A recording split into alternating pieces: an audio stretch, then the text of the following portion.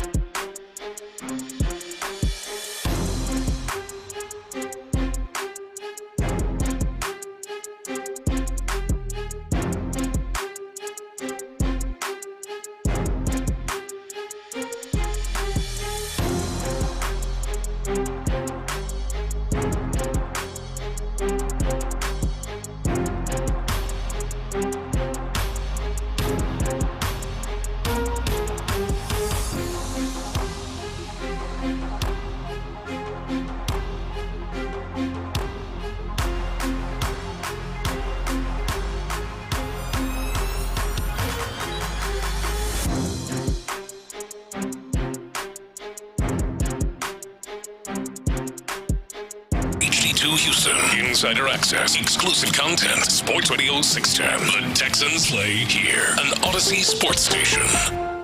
Sports Radio 610 presents Seth Payne and Sean Pendergast. We coming to H-time. Let's get the work in, man. Let's go. Great day, great day. Oh, give me some juice, baby. Oh, yeah. Hey, what's happening, everybody? Happy Tuesday to all of you. Happy New Year's Eve to all of you. College football playoff gets started back up again tonight. Big things going on. And the Texans play on Sunday.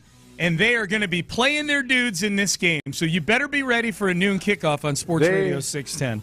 They play NFL games on Sunday now. Okay. It's been my impression that it's Christmas Day, Saturday, Thursday night, Monday night, but Sunday, that's a novelty. Has this schedule, like the recent stretch, messed with you as much as it's messed with me? Yeah. It's totally thrown me off, man. I think there were 4 teams that had really weird stretches because of the 3 games in 12 days. Yeah. But I think for people in general, especially, I'm still adjusting to the new playoff system in college football. Yeah. It's a lot. My biological football clock is a little bit off. Yeah. It's a lot, man. I'm like a 47-year-old single lady. I don't know.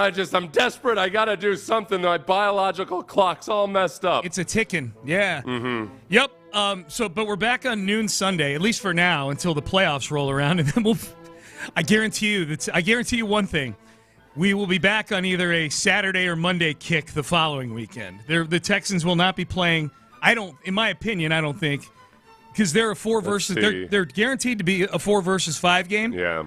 The Monday night game on Wild Card weekend, because Wild Card round is 6 games now. The last one played on Monday is a 4. It's always going to be a 4 versus 5 game because that game doesn't throw everybody's schedule into disarray at that point of the season.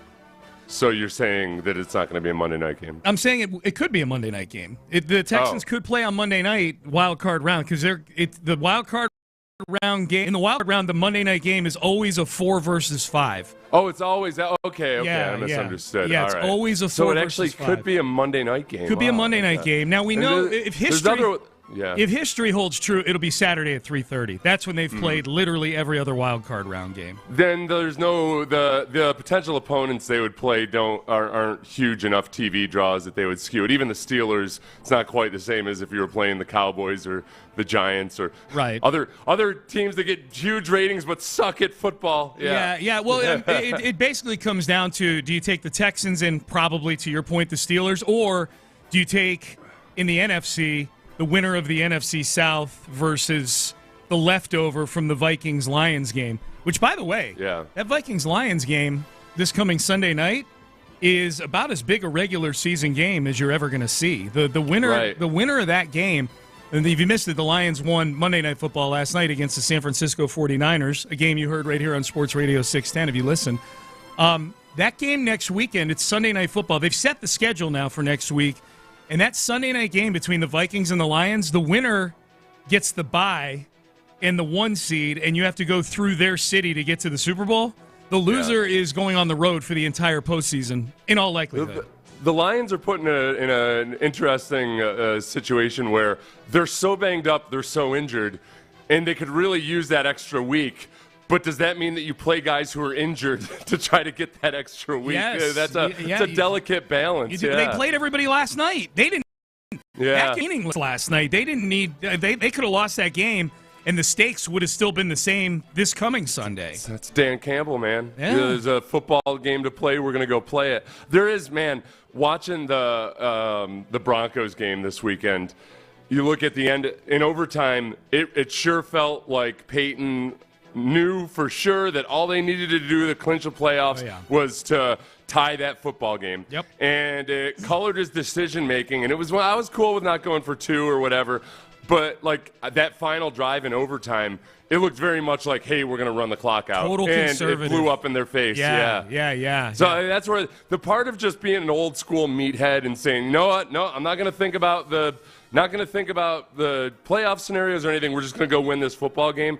I think that's why some coaches are almost like kind of psychotically into that level of it because they know the danger is that you start getting too clever and too cute. Yeah, I mean, Dan Campbell almost, he would have been a fraud if he didn't play his guys last night because that's what they built that whole ethos on in Detroit is biting off the kneecaps, trying in every game, that whole thing of all of a sudden in week 17 on Monday Night Football, you're playing all the backups. That just, I don't know if that would have rung right, but so now you got 14-2. We're going to have a 14-win team as a 5 seed in the NFC. There's going to be a 14. They got to change this college football playoff system. That doesn't sound right. I don't know, man. Play the games on campus. All right. And I bet they seeded Oregon 1, right? Like above the Bills. Okay, great. They did. Yeah. They did. DeMeco's going to play his guys, as it turns out. He met with the media yesterday. Well, that's what he says. Yeah. DeMeco Ryans. Well, I mean, they're going to play. How long they play is I guess up for debate. This is, well, let's see. Let's read into it here. Yeah. Here's DeMeco Ryans yesterday when he was asked, "Will you rest your guys now that you're locked into the number 1 seed or number 4 seed?" Going into this game, as I mentioned to all our guys, that everybody has to be ready to go. And that's where we are. Everybody will be out there playing, and we'll see how the game goes. But for us right now, we got to go play better. And our last outing on the field was not good enough, not representative of who we are defensively, offensively. Just it's not a good representation of our team entirely. So we got to go out. We got to play better football. So the debate online and other places, because I posted yesterday, Seth, the list of the guys I would rest if I were DeMeco. Yeah. And that drew a lot of chatter from people, like, no, you can't rest anybody. They got to go in with momentum. They've got to wash this taste out of their mouth. And then there were others who were like, good list. I would rest all these guys too. And we can debate, where we both stand on all of that. It sounds like DeMeco, at least for part of this game, is in the wash the taste out of the mouth from the Christmas game. Yeah. That's what it sounds like, but I just let's remember, Sean, DeMeco's actually gotten good at the deceptive side of coach speak, right? Yeah. Remember, hey, listen, will we have Derek Stingley shadow Amari Cooper? No, that's not what we do. Right. Is Davis Mills going to start against the Titans? Sure. To his credit, well, he never actually problems. Nobody actually asked him that week. Yeah. Everybody's like, "Oh, I guess it's going to be Davis Mills." Right. So DeMeco never even had to give any coach speak. There's one lone voice in Houston that said, "Hey, what the hell?" He's never actually said that Davis Mills is starting. What are you guys on about? Yep. Yeah, and it was been you watching a lot of British stuff. That was you. Yeah. So what do you? So do you? So I don't think CJ plays. You don't think he plays, huh? No. Okay. I don't think he does. I think he's banged up, and DeMeco did a good job of not answering that question yesterday when asked about CJ's injury, because CJ after the game had said that he was kind of banged up. Didn't want to use it as an excuse, but he put that out there. I think the smart thing to do is to rest CJ and get him as healthy as possible because that offense. Look, you've had 17 weeks to fix that offense. And you haven't done a damn thing. No. So let's just get the most important thing is CJ as healthy as possible. I've heard a lot of people like, you don't want to lose momentum going into the play. I'm like, what momentum? Lose momentum? Yeah. Yeah. What is their record since they started? Well, let me cherry pick the worst part of their record to say how many they've lost. They're 3-5 in their last 8 games. They were 6-2. That's easy enough. Yeah. Didn't have to cherry pick that. They were 6-2 through the first 8. They're 3-5 with a wretched offense in the last 8. Here was DeMeco. Seth just talked about it. He was asked about CJ being banged up. The piece about CJ being banged up is, I think that's real, and that's real for everyone in the league at this time of the year. Everybody is banged up.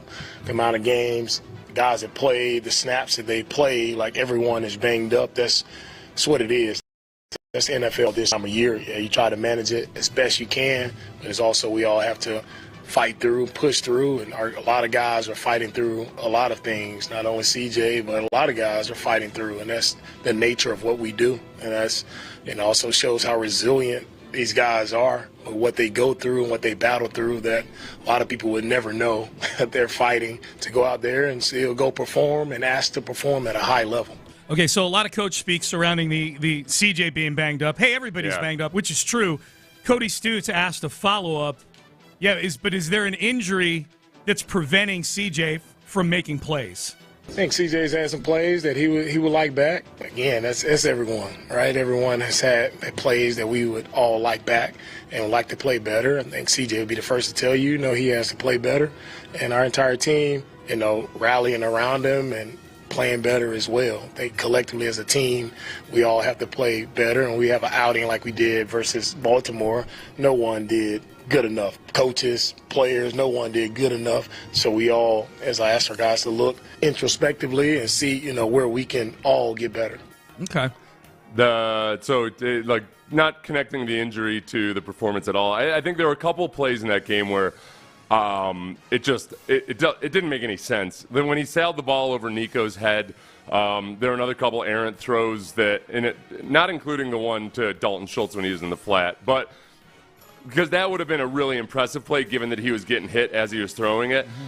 And yet, I would say the throw interception that he threw, he was on the run. It was kind of a risky throw. It would have been awesome if he had made it, but that was a much worse throw than I think I've seen him make before. Yeah. So I think there's that. But then there are also, you got to look at some things, too, that weren't injuries at all. Like on the RPO where he took a sack, or Damian went out to the right, and on that play, you got to get rid of it immediately. It's got to be a Tua Tagovailoa type play, because if you don't, you got offensive linemen illegally downfield.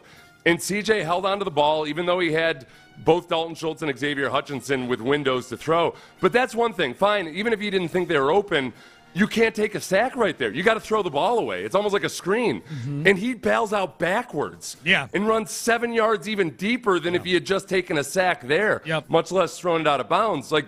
Some of this stuff is it's bad quarterbacking. And that part of it, is it all tied to the injuries? Is it tied to the pass protection, all of that? But there's that individual play, whatever the reasons leading up to it, that was a complete bust of a football play. Yeah.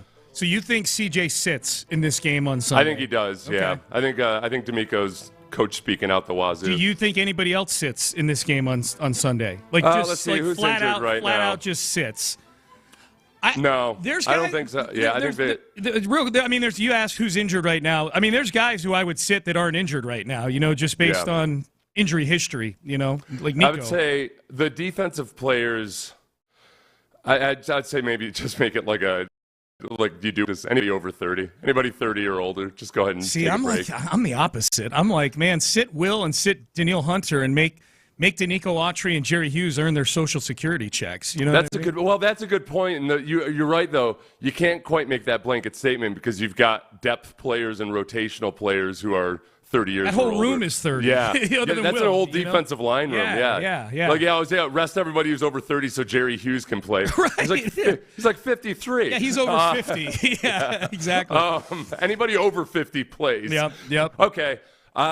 It's honestly though, because I do think that CJ does believe that they got to go out and play well, but he's got to make a hard decision with CJ. Yeah. So I think CJ is the only one that I would rest a lot of the starters personally. If I'm going to handicap it, I think D'Amico rests CJ and that's it. Probably nobody else unless it's for just genuine injury reasons. Yeah, or if the game's going a certain way, you have a quicker hook in the game, to get guys out. Whether it's if you're winning by a lot or losing by a lot. Well, whether or not it's momentum or anything like that, you definitely don't want to have your ass completely handed to you 2 weeks in a row. That's the dicey part of it. Well, and not by the Titans either. I mean, there is that element to it. There are a lot of people in that building that want to beat the Titans, It might be better for momentum and psychology and morale if you actually just put nothing but practice squad call-ups out there. As much as you can finagle under the rules. Yeah. And just be like, yeah, we're going to get destroyed. So no harm, right? We know. We're like, okay, so no big deal, right? You guys are still good. We still believe in you. Right. All right, so there's play in the wild card round. We've got the percentages right here as to who they are most likely to play. Who do the people want them to play in the wild card round? I took a poll. We'll have the results next. Hey, under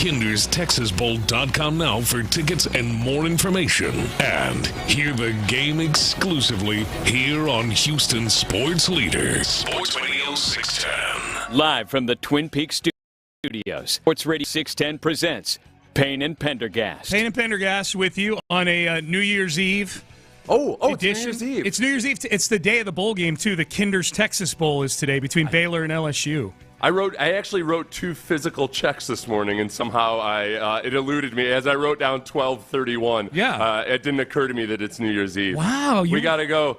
We gotta go pop tops or whatever the kids say. Yeah. I feel very old when it comes to popping tops. I feel like that's. Can you use it? Can you talk about it as an activity, like as a verb? Like we got to pop some tops, or you're only supposed to say they're popping tops? I don't know. I haven't used that phrase in my entire life, so I'm the wrong guy to ask. Yeah. How's this whiskey taste? I don't know. I'm a teetotaler. I have no idea how it tastes. You don't listen to enough crappy music, Sean. I don't. Yeah. I don't. And I'm thinking by kids, I mean I think that was like for the millennials. That was a popular phrase with them. Yeah. So, if you're going out to the bowl game today, should be a whole lot of fun. Baylor and LSU. It should be that's one of the better non-playoff bowl games, I would say. Do you happen to know who's on the call for this? Good question. I believe it's Brett Dolan and John Harris. Okay. Oh, good. good. Yeah. Because nice. On the radio or on the TV? On the radio. Yeah, we get it. It'll be good. right here on Sports Radio 610, Seth. Yeah. I love Brett. Brett's an awesome guy. I ran into Brett. Where did I run into Brett recently? I like John too, by the way. But Yeah. I was just, John knows that. I ran into Brett. He was at the Texans game on Christmas Day. I ran into Brett. Oh, Yeah, Brett. They're both great. It should be a good call. It'll be right here on Airwave today. Should be a lot of fun. So the Texans can only play one of 3 teams in the wild card round.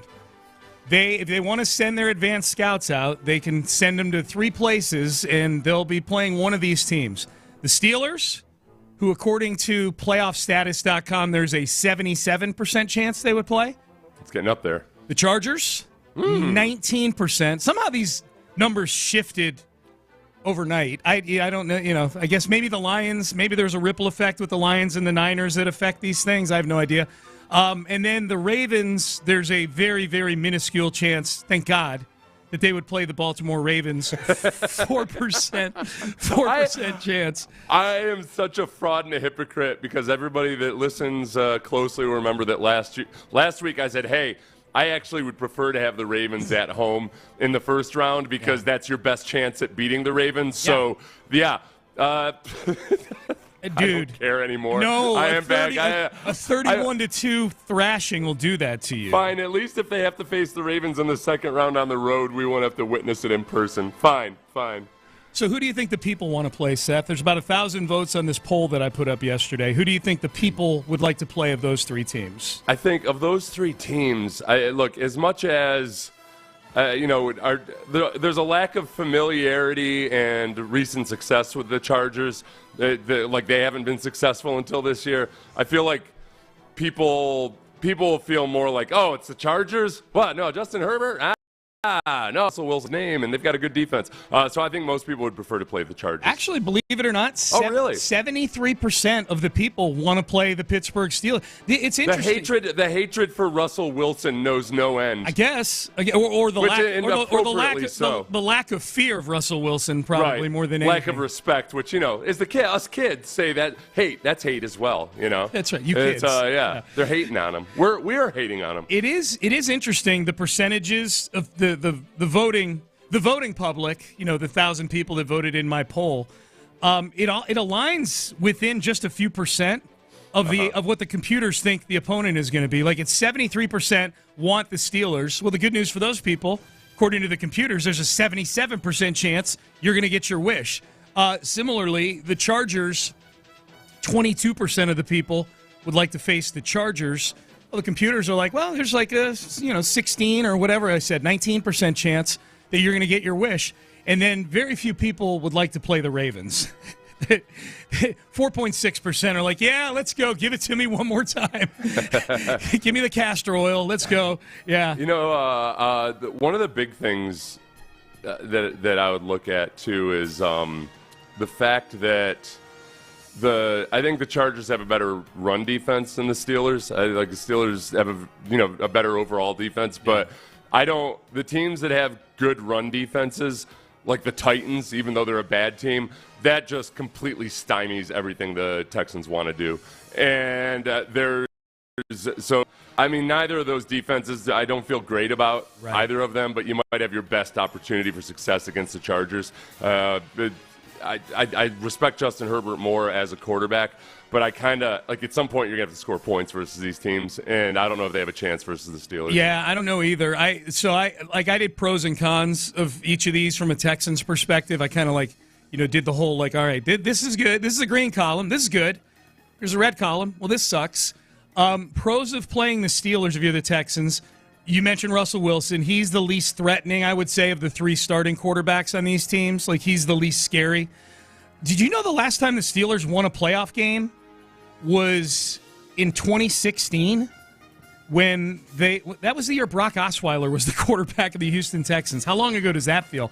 That's the last time they won a playoff game, was in 2016. It's been almost a decade. For all the credit that Mike Tomlin gets for having a team that never finishes, like literally on his watch, never finishes below 500. They're always at least 500 or they're a winning team. He's not won a playoff game in 9 years or 8 years, I guess. Yeah. That's wild. So that's the pros. They haven't had a lot of recent success. The cons, as you mentioned, the defense. two cons, I think, with the Steelers. The defense and the optics at NRG Stadium that day or night, whenever it is they play. Like, the Steeler fans are going to invade NRG Stadium. Yeah, like the Steelers might be one of those unfortunate situations where they have to go to silent count. Yes. Because it's that. And this Texans offensive line, although they've actually somehow weirdly, even though you'd never believe, they have made some improvements along the year as the year's gone on. Yeah. In terms of communication and things like that. I'll take your word for it. Yeah.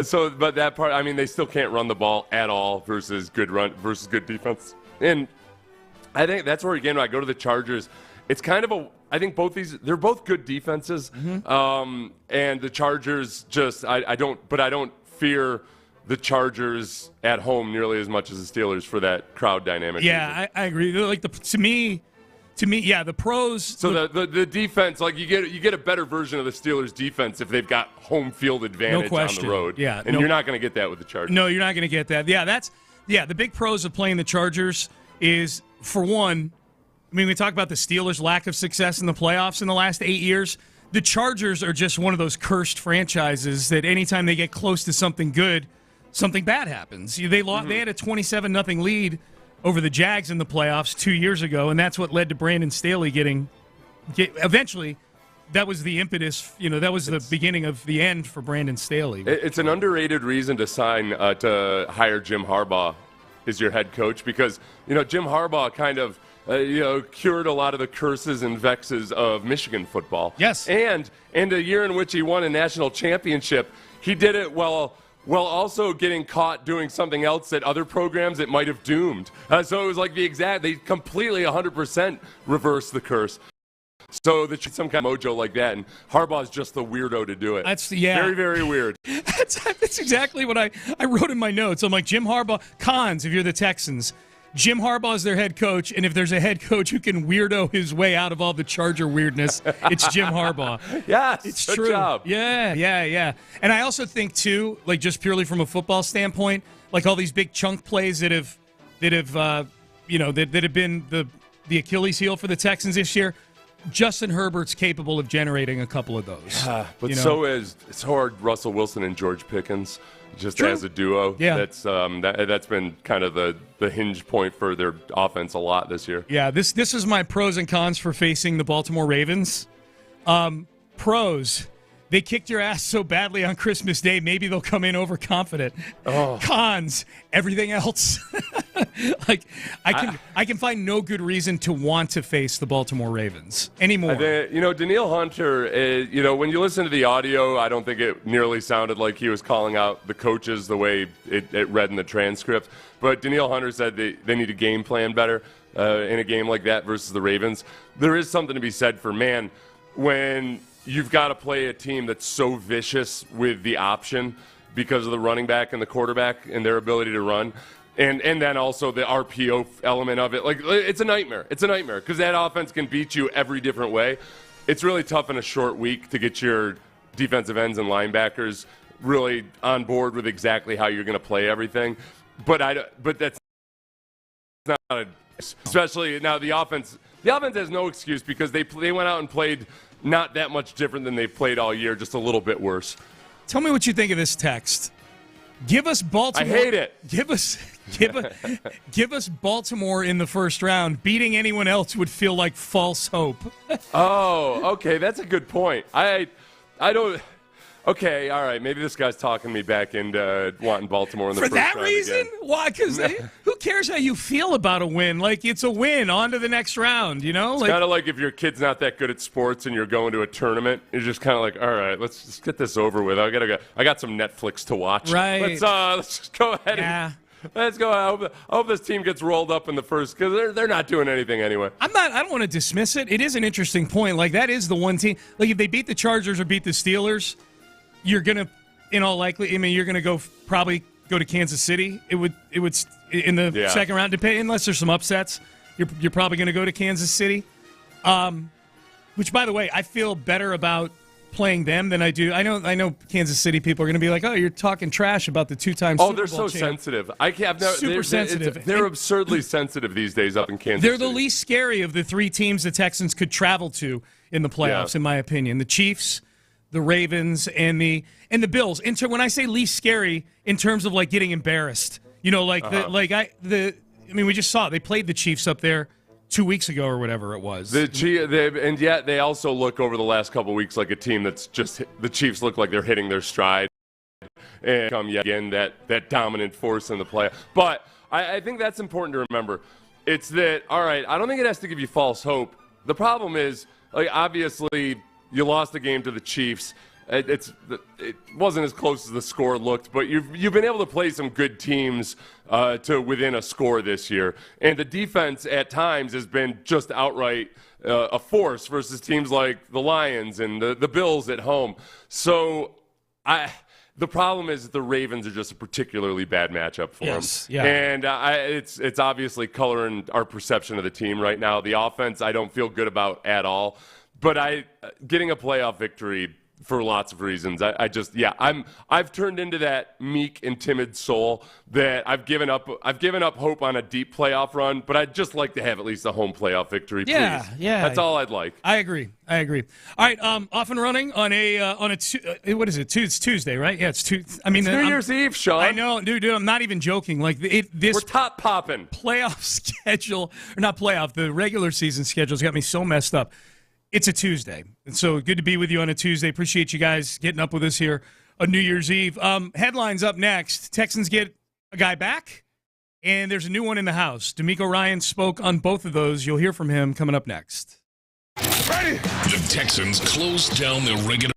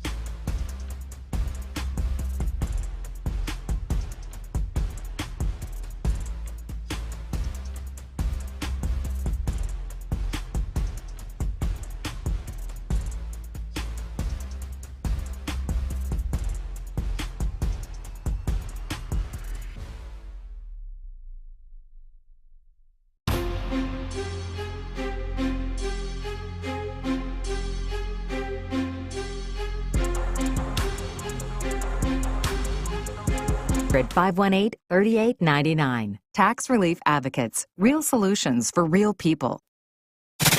Payne and Pendergast with today's headlines. All right, headlines. By the way, Ross Tucker joins us at the top of the hour.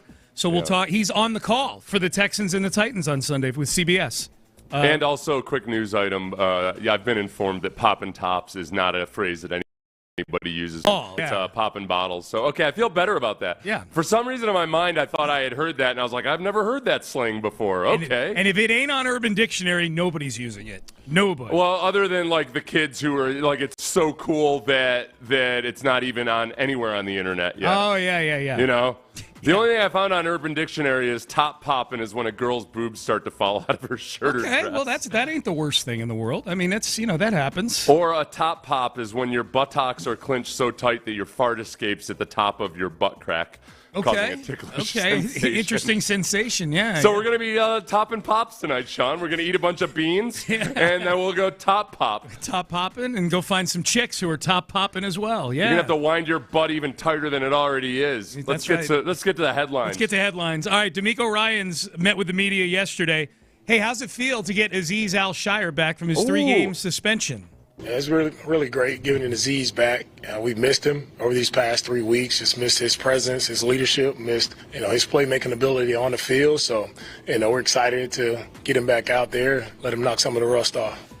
Yeah, and knock some Titans into the dirt in the process. Yes. Yeah, I kind of in my 5-day-long football depression, where I was trying to process things emotionally, I kind of forgot about Azeez Al-Shire. Yeah. And he's going to play. I don't think he was only in Tennessee for a year.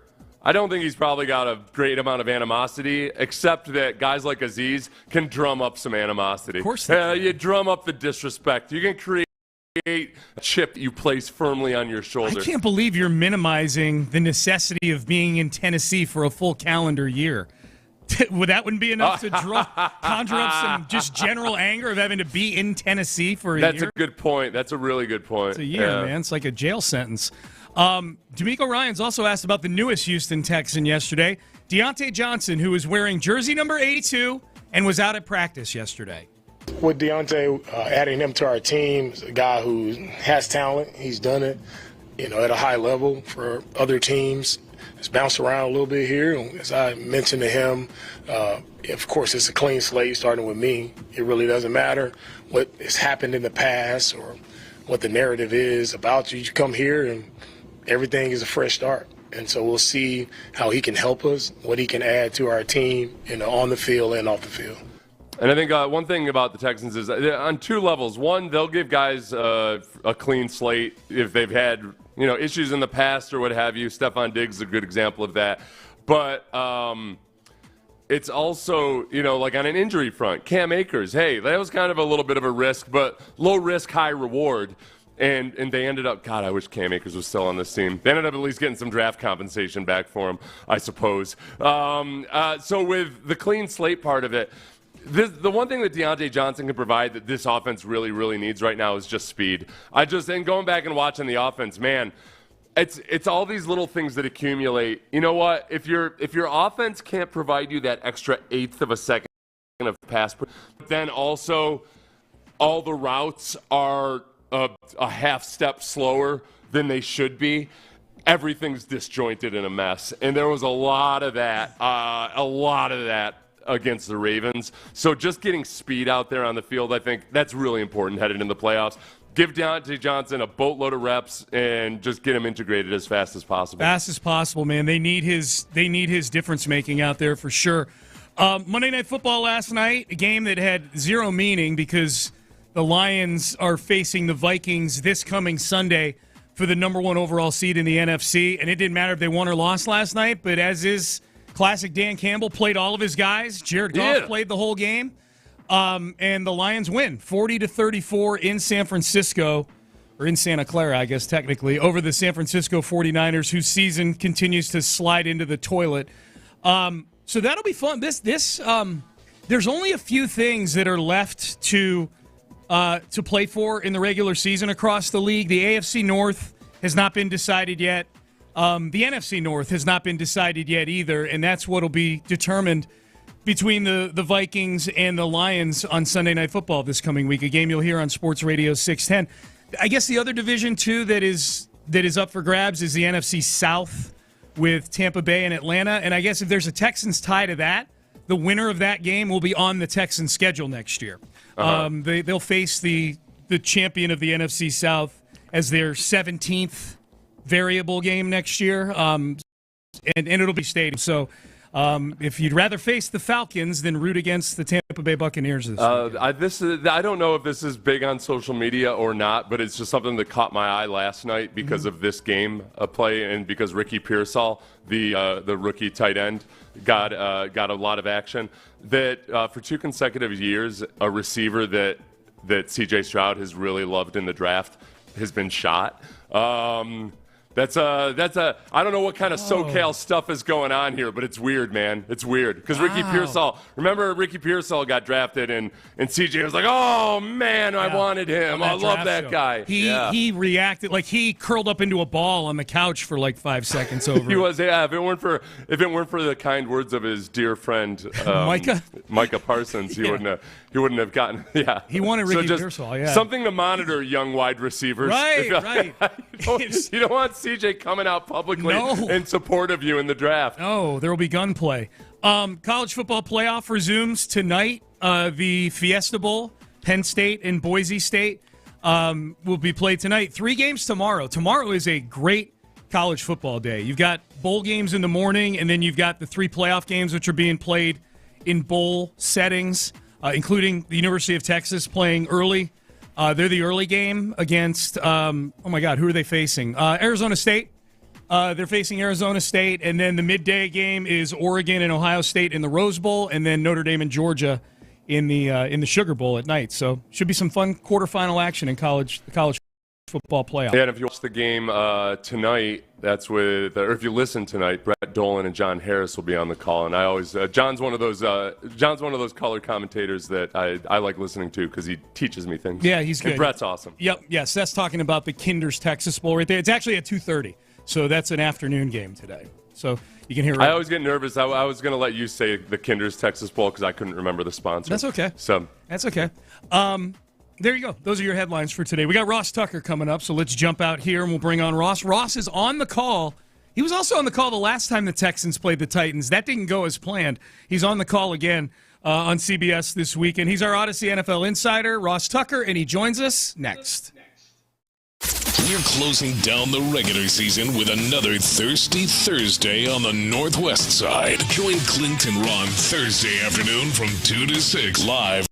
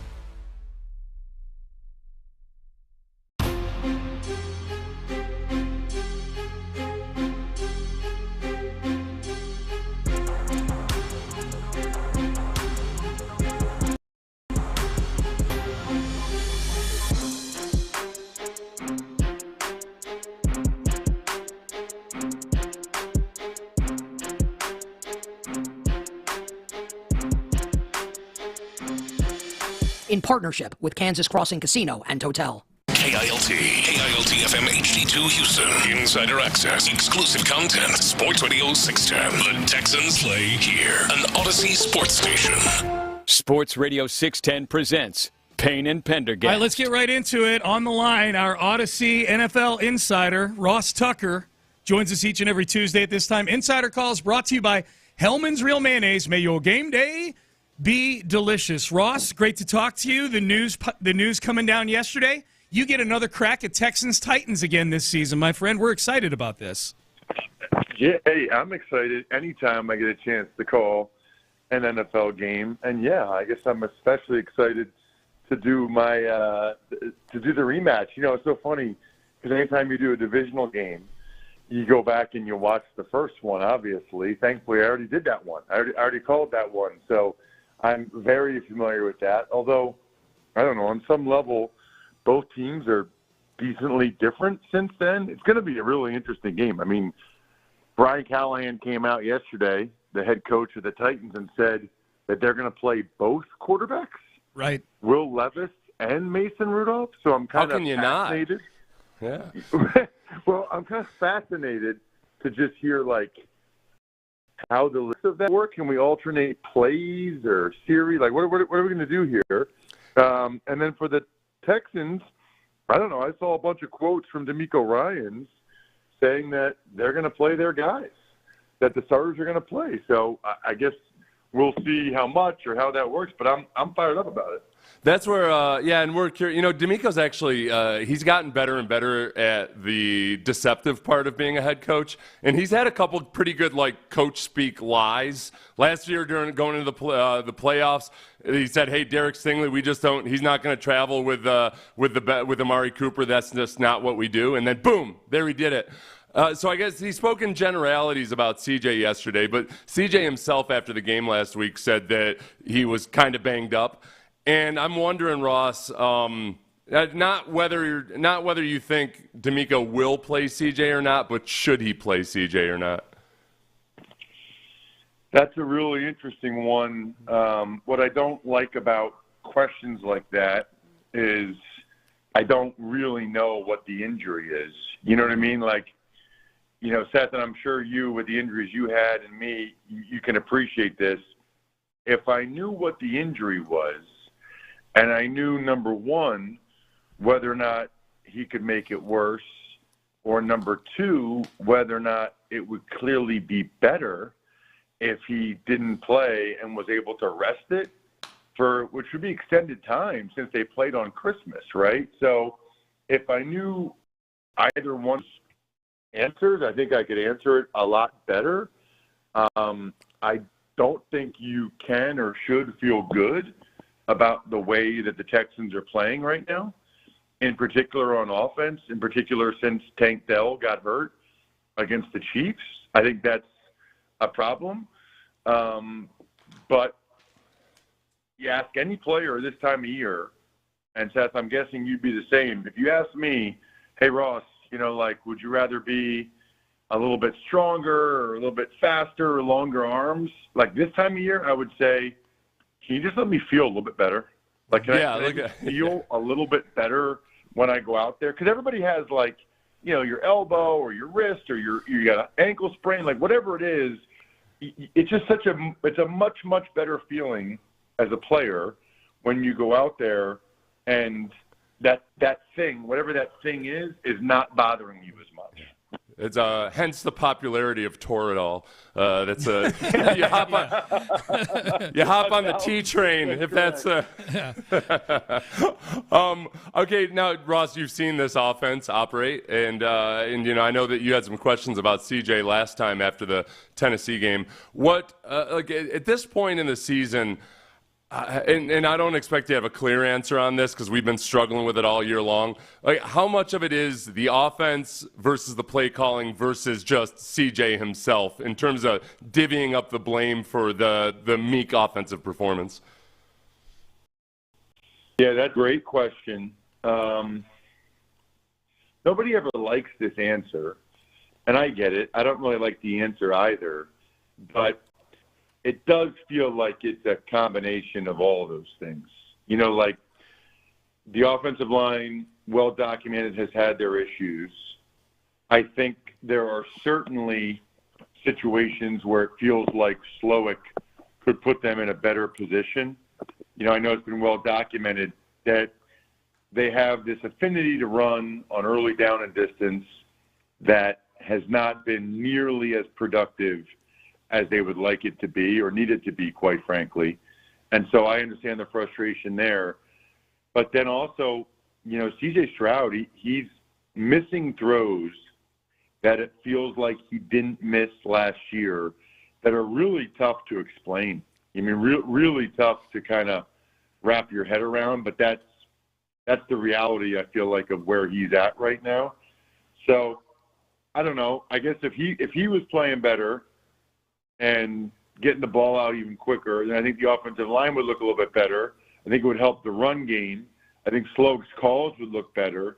So right or wrong, I think if we're going to heap as much praise on CJ as we did last year for how fantastic he was, I think we have to also acknowledge that they need him to play better than he's playing this year.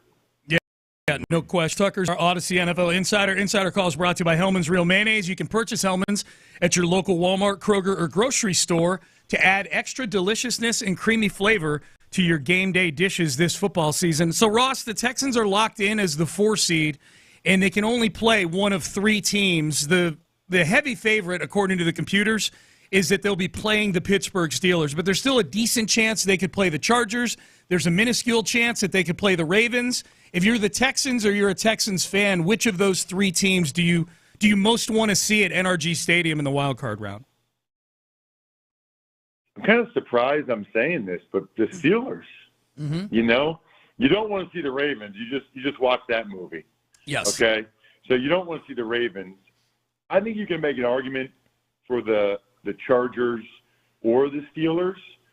I don't know, though. You guys know on NFL Network on Saturday, I did the Chargers-Patriots game, and that's 2 games in a row where the Chargers look really good. And I just think Herbert is a significantly better quarterback than what you're getting from Russell Wilson. Steelers are in a bad way right now. Really both sides of the ball. They're giving up over 30 points, like 3 games in a row. They're not scoring at all. There's kind of like infighting. They're calling each other out. Like, there's a lot of bad stuff going on, I feel like, right now with the Steelers. I think that's who you want to play. I think you want to hopefully catch them while the bad stuff is still going on. Shire comes back, and Ross, we got so tired. We were so hardcore into playing the victim for a few days after the Azeez Al-Shire incident that I kind of just never wanted to talk about it again. But he's back, and for this Texans team to make a deep playoff, well, I shouldn't say a deep playoff run anymore, just to have, let's say, win a couple of games in the playoffs. I feel like it's got to be led by the defense, and yet the defense has also shown some warts over the last couple of weeks. Where do you look at the Texans' defense right now? You know what? I was disappointed by the performance against the Ravens.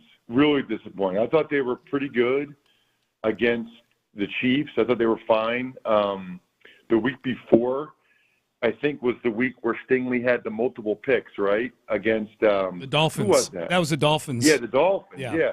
I was really disappointed by the Ravens game. They did not look like they belonged. That was way too easy. I'm not exactly sure what happened there. I mean, certainly give the Ravens offense a lot of credit. They deserve it, but that was an ugly performance by the Texans defensively. Now, the good news is, playing against the Titans, you would expect the Texans to, be able to get some confidence going and be able to stifle the Titans. Although, they had trouble with them in that last game I did when I hung out with you, Sean, on Thursday night or whatever it was. I mean, Will Levis kind of lit them up. I mean, with some big plays. So this would be a confidence-building game for them. For the Texans defense heading into the playoffs. I think it probably will, But, man, can you imagine, like, if Mason Rudolph and Levis light them up, it'd be the exact opposite. Yeah, no question. Ross Tucker, our Odyssey NFL insider, joining us. Hey, Ross, before we get you out of here, what's your excitement level for the Sunday night game this week? Lions-Vikings, 2 14-win teams, and the loser is going to be the 5 seed in the NFC. It's wild. Very, very excited. It's funny. I was just thinking about this, too. Like, there's a really good chance that the Eagles, who you guys know I do a lot of stuff for them, that the Eagles will end up playing the 7 seed will be the 12-5 Green Bay Packers. Remember how much everybody was freaking out when they extended the playoffs to 7 teams? Like, oh my gosh, you're going to have all these 8-win teams in and 9 and 8. It's going to be horrible. I mean, it's kind of the opposite. I mean, it's crazy. Like, it would be real bad. Can you imagine if we only had 6 playoff teams and the 12-5 Packers? Wild. Who, like, could theoretically win the Super Bowl didn't get in? I mean, so that's what I think is interesting. And I bring that up because I think we really overweighted, unfortunately.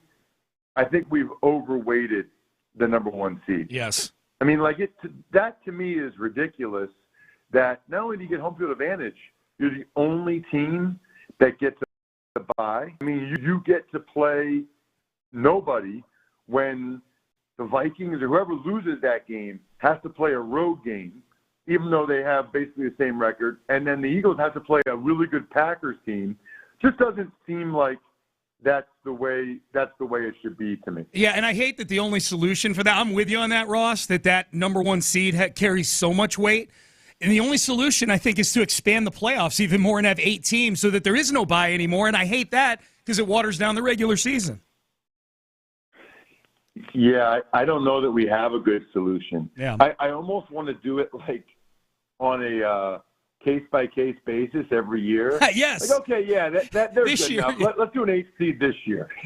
Exactly. But then other years be like, no, we're not doing it. They're not in. But can you imagine like an 8 seed this year, you know, like in the AFC, whoever that would be, you know, like the Bengals, that'd be awesome. Yeah. You know, like the Bengals. Can you imagine if we had 8 seed Bengals at the Chiefs? Yeah.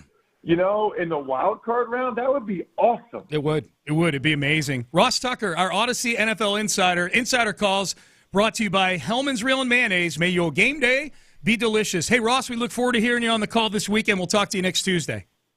Yeah, I can't wait. Thanks so much, guys. All right, you got it. See you. Happy New Year. Happy New Year to our good friend Ross Tucker there. I forgot he had to leave early today, and I was when he brought up, you know, how much work he does with the Eagles. Oh, I gotta start talking to more people about Nick Sirianni. He fascinates me. It seems like there's a weekly report of him either getting into it with a position coach or a tight end or whoever it might be. It's fascinating up there. It's amazing. Okay, A.J. Brown's got discontent with the quarterback, and yet there they are. For different reasons, but the Texans remind me a little bit of the Eagles last year at about this time. Like the Eagles were a playoff team. They started 10-1 last season. The Texans started 6-2. You know, and got off to a good start. And for different reasons, again, like you were just talking about, Seth, there was a lot of infighting going on with the Eagles at the end of the season last year. He made some bad hires, you know, as the follow up to Jonathan Gannon and Shane Steichen. Those two, they had Matt Patricia at one point. They switched coordinators, and it was the defense. opposite of what the Bills had done with their offensive coordinator. Right. It was a down. I don't know if it was a downgrade, but it wasn't the solution. Yeah, their defense was falling apart. So there were a lot of negative feelings, even though it was a playoff team, a lot of negative feelings around the team. Yeah. And they've gotten it turned around, and I think the lesson in that is, well, they went and got Vic Fangio, and they went and got Kellen Moore, and those have been 2 pretty good hires at coordinator. Yeah. And I think the Texans are going to be in the market for at least one coordinator. And as you mentioned yesterday, I can't remember if we talked about this on the air or off the air, but, you know, I think there's an argument to be made that maybe, you know, D'Amico should cede play calling duty on defense to whether it's Matt Burke or somebody else as the Robert DC. Saleh, you brought up Robert Saleh's name yesterday. Yeah, like that would be a really good hire. I think if this season ends the way it's looking like it's going to end, which is on the road and get beat in the divisional round. Like, that's the ceiling for this team, it feels like right now. I am here to be wrong about that. I am very much here to be wrong about that, but that's what this feels like right now, that's the most this team can accomplish, which they've accomplished 7 other times in the last decade and a half. There's going to be some hard questions that need to be answered in the building over there. As far as structure of the staff, makeup of the staff, Right, whether it's a change or a coordinator or an offensive line coach or whatever it might be. And you're right on both sides of the ball because it's both Matt Burke and D'Amico Ryan's defense, but D'Amico's obviously very heavily involved in the defense. It might be that, hey, he really likes Matt Burke, but maybe he trusts Robert Saleh more, which would allow D'Amico to be more of a genuine overseer of the entire team and be able to allocate his resources necessarily. So, and that doesn't even get into are you making changes on the offensive side of the ball? But yeah, structurally something's got to be different. Because the Eagles are also a great example, Sean, of this is one thing I think people need to understand sometimes, that even the best dynasties still have serious dysfunction on some levels because it's an organization composed of hundreds of people. Yeah. So you're always going to have some level of dysfunction. But man, you know what overcomes a lot of that dysfunction? Doing things well on the football field. Winning, yes. Yeah. Like the Patriots were dysfunctional as hell. Belichick's a sociopathic madman. Yep. But they were really good at football, and ultimately that's what makes the difference.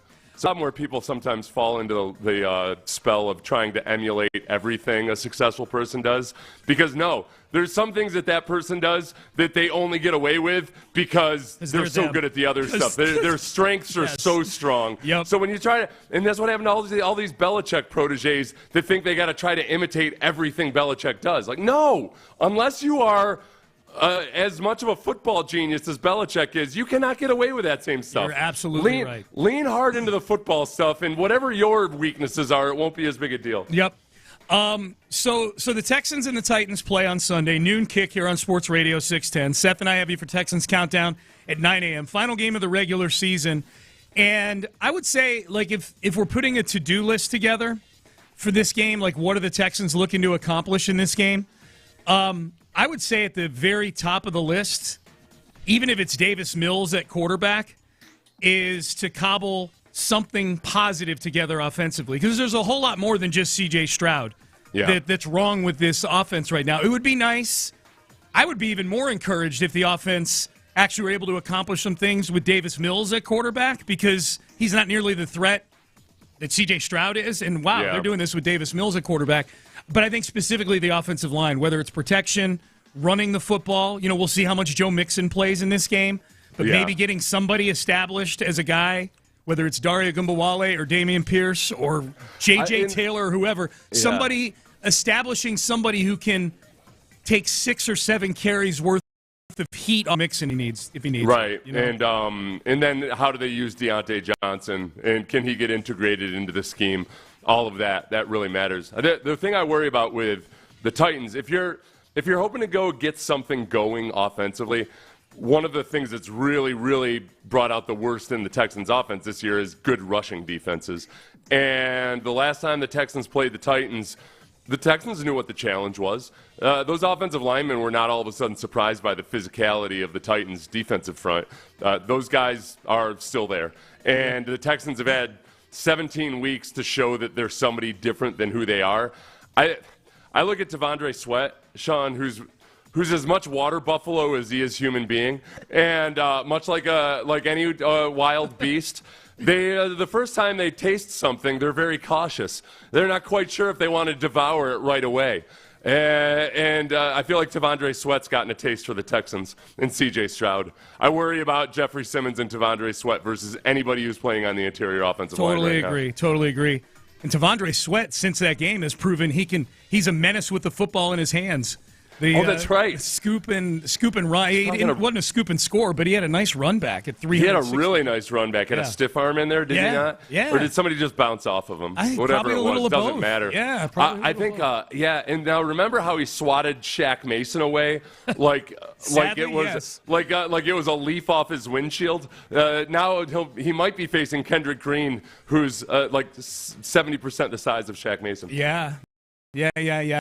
So I think getting some going offensively. Here was DeMeco Ryans yesterday on the importance of playing better to get some momentum going off of that Ravens loss. Yeah, I want to see our guys go out and just gain that confidence just from doing ball the right way. That you gain confidence by that. You want to have that confidence. You want to be playing your best ball at this point of the year. So that's what I want our guys to feel. Tennessee's a tough matchup. Again, they got us here earlier in the year. Really tough matchup for us. So we know we have to play our best ball versus them, divisional opponent. It's always a tough matchup. And so we have our work cut out for us. I want to see our guys go out and just play the right way and gain some confidence going into the postseason. So you've said you don't think CJ is going to play, that this is maybe another example of DeMeco getting better at the line that comes with coaching. Yeah. Well, he's already done. I mean, he's done it multiple times before. I really hate it whenever I see headlines that say things like Texans will play their starters. No, you got to say coach says that the Texans will play their starters. Yeah. Because we don't know. Coaches, this is the exact kind of stuff that coaches lie about, and it's not bad lying. It's just gamesmanship. And somebody might say, if they're going to rest a bunch of starters, why bother with the gamesmanship? Because there's a balance, and he does want to win the football game. But the harsh reality is you got to look at, all right, what matters most for actually winning the first round in the playoffs. And if C.J. Stroud is that banged up, and it would be nice if he actually were that banged up because it would be an explanation for some of his errant passes this year. Yeah. That, Ross Tucker asked the question a few minutes ago, said, okay, I guess the other question is how much can he actually recover over the course of just 1 week? And that's the big gray area we don't know. But let's say something hypothetically like it was a separated shoulder. That can calm down a lot with complete rest over the course of a week or two. Maybe it's like I don't think it's ribs, but let's say it was ribs, bruised ribs or something, or a cracked rib. That can calm down a lot over the course of a week. So whatever the nature of the injury or injuries are, because all quarterbacks have injuries of some sort at this time of year, that's where I do think you've had 17 weeks to get competent on offense. The only thing that you can pray for right now is that your quarterback goes on a heater in the playoffs. And the best chance for that isn't by timing or anything else you guys have been doing in practice for 17 weeks. It's CJ's health. It's health. Yeah, he'll have, if he doesn't play in this game, CJ Stroud, that is, he will have had, depending on what day the Texans play that weekend, anywhere from 17 to 19 days off in between starts. That's where the Wednesday game against the Ravens helps out. That's 4 or 5 extra days of rest that he wouldn't have gotten had they played that game on a Sunday. So I'm with you. If I were DeMeco, I put this list together yesterday and got a lot of reaction to it. There are 6 guys that I would not play in this game, and CJ's definitely one of them. Look, he says he's banged up. That's good enough for me. The other 5 would be Joe Mixon. If for no other reason, they find out if any of these other guys are able to carry the rock if something happens to Joe Mixon. I don't know if people know this, but the second leading ball carrier on the Texans in terms of rushing attempts on this team is C.J. Stroud, who's got 52 rushing attempts. That includes kneel downs at the end of games, whatever.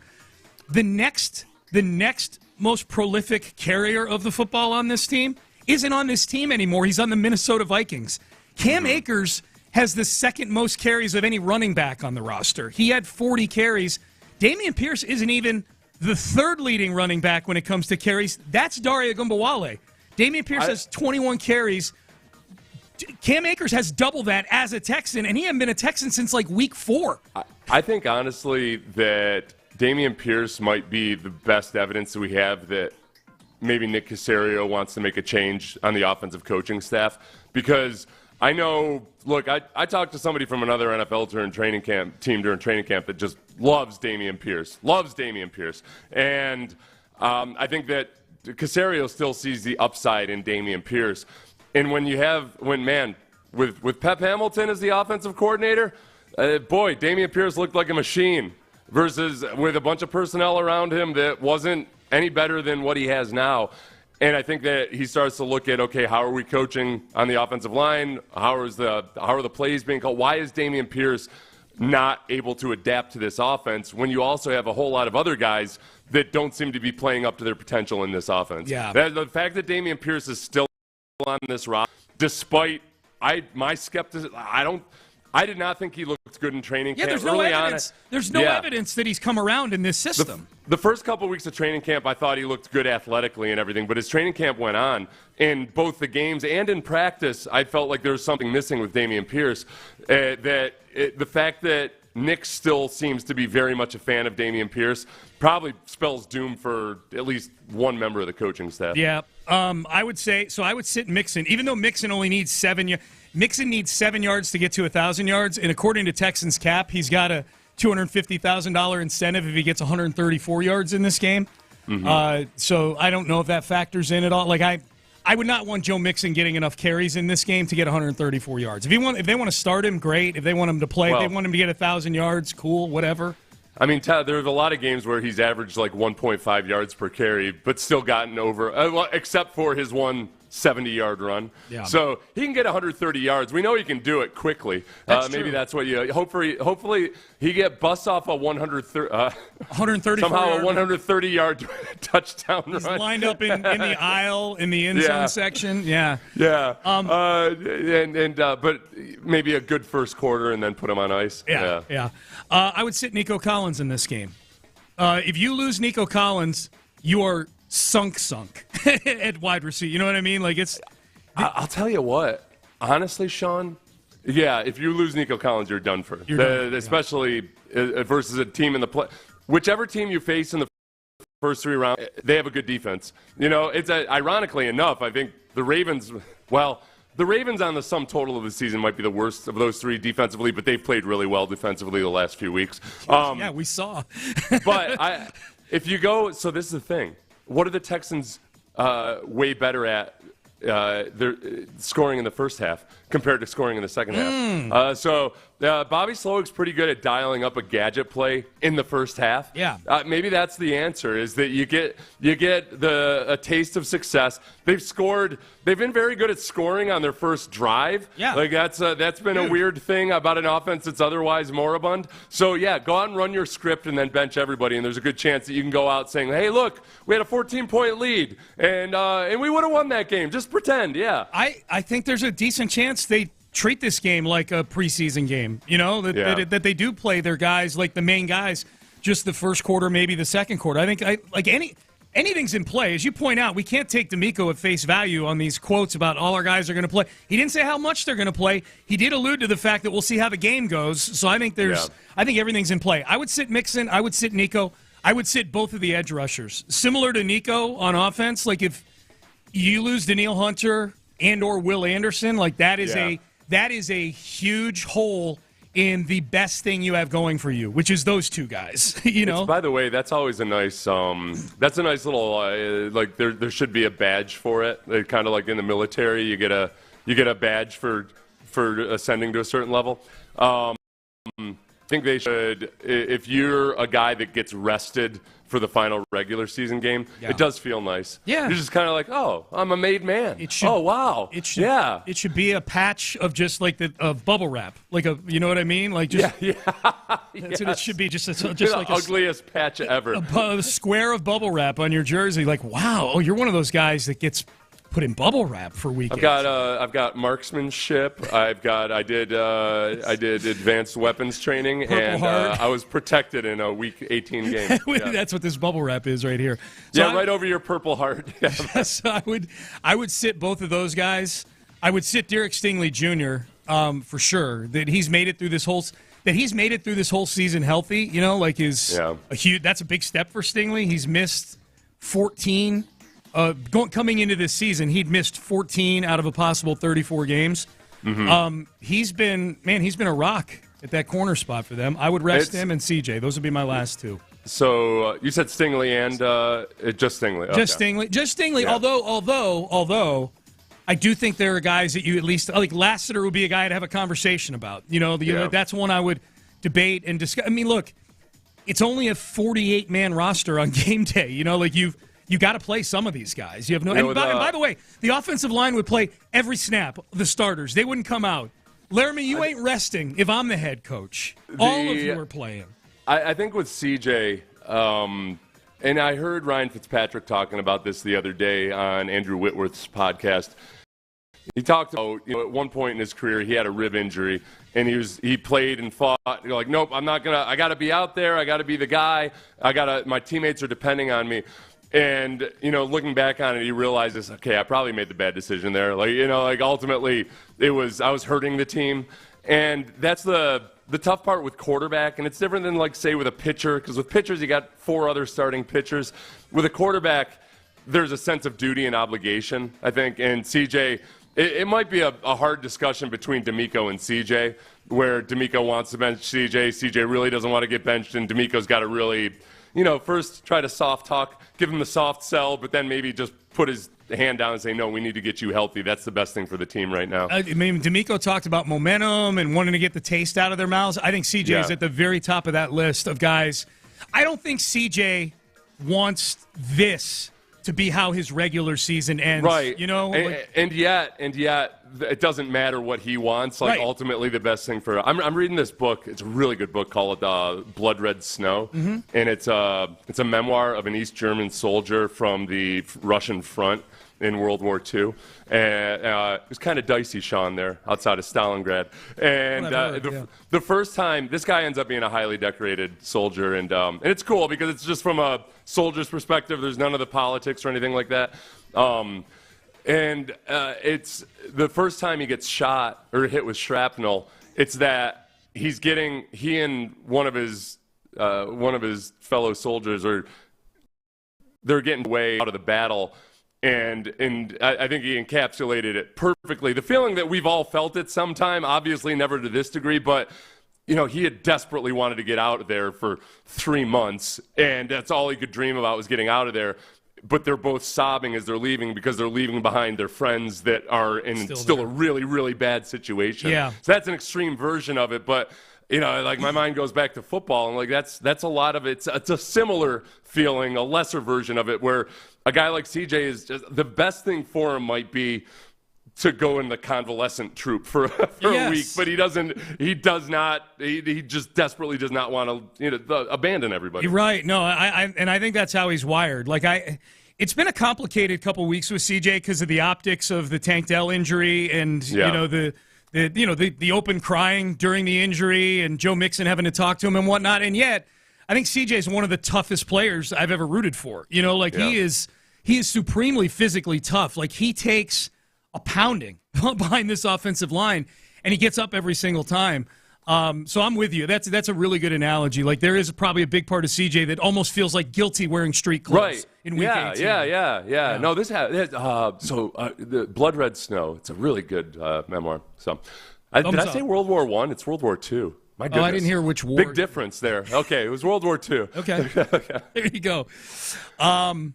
If you rest CJ, this is a text message. If you rest CJ, how will he build chemistry with Deontay Johnson in game situations? He won't. Again, it's a sum of all parts. You miss out on that. But how capable is he of forming chemistry if he can't make the throws that we know he's can typically make? Yeah. You gotta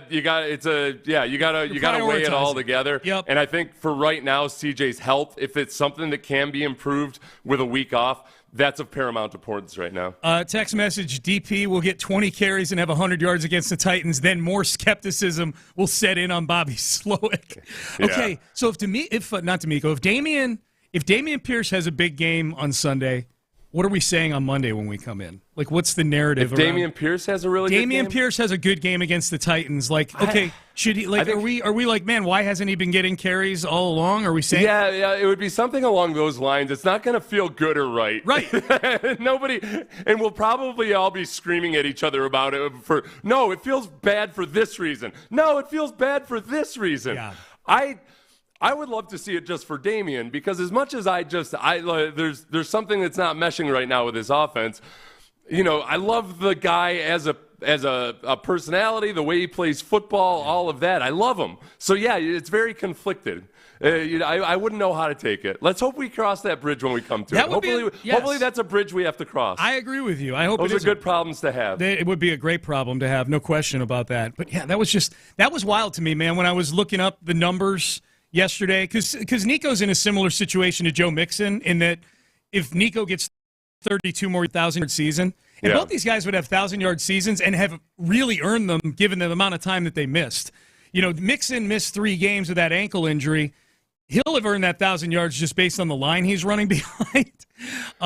That's 1,000, and I feel like 955 of those were all Joe Mixon doing Joe Mixon things. Yeah.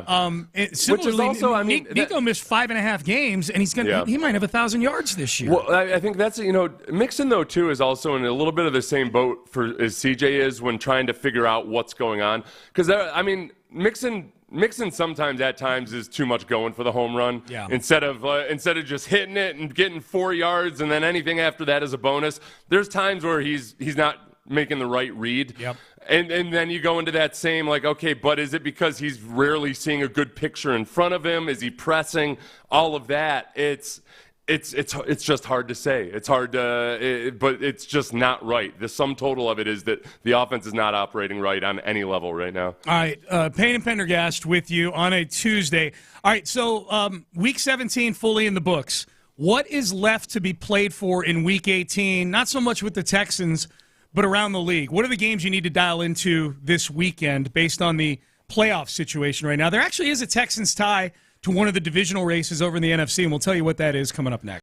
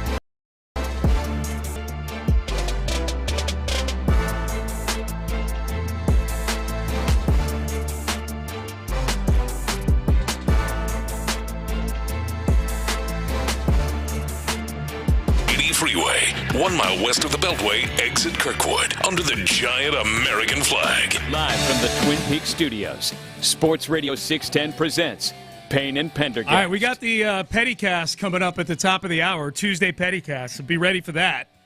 A lot of petties to get to, and we want to hear yours, 713-572-4610. So here's where we're at. Here's where the NFL sits heading into Week 18.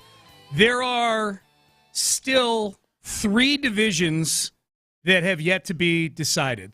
Texans are fortunate. They're one of 5 teams to have clinched their division, so at least they've got clarity. It's not, I don't think, the 4 seed was what everybody was planning for at the beginning of the season, but here we are in the playoffs, 4 seed, home game, and we wait and see who the Texans' opponent is. That is something that is still to be determined that is Texans-related. Seth, the 3 divisions that are still up for grabs, AFC North, which Baltimore is in the driver's seat for right now. They play on Saturday at 3:30, Baltimore and Cleveland, and then I think the assumption is that a lot of people assume Baltimore's going to win, and then if that's the case, then the subsequent Pittsburgh-Cincinnati game really only has seeding ramifications for the Steelers as a wild card team, but big ramifications for Cincinnati, who's one of a couple of teams. Them and the Dolphins are still in the hunt for that last wild card spot. If they're fortunate enough to see Denver lose to Kansas City's backups, then Miami and Cincinnati kind of enter the chat here as the possible 7 seed in the AFC. Yeah, so still some things going on in the AFC right now. The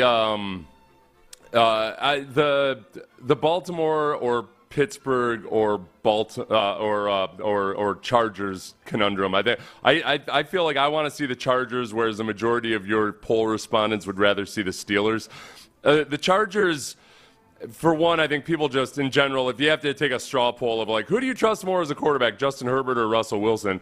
Right now, people just trust Justin Herbert a lot more. Yep. But they were in a lull offensively until the last couple weeks. They seem to have found their stride.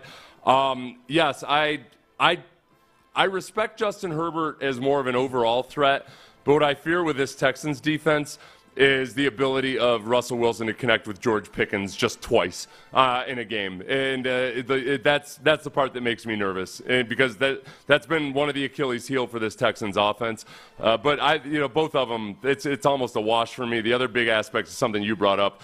The Steelers might end up having a home field advantage when they're on defense, yes, because Steelers fans travel so well, and people are not all that bullish locally right now about the Texans. Yeah, I don't feel great about either matchup for totally different reasons. That is not insignificant, like the crowd aspect of it. Like that's the biggest thing that spooks me about the Steelers. Like, I know they have a good defense. Like, all these teams, like they're teams at the stage, so they all have good aspects to them, and the Steelers' defense is what they kind of hang their hat on. But yeah, I'm a little spooked by that crowd, and there is the element with the Chargers, even with Jim Harbaugh as the head coach at this stage of the Harbaugh rebuild here with the Chargers. He's done an amazing job. Like, he should be in the conversation for Coach of the Year, I think. In the conversation. I don't think he should win it, but he should be in the conversation.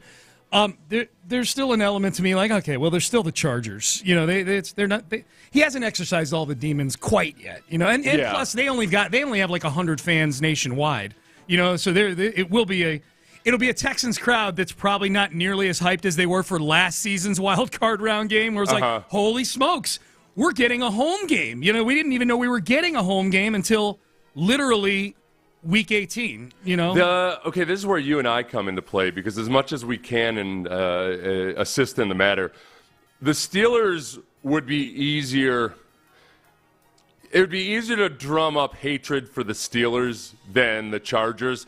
Chargers, it's almost like we got to go through a whole education process before we even get to the level of hating them. Yes. Real easy, especially for Oilers fans from back in the day. Really easy to hate the Steelers. So it's a double-edged sword, because you're going to have a lot of Steelers fans in attendance, but in terms of just really, really, really wanting to beat your team and being emotionally engaged in it for the Texans fans who are there, the Steelers might be a better bet than the Chargers, because in terms of getting everybody back on board. Yeah, I could see that. A little more like emotional connection there, in an angry kind of way. That was also the game where DJ's rookie year, where Vandermeer told all the Steeler fans to get out. Get out! Get out! Yeah, it's actually a hotkey in there. I don't know if you see it in there, Byron, but Vandy yelling "Get out" to all the Steeler fans was a moment, and that was the game too that CJ himself and others in the organization point to as like, okay, wow, he's arrived. They played that game against the Steelers. It's crazy. Go back and find the box score for that game, like the extended one where they list all the starters, and go see who the starting offensive line was that day. Laramie missed that game. That was Austin Deculus was your starting left tackle. Yeah. Well, that's where again, when we go back to with the Texans and all the issues, something people will say a lot of time is, all right, well, obviously, yes, the players are to blame ultimately for their poor performances. But it's important to remember, though, too, that the Texans have spent money and resources and draft picks on offensive line, but that there's plenty of really good, solid offensive lines that don't have big names or anything. The Broncos are a lot like the Texans in the way their offensive line is composed. They've got a couple of high-paid offensive tackles. Then they've got a Ben Powers. I don't think he was a marquee free agent, right? It was he was a free agent signing. Yeah. But then they've got Wattenberg, their center, was a 5th-round pick in 2022. Quinn Menners, the right guard, was a 3rd-round pick in 2021. They're just a good unit. They play as a cohesive unit. Yeah.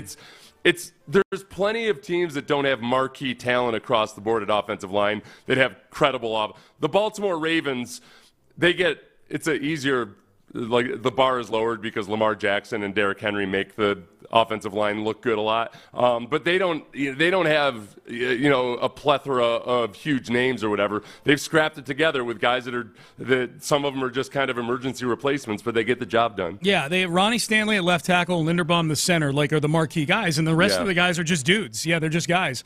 So that's the AFC. The NFC picture is really interesting to me because there's still 2 divisions to be decided, the NFC South and the NFC North. And the NFC North, it's not just the division that's at stake here. The winner of the game between the Vikings and the Lions, it will be the number 1 seed in the NFC, and deservedly so. To me, the story about that game is whoever the loser is. Whoever the loser of that game is going to go on the road to face the winner of the NFC South. They're going to go to either Tampa or Atlanta. Yeah, as a 14-3 football team to be the 5 seed in the NFC playoffs. Tampa scares the crap out of me. Yeah. Though I did not watch much of Penix at all. Did you get to see much? I didn't get to see much of him either. Okay. No, I didn't get to see much of him either. I don't want to go watch that game. Okay, I'll find some cut-ups. Yeah. Oh, Atlanta. Yeah. Yeah. I wouldn't want to watch that game either. Yeah, because they played Sunday against the Commanders. I did not watch that game. You know what, though? But I do want to watch the Commanders. Okay, that's what I'm watching. There we go. There you go. All right. Seth, I got to go back and watch. I still haven't watched JJ's color commentary on the Chiefs game. So I might go back and watch that. You know what I'll do sometimes is, because I like to watch the TV broadcast, you get all the info and everything, themes of the game. Yeah. But I watch it at double speed. Okay. You got to do it in intervals. You got to sit down for 10 minutes and watch it at double speed, and then take a break. Just like you're running, you're doing interval work on the track. Do you listen to a lot of podcasts? Not as much as I used to, but do you listen to podcasts at a advanced speed when you listen to them? Oh yeah. Usually, it depends. If it's something that's more conversational, I like to hear the natural pace of the conversation. Yeah. I find if I listen to too many podcasts at 1.5 speed, or like audiobooks, I got to the point where I was listening to some of them at like 2.5 or 3x. Wow. Okay, that's so it depends. For me. If I'm listening to something for info or to get a general education, I'll listen to like audiobooks, a nonfiction audiobook really fast. Yeah. Anything, the more conversational it is, the more I want it to be just at normal pace. I'm 1.5. There's your answer. It depends. I'm 1.5 on everything on podcasts. It's just better use no matter of my what. time. No matter what, even conversational ones. But if it's something that's supposed to be funny, the problem is that it messes up the timing. A little bit. I don't know. It has it. Like I'm still cool with when things are funny. I still laugh at them at speed. I've noticed, because I have a tendency to sometimes start talking faster than my brain can operate. Yeah. Or at least it's trying to keep up with all the different directions my brain is going. Right. If I listen too much or exclusively at 1.5 plus speed, I start really talking way too fast. Yeah. I get hurried and everything. You've got a nice laid back personality to begin with. I'm way too hyper, so I got to be careful on how much. It's kind of like an alcoholic having just one beer. It's like, well, no, it's different for me than it is for other people. I got to be careful about how much I imbibe. I get it. No, I get it. What's funny is like one of my favorite podcasts is a wrestling podcast that a friend of mine, it's Bruce Pritchard's podcast. He's one of the creative guys with WWE. And I've been listening to it's him and a host that just go back and forth on different things that happen in the history of WWE. Each episode's about that. I listen to it at 1.5 speed. But I talk to Bruce on a regular basis, or Amy and I are up in Connecticut. We go out with him and his wife, and it's really hard to sit and have a conversation with him because I'm so used to listening to him every week at 1.5 speed. Yeah. And in my mind, I'm like, God, what's wrong with Bruce? Get to the point. Sounds really slow. Is anything wrong with him? He's just age is catching up to him. I don't wonder. I'm sure there's a study for this that what percentage of people do listen mostly at a higher speed on podcasts, because over time that's going to seep into, because people, so many people listen to podcasts now, it's going to seep into the way people speak in everyday life, I think. Ooh, man. And people listen. Yeah. So some of the advice people give about public speaking, I wonder if some of it's antiquated, because forever the advice is you got to slow down. But now we're in this world where social media especially, they hammer it to you that those first 2 minutes especially, fast pace, hit it hard, get people's attention, dopamine. Yeah. At some point people kind of get trained for that, and I think they tune out when they start hearing somebody speak slowly. Oh man. The Falcons-Commanders game is getting some love on the text page. It's getting a thumbs up. Go ahead and watch it, Seth. Yeah. Good. Jane Daniels was my awesome. household duties for that. There you go, for the Commanders and the Falcons. Sorry about it, Brandy. By the way, the winner of that division, Bucks or Falcons, is on the Texans' schedule next year. Whoever wins that game, the Texans will have a home game against them. So there's that. All right, Payne and Pendergast with you, heading into the 8 o'clock hour. 8 o'clock Tuesday. Get your petties ready. Send them in, 713-572-4610. Pettycast. People getting petty, me and Seth getting petty. That's coming up next. The Drive with Stoerner and Hughley. The Texans and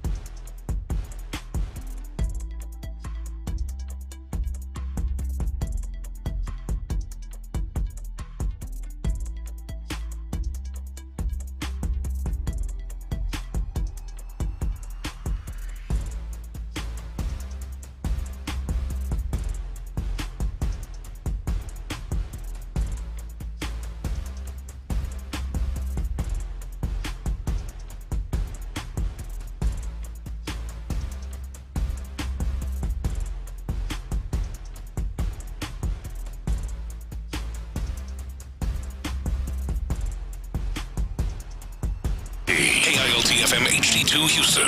Insider access, exclusive content. Sports Radio 610. The Texans play here. An Odyssey sports station. Sports Radio 610 presents Payne and Pendergast. We got some good petties for this Pettycast. I think you're going to enjoy this. Some good audio here. We do it every Tuesday. We highlight our own pettiness. We encourage you to text in things you're petty about, 713-572-4610. You know what we should do? Oh, never mind. I was going to say pay homage to Tom Petty, who died this year, but he died 8 years ago. Oh, so there we go. Oh, he's still For some reason, I felt like Tom Petty died this year. I always get him confused with O.J. Simpson. I guess that's the thing. A lot of people do. R.I.P. O.J. Simpson. Yeah, O.J. Simpson and Tom Petty. Or Tom Petty, whichever one it was. Either one. Yeah. I totally get them mixed up. Yep. So I'm actually going to start, Seth, with one of my own petties here, and it's with our quarterback. It's with C.J. Stroud, who I love. He's the quarterback of the future here. He's awesome, great dude, great teammate. But I don't need C.J. This video has resurfaced over the last several weeks. Oh yeah, C.J. Stroud on the sofa there with the $1 Million Worth of Game podcast. He and Tank were on it. Yeah. And CJ listed his top 5 quarterbacks coming off of 2023, and here was the list. Oh, no, I'm tripping. Let me go. I'm going. Tripping? So, look, final 5. I know what I'm doing, dog. Mahomes, Lamar, myself, Dak. Joey B. No, he didn't really play last year. And then Hurts. Dak? Yeah, bro. Dak, that boy. Y'all not gonna say that because he ain't won the big one. Okay, Byron, we don't need any more of this. They're gonna argue over Dak for like 30 seconds. Bills fan, I'm gonna have been putting that up a lot. Was Josh Allen not in the top 5 there? I didn't hear Josh Allen in there. He put Dak above Josh Allen. You know what? I've seen that referenced a bunch, and in my mind, I was just kind of hoping. Like, I didn't really think hard about it. I was like, it wasn't that bad. Yeah, no, it was just simple as that. He just flat out put him. That's again the recommendation to young athletes is always that whenever anybody asks you a power ranking question, just don't answer it at all. But B, if you do answer it, say like, all right, well, I'm not going to put myself like other than me, and then that's the way you get around it. And then you don't answer any specifics about that. You don't have to answer the power ranking questions. Never answer a power ranking question. Okay, and if you're listening out there and you're taking Seth's advice, don't take Seth's advice. Power rank things every chance you get. Yes.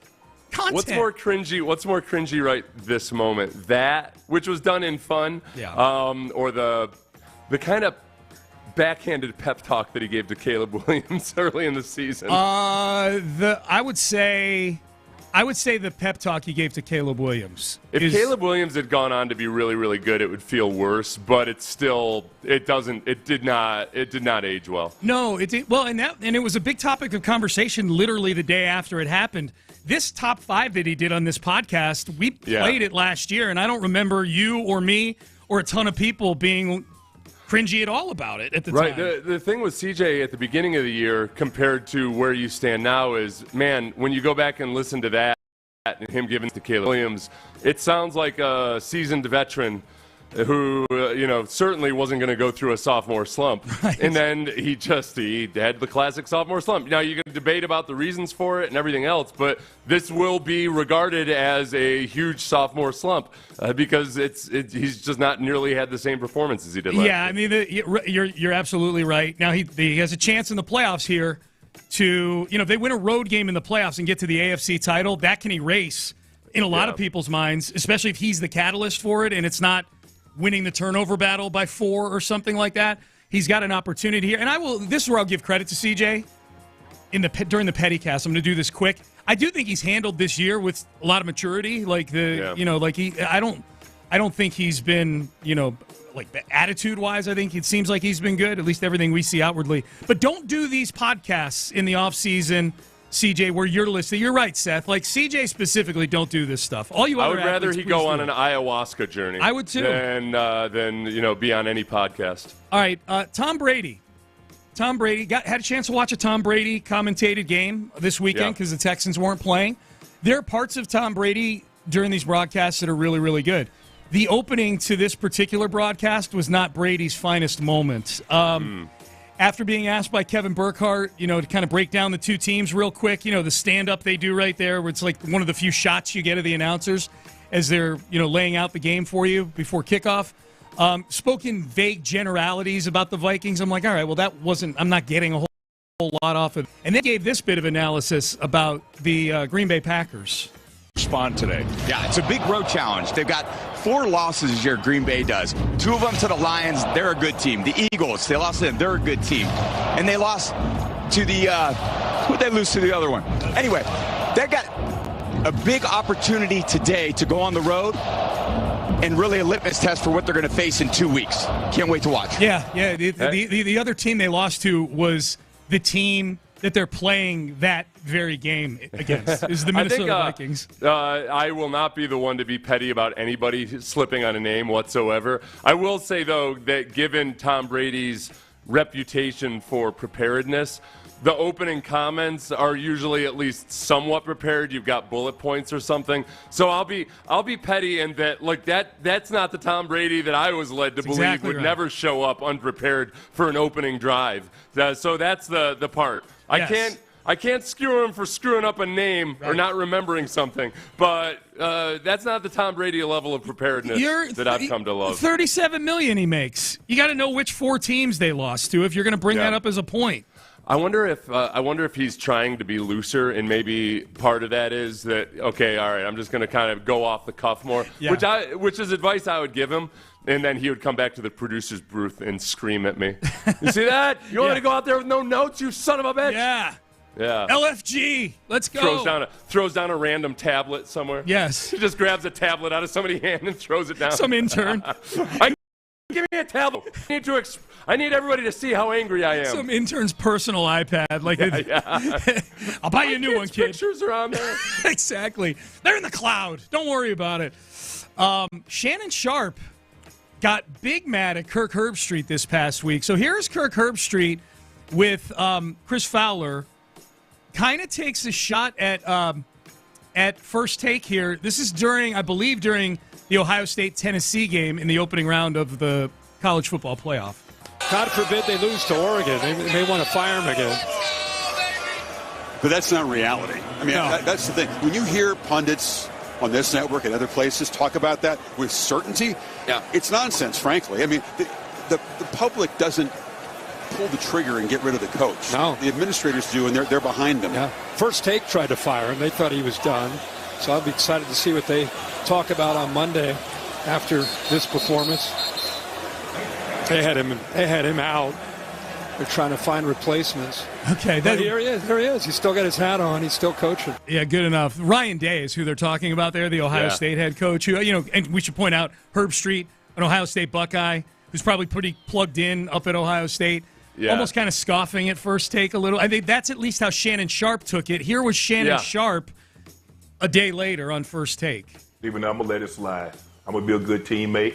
I'm going to let it slide. Everybody's at ESPN, because had you not taken the route you taken, I would have lit their ass up. But I'm going to let it slide. You know what, guys? Congratulations, Ohio State. You won the game. Hey, if we're going to be on the same team, if we're going to work for the same network, don't do that. Kurt, Chris Fowler, I promise you, if you ever mention anything, any platform that I'm on again and talking about, I wonder what they're going to say in negativity, I promise you, ESPN ain't got enough bosses to keep me off y'all for what I'm going to say. So I'm going to let y'all slide today. I'm going to turn it over to D.O. before I get myself in trouble. But don't play with me. Go ahead, D.O. Okay, D.O. we're good. D.O. is Dan Orlovsky there. I saw a lot of people say, like, okay, I don't know why Shannon Sharp got so offended. Right. It was almost the lack of direct confrontation. It was the way they were speaking very dismissively about First Take and basically saying you shouldn't take them seriously, but then also made worse by, I honestly feel like Shannon Sharp would have been less offended if they had said, like, Shannon's wrong about this, blah, blah, blah, but they wouldn't even do the respect of saying their names. I could see why Shannon got upset, and then especially because it's somebody on your own network. But I do wonder whether ESPN You know, going back to Pat McAfee calling out the ESPN execs and everything, I wonder if they like a little bit of the WWE side of this, where it's more, it's clicks, it's views, it's 100%. All of that, if you can get that kind of drama going. I wonder... I don't know if it's even something that like ESPN would have directed them to do, but they might be like, oh, this will be an interesting development to monitor. When I listen to this, I'm like, okay, what exactly is Shannon, like if there is a next time and they do this again, Herb Street and Fowler, like, what is the threat here? Is he just going to light them up verbally? Like, is he going to go beat them up? Like, what? I'm just, what's the actual threat going on here? It felt, yeah, exactly. Well, or just, I think for Shannon in his mind, it would be he would launch an all-out assault against them on social media and try to make that's violence these days, is that he would make it as miserable as possible. The point where Herb Street's getting booed and just screamed at everywhere he goes on College game day. Yep. And I feel like Shannon could pull it off. Yeah. Oh yeah, for sure. No, Shannon Sharp has the capacity to be a WWE performer when it comes to the verbal part of it. I'll tell you what, it honestly kind of reminded me a little bit of just like different people have different communication styles, and sometimes it's culturally based, and there's an element there of where Herb Street didn't feel like he was really keeping it real. He was like trying to throw shade, instead of just coming right out with it. He was passive-aggressive. Trying to be clever about it versus like somebody in the locker room is going to be like, no, say what you mean to say. Right. Herb Street. Come on, be a man about it. Herb Street was passive-aggressive. Shannon was threatening to be aggressive-aggressive. Yeah. Sometimes the guys that grow up in more of like a type of environment, when they're confronted full force with like, hey, your country club insults don't fly here. Yeah. It's always interesting. That's what I was hearing. Yep. Pettycast, Charles Barkley does not like the city of San Francisco. Because even when the Warriors, now I hate the Warriors fans in San Francisco, but they were amazing in Oakland. Yes. They were tremendous. Even when they were good with Chris Mullin and the Hardaway and Mitch Richmond, they were great. And when the Warriors weren't any good, and when they were in Oakland, they were fantastic. Now I hate them in San Francisco because that's the armpit of America. But there's certain cities. The armpit of America, San Francisco? Yes, it is. No, yes, what it are you is. talking about? Yes, the armpit of America. Close. That's not what even a perfect time to remind you that TNT has the All-Star game I'll take in Sacramento. San Francisco. I'll take Sacramento over San Francisco. San Francisco. I will take Sacramento, California. Leeds, Alabama. No, San Francisco is the armpit of America. You'll get to say hi at the All-Star game. It's not even close. Well, let me get all my artillery ready. Can't walk around there. Charles is the best. Can't walk around. Well, yeah, because of the people. I guess, he's trying to displace San Antonio. He probably likes going to San Antonio, and he's tired of people being angry at him there. I will say this about San Francisco. San Francisco has some of the most little pockets of just delightful, beautiful places to be. Of all the Super Bowls that we've gone to, including New Orleans, the only place I've had to literally dodge poop on the sidewalk, I had to take a serpentine route to the stadium every day on my walk, was San Francisco. There's literal poop everywhere. Not Great Dane poop. No. It just it's There was people poop. I was on that trip too. That was in, I think, 2015 season. I think is when that was. And if you remember, we stayed at a hotel where if you wanted to not take the serpentine route, as you call it, you just go down this alleyway. This alleyway went straight to the convocation center. The problem was it was almost like playing a video game where the idea was to step over as many homeless people as you possibly could. If you were allowed to score points based on the number of homeless people you stepped over, you scored major points walking down that alleyway because there were a ton of them. I was with an acquaintance of mine from another station in another city, but who... this was before. I don't think it was. It was. I think medical marijuana was legal in California at that point, but not recreational. For the first and only time in my life, I was part of somebody buying drugs from a stranger on the street. And I'm amazed that he pulled it off because I could not have looked more like a rookie cop who was nervous as hell. Now I was nervous because I was like, "Hey, what the hell's going on here, man? What are you doing?" And so I looked nervous and scared, but with my fresh, clean shave and my physique, I can't believe that That must have been the dumbest drug dealer on earth. Obviously, I was a cop. There's no way he shouldn't have thought I was a cop. Oh, my God. I was so nervous. Oh. I was definitely a rookie cop.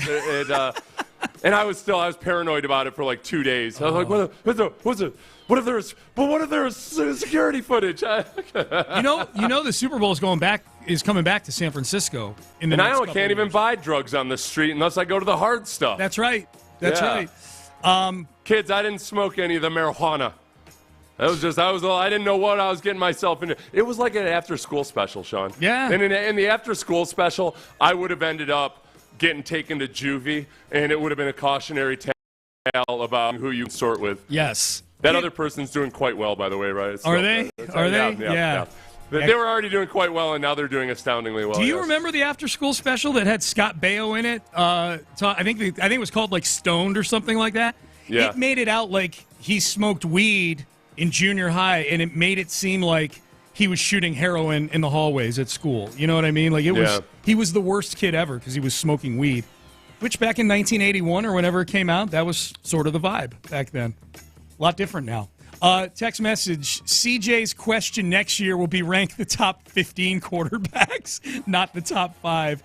Success obviously went to his head. Success went to his head. Went to his head, yeah. I thought he said wins you his head. No. Maybe kind of the same thing. Oh, yeah, his head was deviated. It's a constant battle, man. Yeah. There's nothing harder than handling success and adulation. I mean, I think people thought that Nick Saban all those years was exaggerating when he called it rat poison, when I think in Nick Saban's mind, no, especially in the college age, but really at any age, it's rat poison. It will kill you. Yep. It will kill your hopes and expectations and everything else because you lose an edge if you feed into it too much. That'll be the theme of training camp next year. I was thinking about that in the last couple days. Like, okay, because we remember just how like over the top jubilant training camp was this year. All these new guys. Diggs is here and Danielle Hunter, Joe Mixon. Man, this is it, man. This is a new. The Texans are going farther than they've ever gone before because of this group out here on the field. And feeling is like they'll be lucky to go as far as they went before. And I think that's going to be the theme in training camp next year is like, okay, this needs to be, we can't, even if they make some big acquisitions, which they probably do need to make a couple if they're going to get to where they want to go.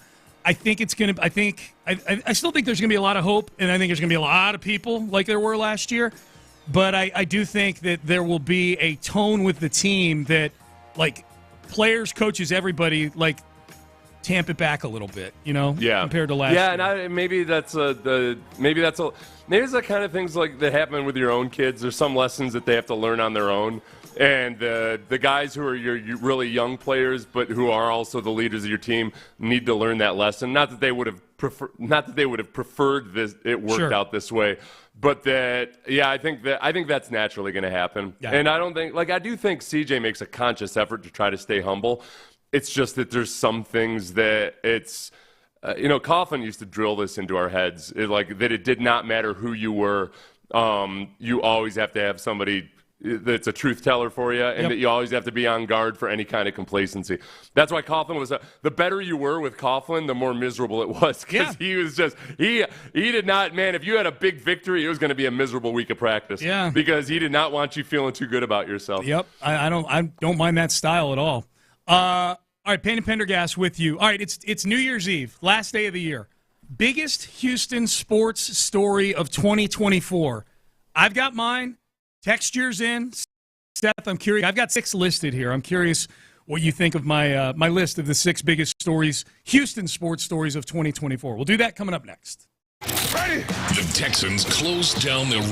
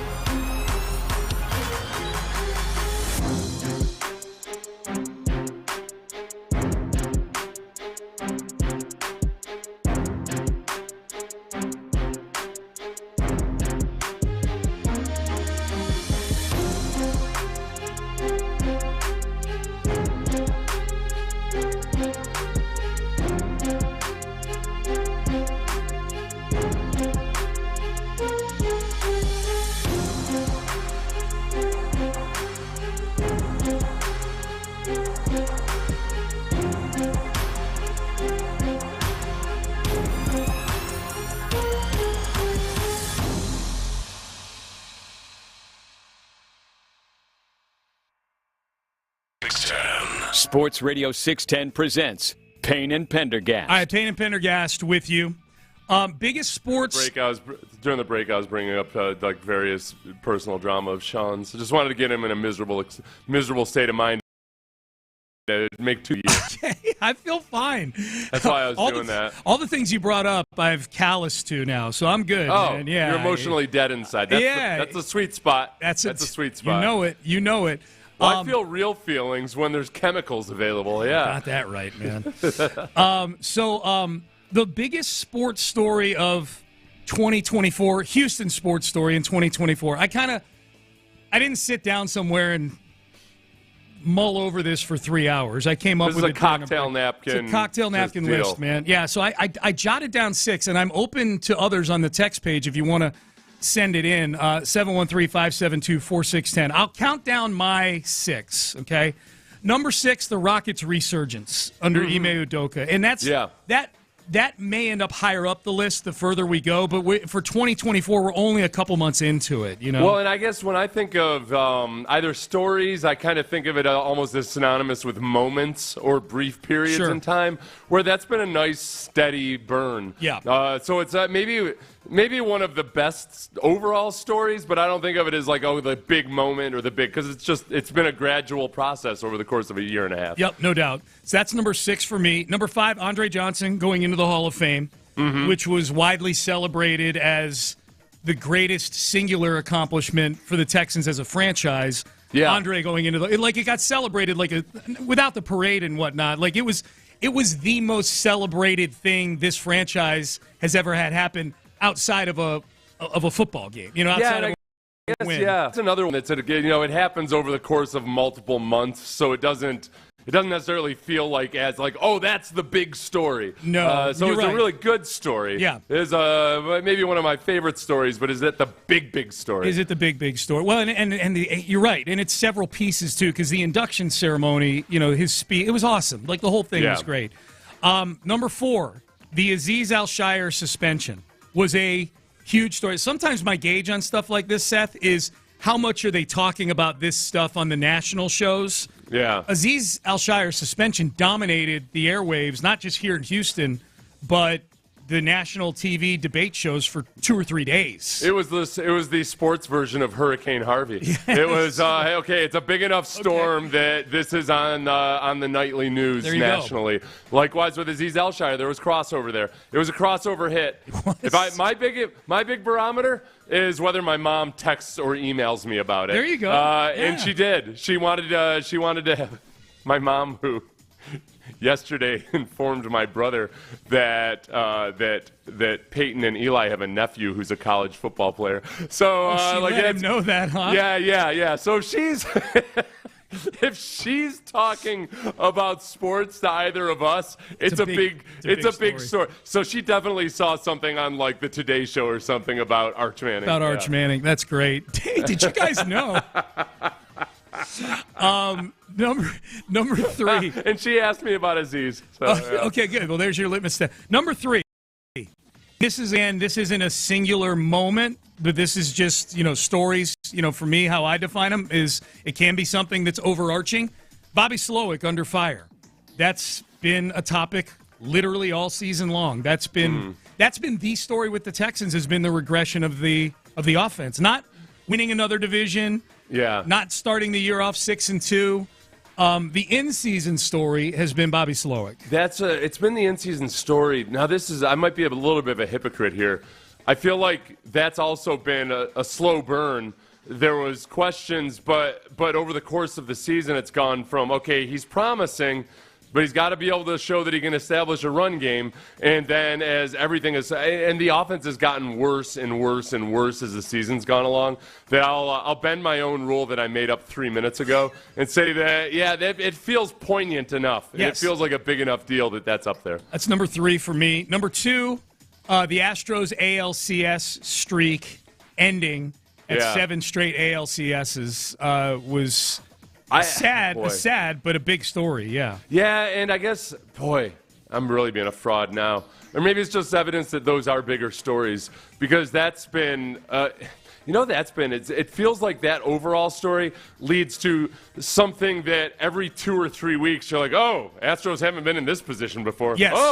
Astros haven't been in this position before. Yeah. And then you've got Altuve just coming out and saying, like, demanding that they re-sign Bregman. Yeah. Yeah, there's been a lot of, I feel like that's provided enough moments that's way up there. I thought about the Astros 7-19 start, putting that there, but you're right. Like, it's the ALCS, the ALCS streak ending as just popcorn fart as it possibly could, getting swept at home by the Detroit Tigers, who weren't even in the playoff mix until the last couple weeks of the season. I thought that was kind of 2024 Astros microcosm right there, you know? I'm trying to figure out what your number one is going to be now. Okay. Oh, I know what it is. Okay. You want to guess? It's got to be the Diggs trade. It's the Diggs trade. Especially by I'm going to go back to the criteria that I had previously established 6 minutes ago. Yeah. As far as poignancy, yes, that was one where they made that trade, and unanimously, before we found out all the details of the trade, people thought, oh, they are not messing around. Right. Oh, yep. Even whether you loved it or hated it, that was an indication that, oh, man, they are seizing the moment and they are going after it. And then that created more and more. Like, that was something to monitor the whole. It was the talk of all summer long and on into training camp. Yeah, that's it. That's the big one. Good job, Sean. Thanks, man. I appreciate that. Yeah. Based on my haphazard, rapidly shifting criteria, it's okay. I would say that, yes, you nailed it. It's our show. We can do whatever we want. I would say, I talked about, like, how big a story was it nationally. That factors into how big a local story it is. The Diggs trade, you're absolutely right. It shifted the entire rundown on the TV shows that are on here in the studio, with the breaking news. I would say one of the other criteria, if a fellow host comes in and interrupts the show to tell you about breaking news, then it's pretty damn big. Is that how it happened? Yeah, it was. Well, Lopez poked his head in and did the old, like, pointing at his phone thing, and I looked down, and so then I said, Lopez, come on in, sit down, let's chat. It's weird, boy. I'll tell you what, my new criteria that I'm using in terms of biggest Texans stories of all time. Yeah. The DeAndre Hopkins trade must be way above the Diggs trade, because I remember exactly where I was when I learned about the DeAndre Hopkins trade. Yep. Whereas with the, I have no memory of Lopez or any of that. Oh wait, no, now I do. But yeah, I couldn't bring it right up. Yeah. Yeah. It was quite a toss that day. between the two because shows. That's part of you guys get all the breaking news, and this is the biggest breaking news there's been. Yeah, you're right. Yeah, you're right. Yeah, that was because we had the very abrupt departure. I remember it now. Yep, okay. Like it was yesterday. Yeah. Payne and Pendergast with you. So what's your text in 713-572-4610. How did I do on my list? My top 6: Rockets resurgence, number 6; Andre Johnson going into the Hall of Fame, number 5; Azeez Al-Shire suspension, 4; Bobby Slowick under fire, 3; Astros ALCS streak over, 2; Stephon Diggs trade, number 1. Man, that Diggs trade was huge. And that, boy, it was so huge that day. And for it to end the way that it did with him just ACL on this benign non-contact play in Week 8 in the third quarter against the Colts was just, That's a story that's going to go down in not the annals of history, but the annals of history. It will, yeah. It's not as fun of a memory as I thought it was going to be. One end. People texting in, fire Bobby or run it back one more year. What about the Kyle Tucker trade? Someone's asking. Okay, where does does the Kyle Tucker trade crack that top 6 for you? Oh, man. I wonder, that's really, it should have been in the top 6. Yeah. Probably so. I would, that's, I guess by that point it just felt like there was enough news that leaked out that it wasn't as big the Diggs trade was a complete surprise. There hadn't been rumors about it or anything. The Kyle Tucker trade was all part of, I guess, your number 2, the Astros ALCS streak being over. Yeah. The Kyle Tucker trade was all a big part of that. Mm-hmm. Yeah. Maybe we should have put, instead of Astros ALCS streak over, the number 2 story should have been the Kyle Tucker trade. Yeah, I would say, without knowing which one to move out of there, I would say, it feels like a top 6 story. If I had to take one thing that wraps up all of that, it would be the Kyle Tucker trade. Yep. It wasn't that you let him walk in free agency next year. It's like, all right, the writing's on the wall. Let's pull the Band-Aid off. You're doing things that rebuilding teams do. Good job, listener. Yep, that's good. Yeah. Keep sending them in. 713-572-4610. All right. Dana Holgorsen, who's now the OC at Nebraska. Story came out in the Chronicle. This is how you spend your time when you get an 8-figure buyout from your employer. This is going to be our advice to everybody who's in that position. Yes. Coming up next, if you're in a position to get an 8-figure buyout, this is the segment for you. This is how you handle it. Yes, if you're getting $14.8 million from your employer to go away, do it the way Dana Holgorsen did it. We will tell you exactly what that entails next.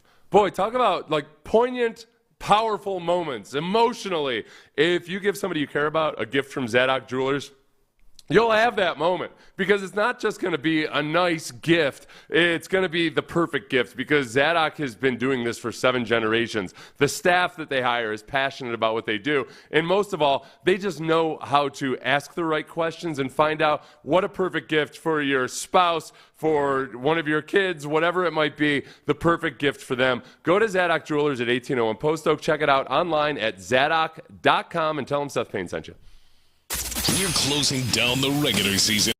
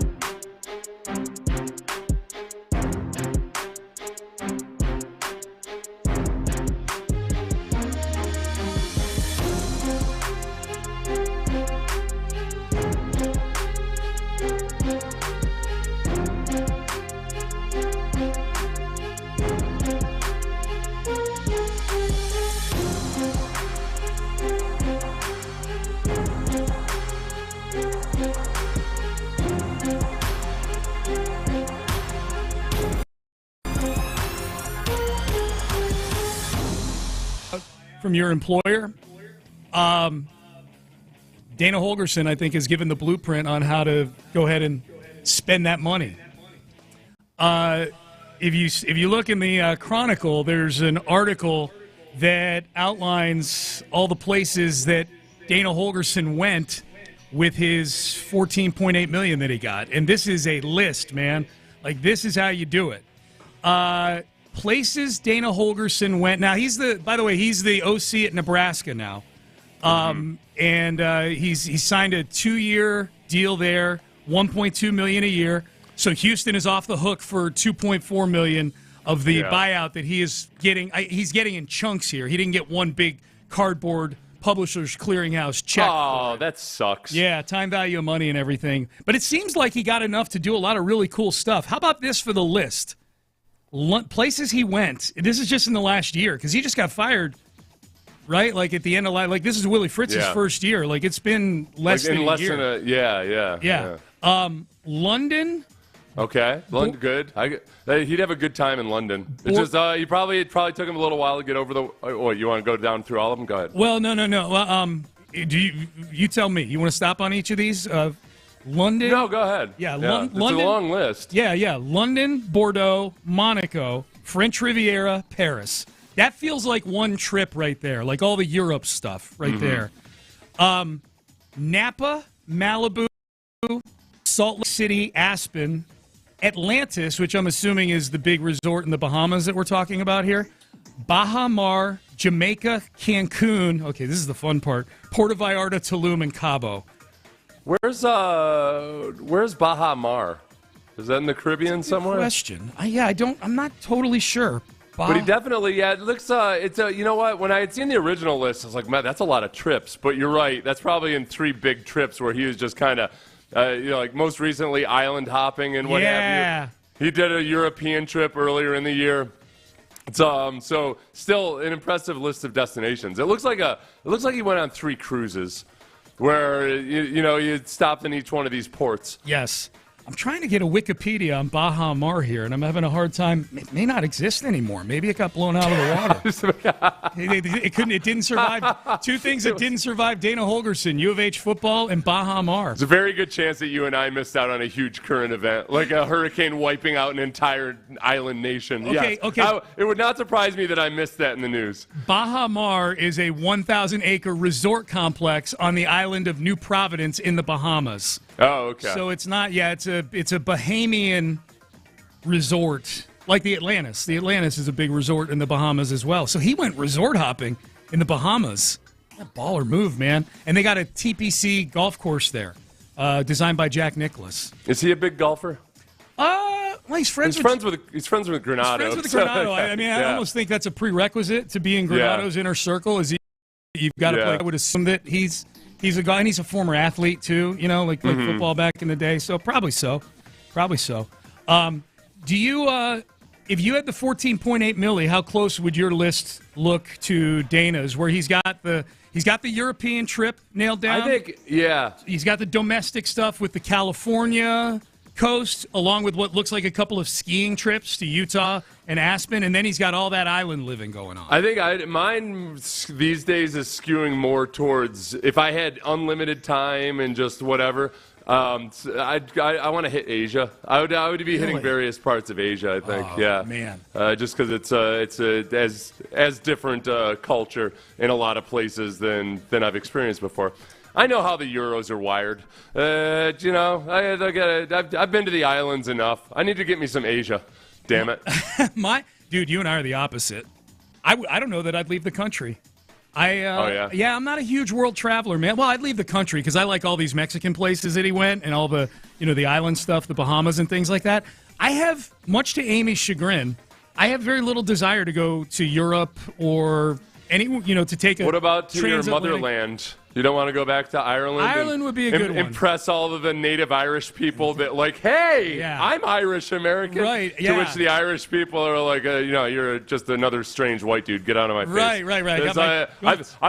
I've got a boatload of strange Irish people around here. I don't need one whose family fled when the going was tough back in the day.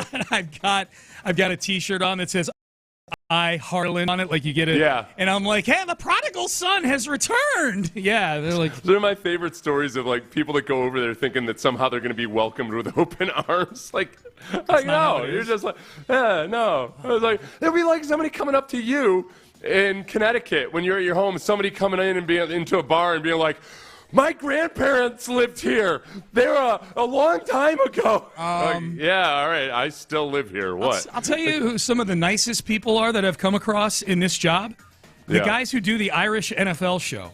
Have you ever been on their show before? It's a long time ago. Yeah, really nice guys, man. And they've. You're right, though. They're unimpressed when I talk about visiting my homeland and I bring it up on there. Now that you mention it, they're not. They have offered if I come there, like, yeah, give us a call. We'll go get a pint with you or something like that. I'm like, well, I need to be much more celebrated than just a pint when I come home. There's a lot of things too, as far as it's they don't care. It has zero meaning to them. Yeah, which is a shock sometimes. Yeah, I would. You know what I would do? I would, because I'd have a lot of time on my hands, so I could sit down and plan this. And I've always wanted to do this, and maybe in retirement someday I'll do it. But you see people do it every year. They do like the 30 ballpark trip. Like you're gone for like 2 months, and I think it would be so fun, like putting that trip together, like a puzzle almost, of putting that trip together, arranging all the transportation, tickets, and things like that. The Astros had somebody at a game this year that was doing that, like an older couple, retired couple, who were big baseball fans. Because I could do that. Amy would love doing that because she loves going to the ballpark. So, you know what, Brandy and I have started on hardcore. Planning on doing this someday in the future, but not actually doing anything about it. I would like to hike the Appalachian Trail. I'd like to, and that takes some time. But just like Dana's trip there, I think you got to figure out where you got to break it up with some alcohol at some point. Because man, from when I was a kid, that was always a dream of mine to hike the entire Appalachian Trail. Yeah, but it takes a few months. Right. Is there anything on Dana's list that screams out like actual physical exertion? I guess maybe the skiing, if he went skiing in Aspen or Salt Lake City. Yeah. The rest of this just screams out drinking, golf, gambling. Yeah. None of the other ones. Those other ones are classic tourist destinations. Yes. And I mean, like even on the European vacation, Bordeaux. So no, this was not a high adventure, like outdoorsy type of vacation. No, I don't think he was sleeping on the ground at any point. No, it's what I would expect from Dana Holgerson, and I say that with fondness in my heart. Yeah. If he was sleeping on the ground, it wasn't because he was camping. No, it's the ground. Are we calling hotel room floors the ground now? Is that or somewhere, wherever, a random place. Yeah. Yes. I fell asleep on the ground. That's a beach. Okay. You passed out on the beach. On the beach, Cy-Fair Frank says, Dubai, conspicuous by its absence on Dana's $14.8 million boondoggle. Yeah, I might have expected Dubai on there, possibly. Why would it be? I figure there's something that I don't know about. No. Like I don't know why it's conspicuous that Dubai's not on there. But I don't know. Yeah. I just think was there a recruiting scandal where they had Dubai? Was Dubai trying to buy? Was United Arab Emirates trying to buy the University of Houston football program? Maybe. Yeah, that's possibly. That overseas money will get into some college football programs. Someone said, "Can you read the list again?" I'm going to do this fast. This is the list of places Dana Holgerson went with his $14 million buyout. London, Bordeaux, Monaco, French Riviera, Paris. That's the Euro trip. Napa, Malibu, Salt Lake City, Aspen. That's the domestic trip. Atlantis, Baha Mar, 2 Bahama resorts. Jamaica, Cancun, Puerto Vallarta, Tulum, Cabo San Lucas. So that's the island/Mexico portion of his run. It's a lot of travel, man.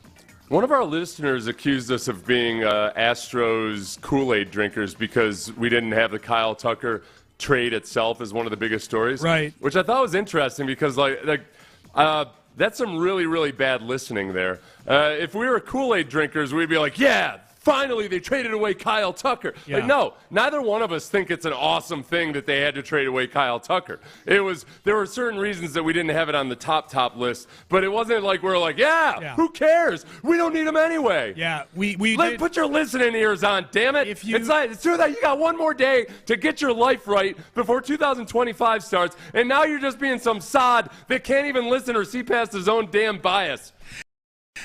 I'm miserable about the Astros right now. The text that Seth is talking about, this is in the aftermath of us doing the top Houston sports stories in the previous segment. Why are we all so meh about Tucker being traded? LOL, hashtag Astros Kool-Aid. That's the text.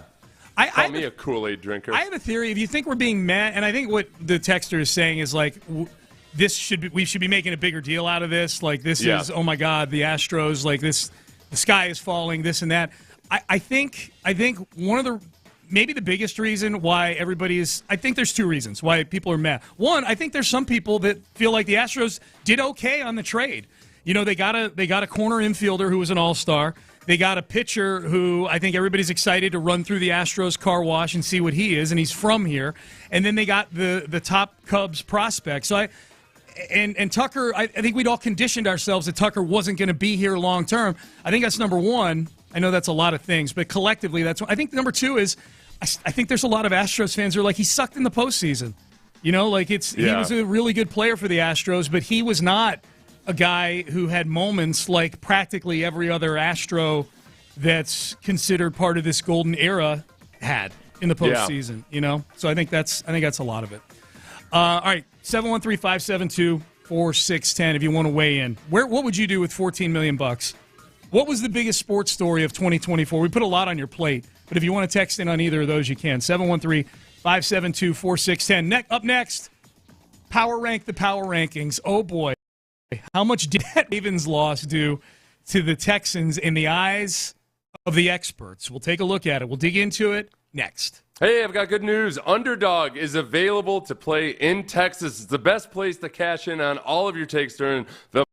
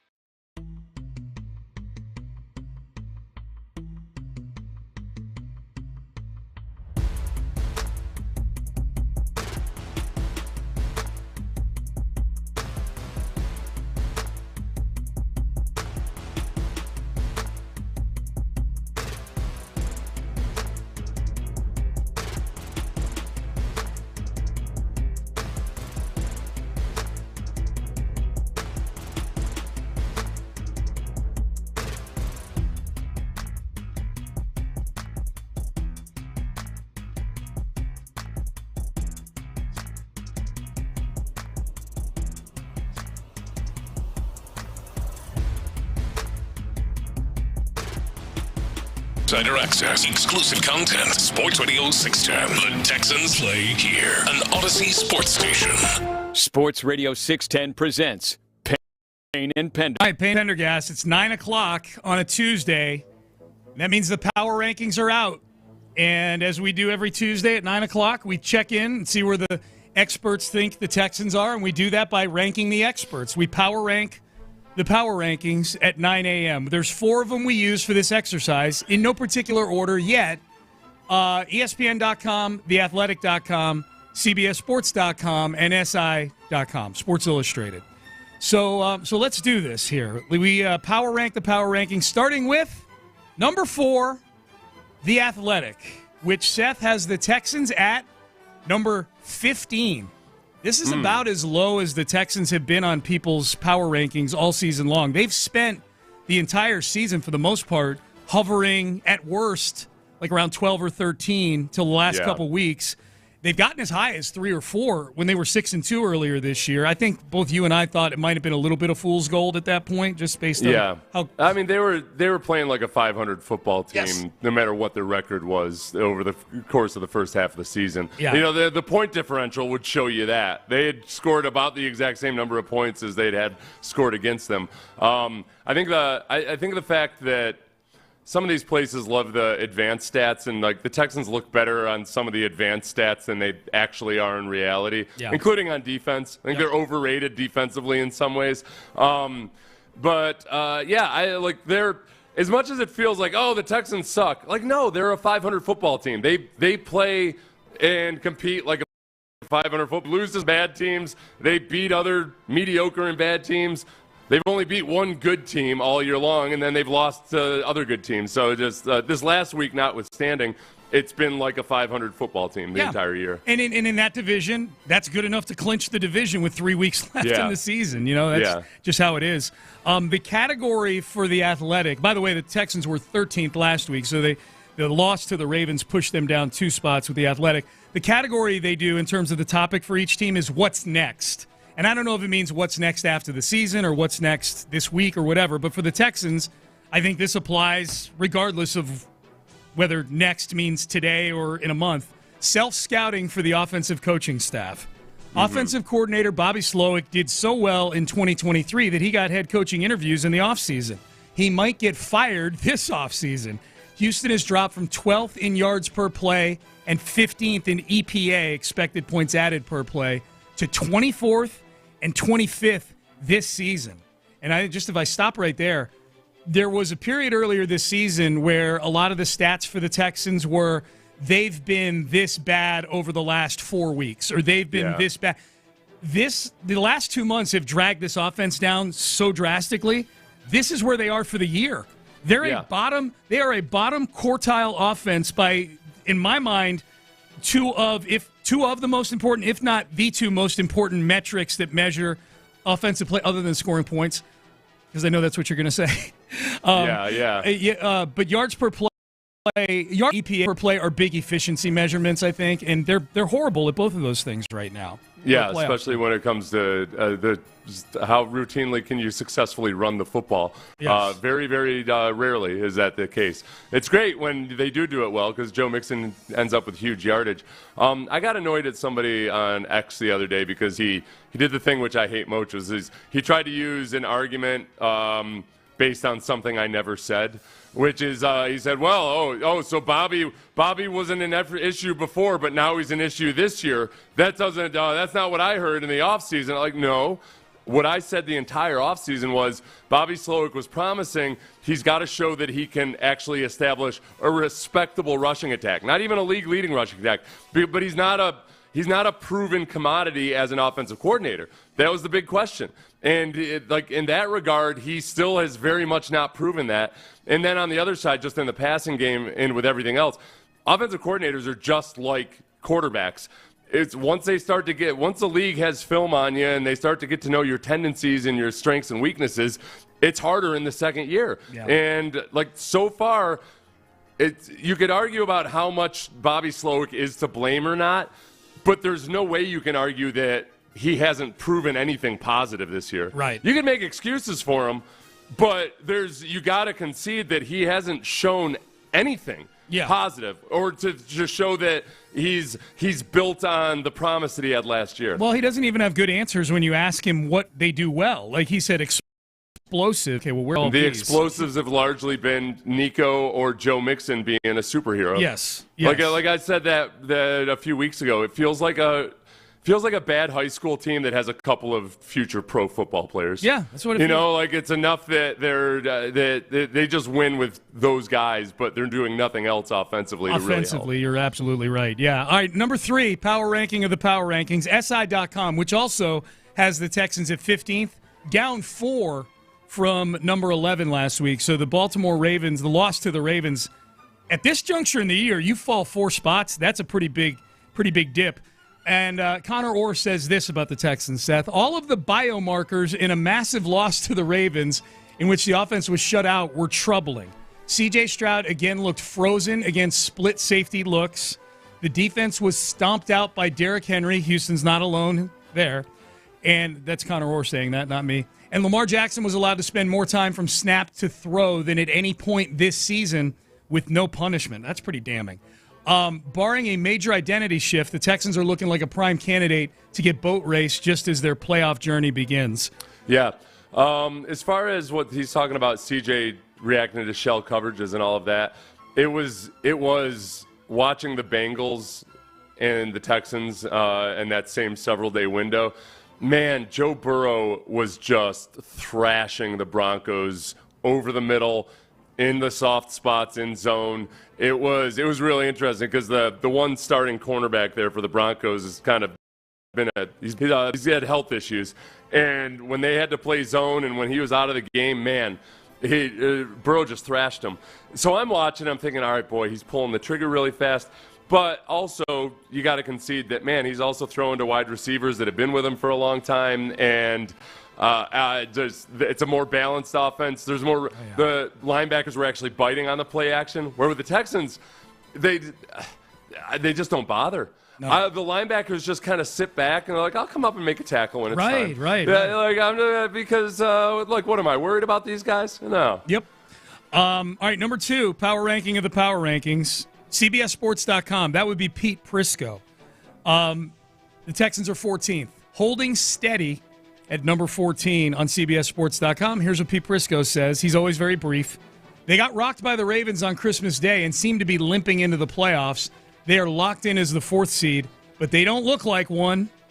Actually, they do. The 4th seed is typically the worst of the 4 division winners. They look like that. The hell? Yeah, what are you talking about, Prisco? Every year there's a couple of 4 seeds that you're like, oh, they should be the 7th seed. Right. Right. No, they look exactly like a 4 seed, Mackie, I tell you.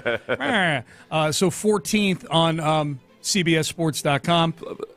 I think also, though, too, they don't look like they should be a 4 seed, but other than the AFC North winner, whoever the 6th and 7th seed, they've got their blemishes and flaws too. So it's not. I don't think it's not as big an insult as Prisco, I think, is kind of presenting it. Are the Texans favored at home against Steelers or the Chargers? Do you think?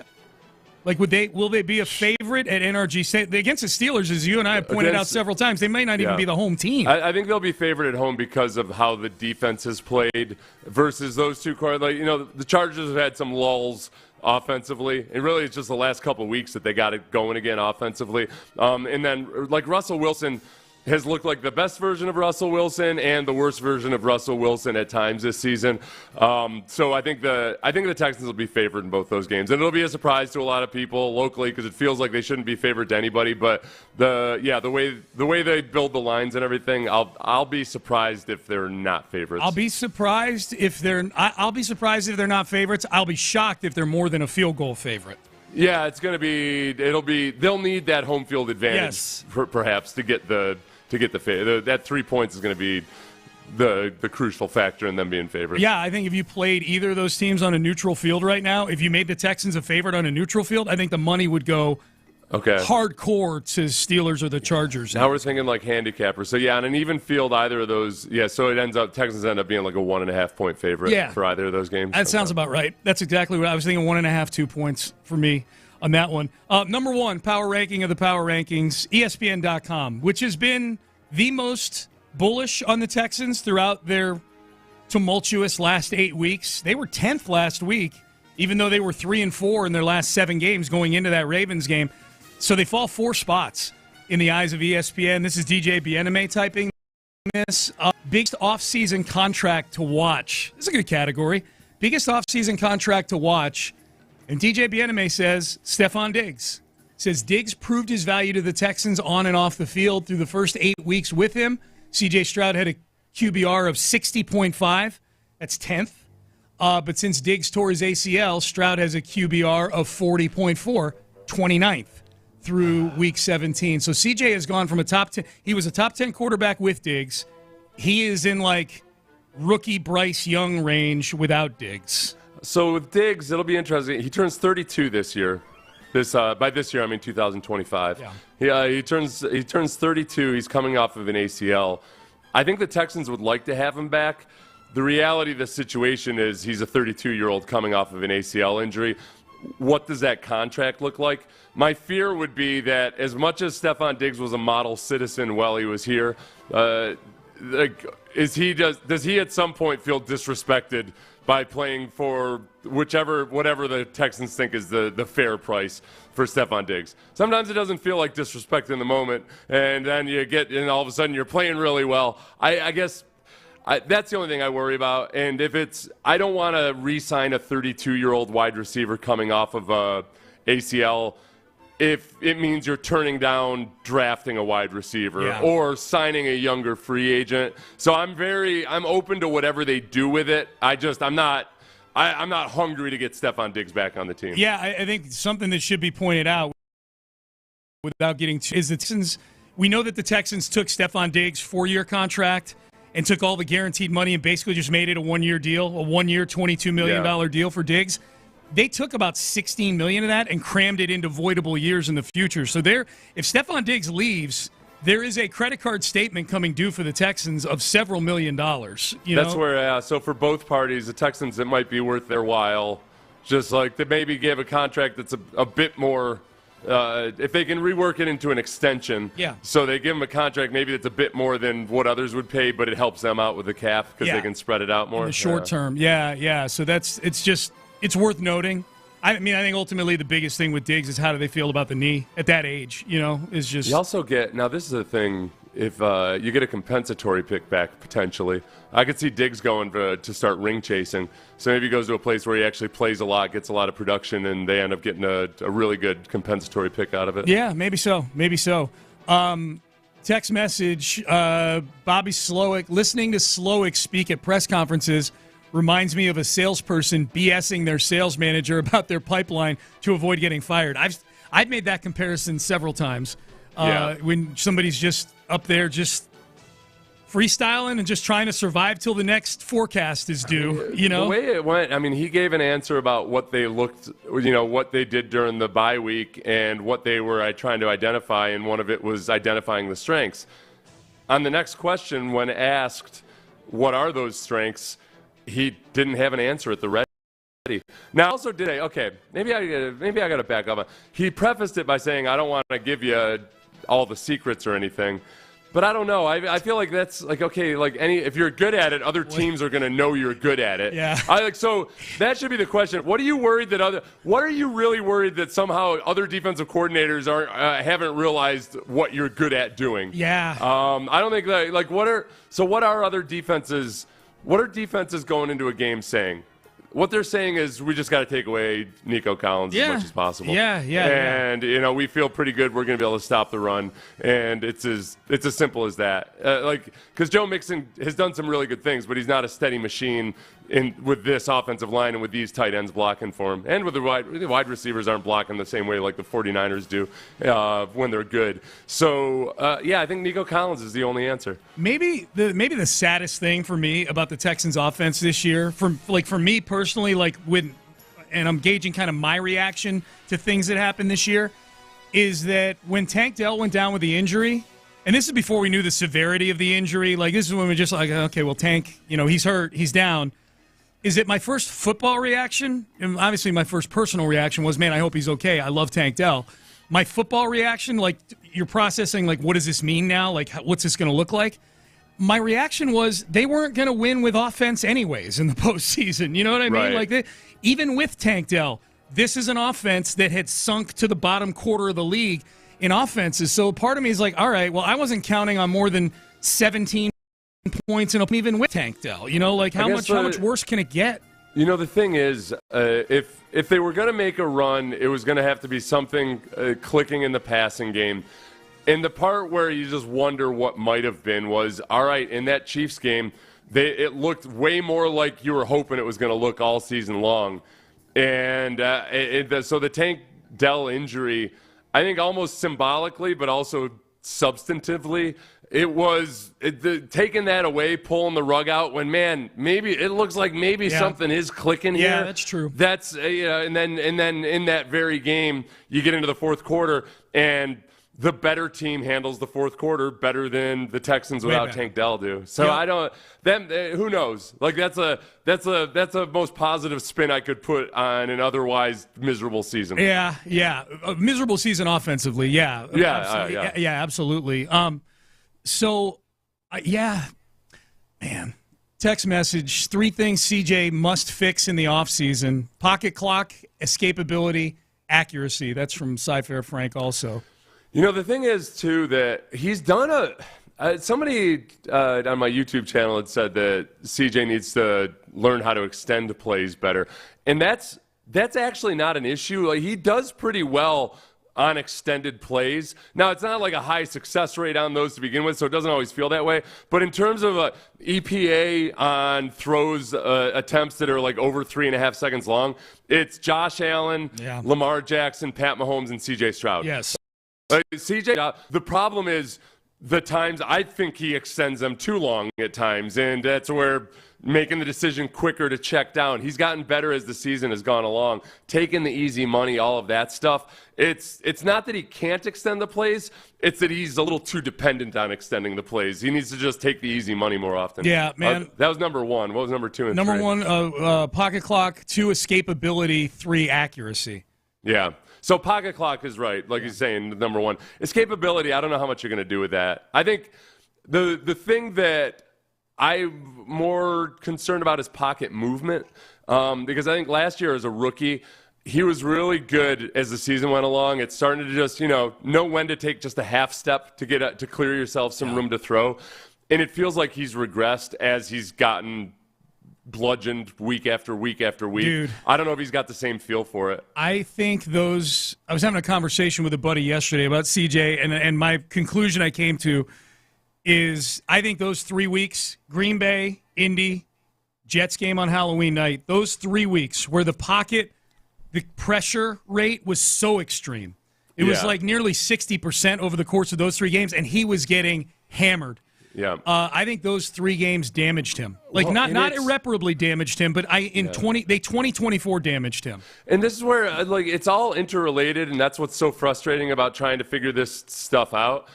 Is that the types of pressure that he's getting? It's right up the gut. Like that for that Kyle Van Noy sack, it was the pretend was right. They had the numbers matched up. Yep. CJ expects to get protection. But it's right up the gut. And, that's what screws your decision-making the most. That Dalton Schultz, the easy opportunity to throw to Dalton Schultz, you look at that, man, Laramie Tunsil's getting blasted into the backfield on a power rush. And the rest of the pocket there was no place for pocket movement there. It was so compressed. He had no opportunity to take a sidestep to the right to clear room because all those guys were getting destroyed. And, if there was a half yardage more space, what CJ was waiting for was a route to clear downfield, and somebody was coming clear, but the pressure was right up in his lap. So, okay, yes, that should have been an easy throw to Dalton Schultz, but maybe only if he had gotten rid of the ball quicker. Mm-hmm. But why did he have to get rid of the ball quicker?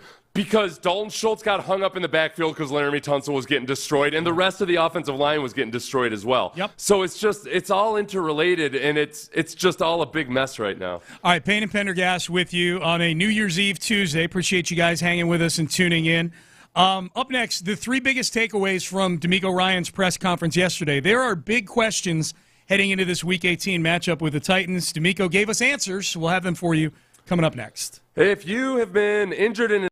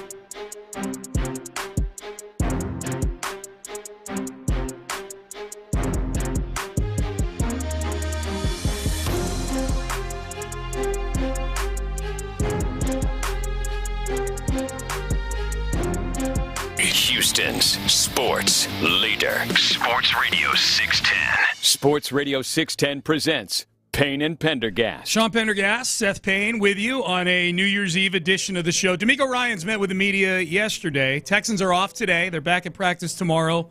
We'll get injury reports tomorrow, so we'll start to get some truth here on which guys may be resting due to injury or maybe, we'll see how D'Amico handles this game. He was asked about it yesterday. Here was D'Amico Ryans being asked, will you rest guys now that you're locked into the 4 seed? Yeah, going into this game, as I mentioned to all our guys, that everybody has to be ready to go, and that's where we are. We'll be out there playing, and we'll see how the game goes. But for us right now, we got to go play better. And our last outing on the field was not good enough, not representative of who we are defensively, offensively. It's not a good representation of our team entirely. So we got to go out. We got to play better football. Okay, so this is how I read that.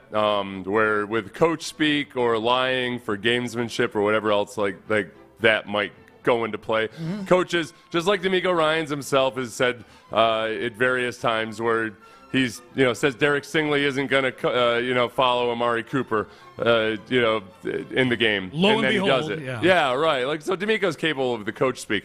The everything that D'Amico said right there is true, with the asterisk that, like any other NFL game, injuries are going to factor into it. So I think that I'm guessing that the starters, for the most part, will play the first quarter. I think there will be guys who have injury issues that in any other regular season game it wouldn't have held them out. But if they've got something that could get better with rest, those guys probably aren't going to play. Yeah. So, and C.J. Stroud might be chief among them. That, hey, what I mean, when I'm coach speaking about how everybody will be out there, everybody who's healthy. Everybody who's not, like any other NFL game. It's just the bar gets lowered a little bit for what keeps you out of the game in this room. I'm a simp. My notes for that cut, he's clearly playing everyone, and for how long will depend on the game. I take D'Amico, man. You're right. Sean, I admire you and other people who are pure of soul, who watch sports year after year after year. Yeah. You know who does this? John McClain, who should be cynical as all get out, and in some ways is sometimes. When a coach says, no, we're never going to cut that guy or whatever, he'll say, like, hey, he said he was never right. They do it all the time. Yeah. I'm here for life. Yeah. College coach. Nope, no plans on leaving. And people believe them. Yeah. It's amazing to me every year. How do you keep doing it? I don't know. It's amazing. I don't know. As long as you know this is how I am and this is how I'm going to be and you're cool with it, that's really all that matters. I just feel like I should be taking advantage of you more often. Yes. I feel like you're easily duped. New Year's resolution. Hello. Take advantage of Sean more often. Everybody who thought Tom Herman was never going to leave U of H, I just want to sell them things. Hold on. I want to get into a pyramid scheme. Bad liar. That one I did not believe. I was not on that But train. There were a lot of people that did. Those are the people that I want to I don't want them to miss out on the money-making opportunity of a lifetime. Right. Because if they get in now, Sean, they're going to, boy, riches beyond their wild beliefs. You must believe in me. There's only so many spots available for this great investment opportunity. Oh, yeah. Yeah, I got you. Oh, I can't wait to talk to you after the show. Did you ever fall for a pyramid scheme when you were a kid? I never did. I once printed off 1,000. I snuck into my mom's office and printed off 1,000 pamphlets that you could sell for how to make money in a system that's basically selling pamphlets about how to make money. Oh yeah, pamphlets. Dude. Remember Don Lapre? Tiny classified ads. Yeah, that was good stuff. There's always somebody on TV selling you something that will make you rich beyond your wildest dreams, and you're like, well, how come you're doing this instead of that? That thing that you're talking about. Because I want to give back. Right. That's why. That's right. Oh, no. It's because your plan is to get other people into Don Lapre. I probably paid like $25 for that pamphlet that told me how to make pamphlets and sell them. See, that's why you're so. I mean, sometimes you got to go through some things to get to the level you're at now. That was I basically stole. I didn't know how much printer ink cost back then. Yeah. Who knows how much money in printing out all those pamphlets? Not to mention the staples to put them together. Because you folded it. It was a real classy affair. Oh, I wish I could go How many back and reams watch of this. 25-pound paper I took? Oh, my gosh. God.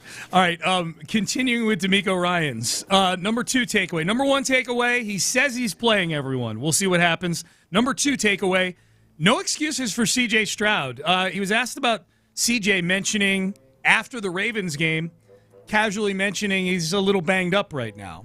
The piece about CJ being banged up is, I think that's real, and that's real for everyone in the league at this time of the year. Everybody is banged up. The amount of games, guys that play, the snaps that they play, like everyone is banged up. That's what it is. That's NFL football this time of year.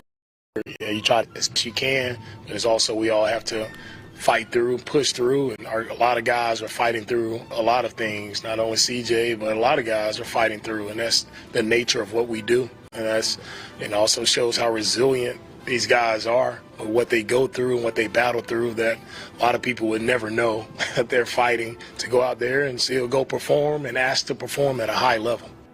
It's the art of equivocation, this coach speak, and D'Amico's getting really good at it because the fact of the matter is it's true. It is true. Everybody's banged up. So without having to say, like, CJ's not banged up or CJ is banged up, you just say, hey, everybody's banged up. You can say the same thing about cancer. We've all got cancer. Everybody's got little microscopic bits of cells that usually, if your immune system's doing the job, it sweeps it up immediately. It's when it grows out of control. So there's different levels of we're all banged up and or we all have cancer. I did not see that comparison coming. Sometimes it gets real bad. Sometimes it's just like, oh no, my immune system took care of it. Oh, really? I got cancer cells floating around in me right now? Well, a little cell, yeah, and your body just wipes it out. Okay. It's just, for damn various right it reasons does. every now and then. Damn right it does, yeah. I don't know. That's what I read in a pamphlet that I bought in a scheme in which I was going to get rich selling cancer pamphlets to people. Yeah, that's what was in the pamphlet, eh? You can get rich. You know how you get rich selling cancer pamphlets? The tobacco industry. Oh, yeah. There you go. have a pack of cancer pamphlets. There's a lot of good advice being doled out in this segment. Last one from D'Amico here. 3 things that we learned from the press conference. So that the biggest things yesterday. Number 3, Deontay Johnson, the newest Houston Texan. He's got a clean slate in D'Amico's eyes. With Deontay, adding him to our team, a guy who has talent. He's done it, at a high level for other teams. It's bounced around a little bit here. As I mentioned to him, of course, it's a clean slate starting with me. It really doesn't matter what has happened in the past or what the narrative is about you. You come here and everything is a fresh start. And so we'll see how he can help us, what he can add to our team, on the field and off the field. Okay, so there you go. Deontay Johnson wearing jersey number 82. Yeah. Somebody earlier asked whether if CJ doesn't play, how does he develop chemistry with Deontay Johnson at game speed? My simple answer is to that is I don't care. Because there's a lot of things that you'd love to have be perfect and ideal. CJ's, if you look at one thing that could actually take this offense over the hump, if CJ is indeed injured enough that the cells have turned to cancer, I fact-checked myself on that, everybody. It's way more complicated than the way I presented it.